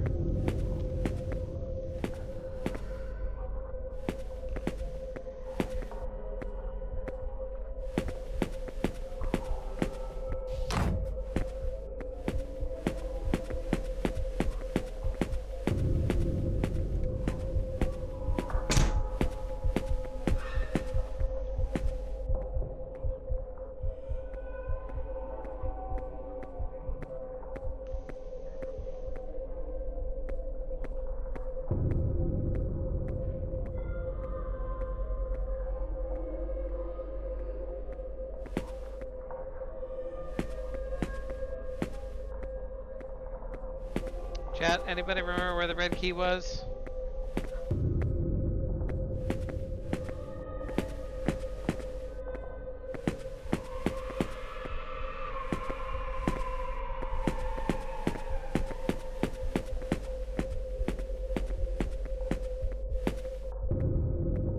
Guess I could go back and look at the VOD.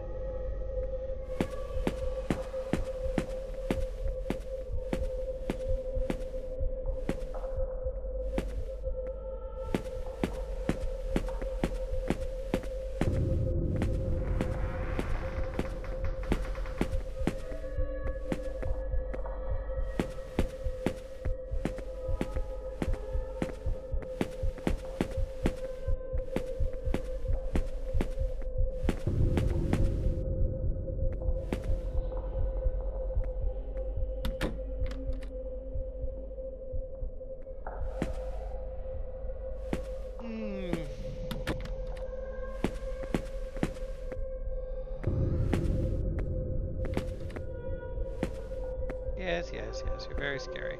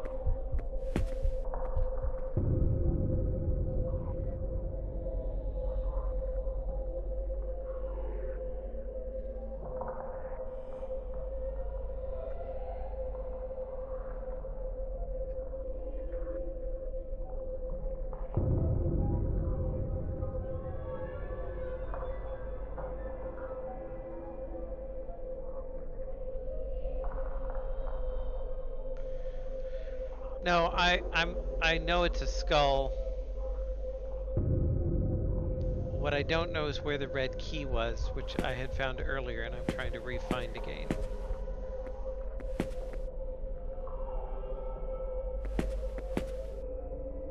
Now I'm up getting the baseballs because I have nothing else that I can recall to do, and I don't remember where the regular baseball is, but I think it's somewhere around here, which will give me something. You better run. Run for your life. That gives me the real baseball and a green key, which I did need. Second floor on the left side. Okay, so it's upstairs. Alright. I'm getting ahead of myself, but I've got all the baseballs. And now I just need to find the dining room. It should be on the first floor, but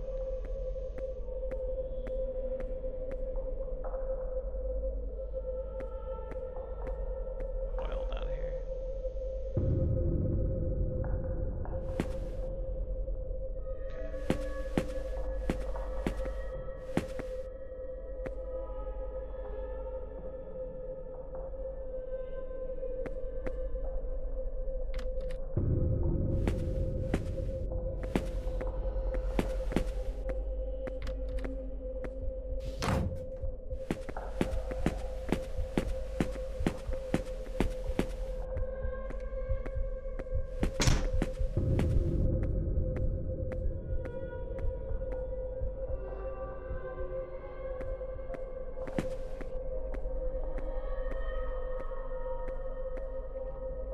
Okay, but we're still searching for the skull, which is should be in the dining room. Which if we go through here, this is the scullery area. And then here's the save area. And then this should be the dining room.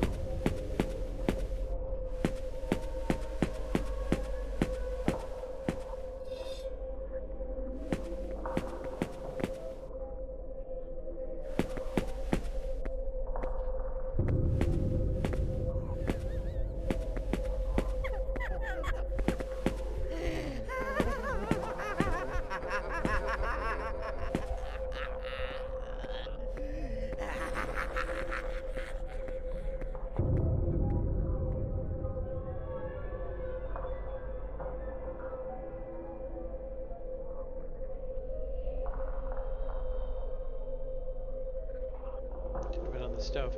Okay, so I got another thing that's missing. Okay. Okay. And I'm ahead again. I should probably just stop trying to get ahead because it seems to cause some issues. Okay,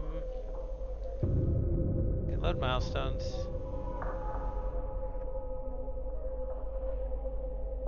Milestone 3 is back at the beginning of the section.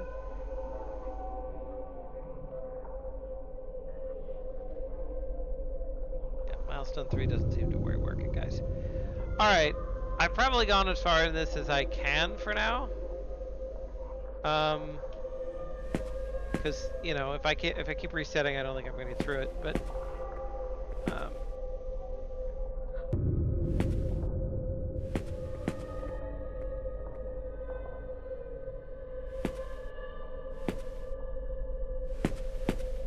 look again, see if there's anything on here. Yeah, I don't see anything.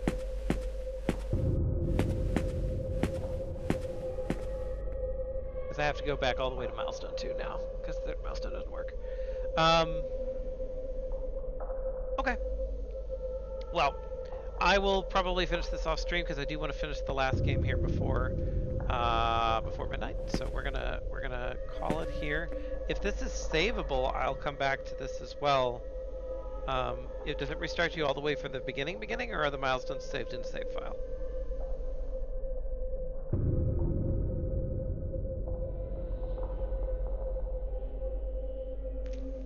I don't know. Either way, well, I'll either replay from the beginning and get some pieces from that, or we'll come back. All right, I will listen to the credits though, which we got the credits, license attribution, and this was used 11 labs for some of the voices. So again, I think that was a deeply atmospheric game. We struggled with a couple of bugs there at the end, but overall that was excellent. A lot of thought went into that. A lot of thought went into the plotting, the scary moments, the two very different monsters that acted in very different ways. All of which I think is super cool. So great job, guys, for sure. And I will look forward to finishing that one soon. Okay, cool. And our last game is going to be, my pleasure. My last game is going to be for the evening. Is going to be Team 15 Second Fate. Second Fate, which I will now update for the current.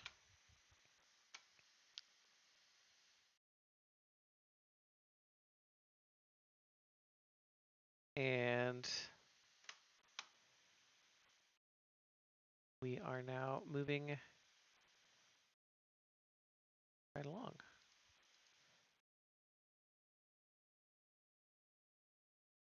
Okay. And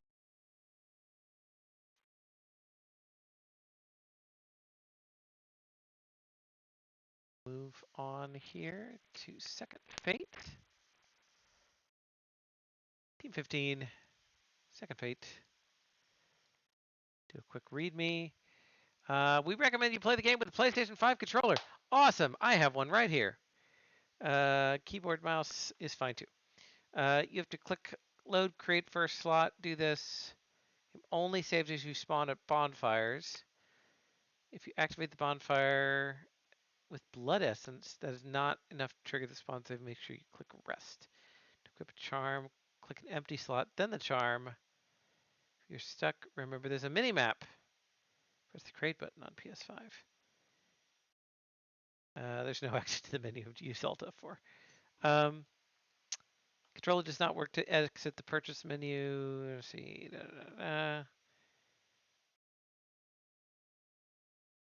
Okay, couple of small things. And there is a save file.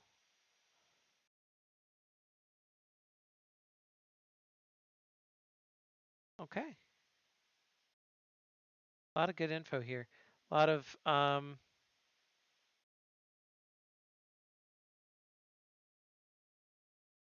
cool stuff about animations and how they were generated. There's some generation in here from AI. Awesome.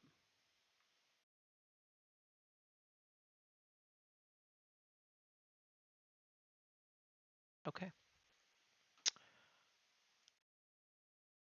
Second Fate, everybody.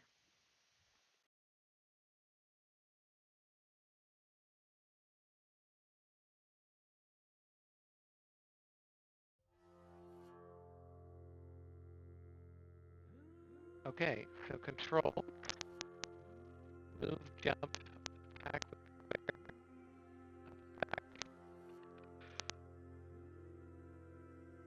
the create button for inventory, triangle button for interact, dash with circle, drop platform with left stick down or hold touch button.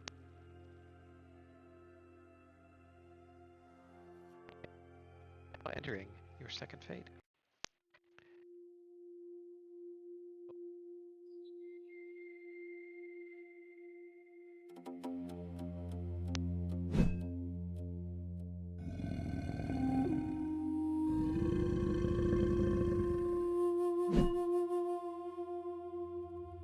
Glitch on that. I think the screen should be visible now. I do see that my mic should be stable now, I hope. Okay. So, we've got down attack, up attack, side attack,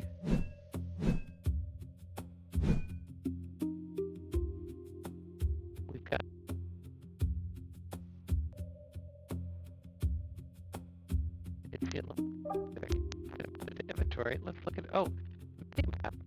Oh, that's cool. It's actually live. Looks like good feedback there, and then we can get some runes. Yeah.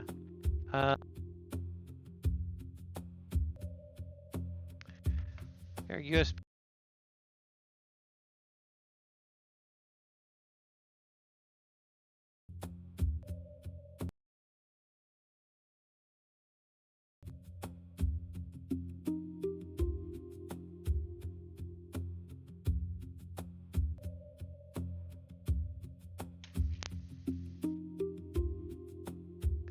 Okay, our USBs are misbehaving. We're gonna try cutting down the load a little. Okay, may cut out again. Hopefully not. Anyway, we've got some room here.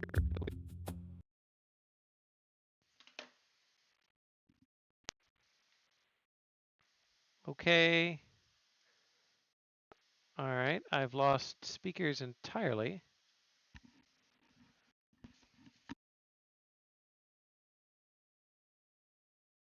Testing that.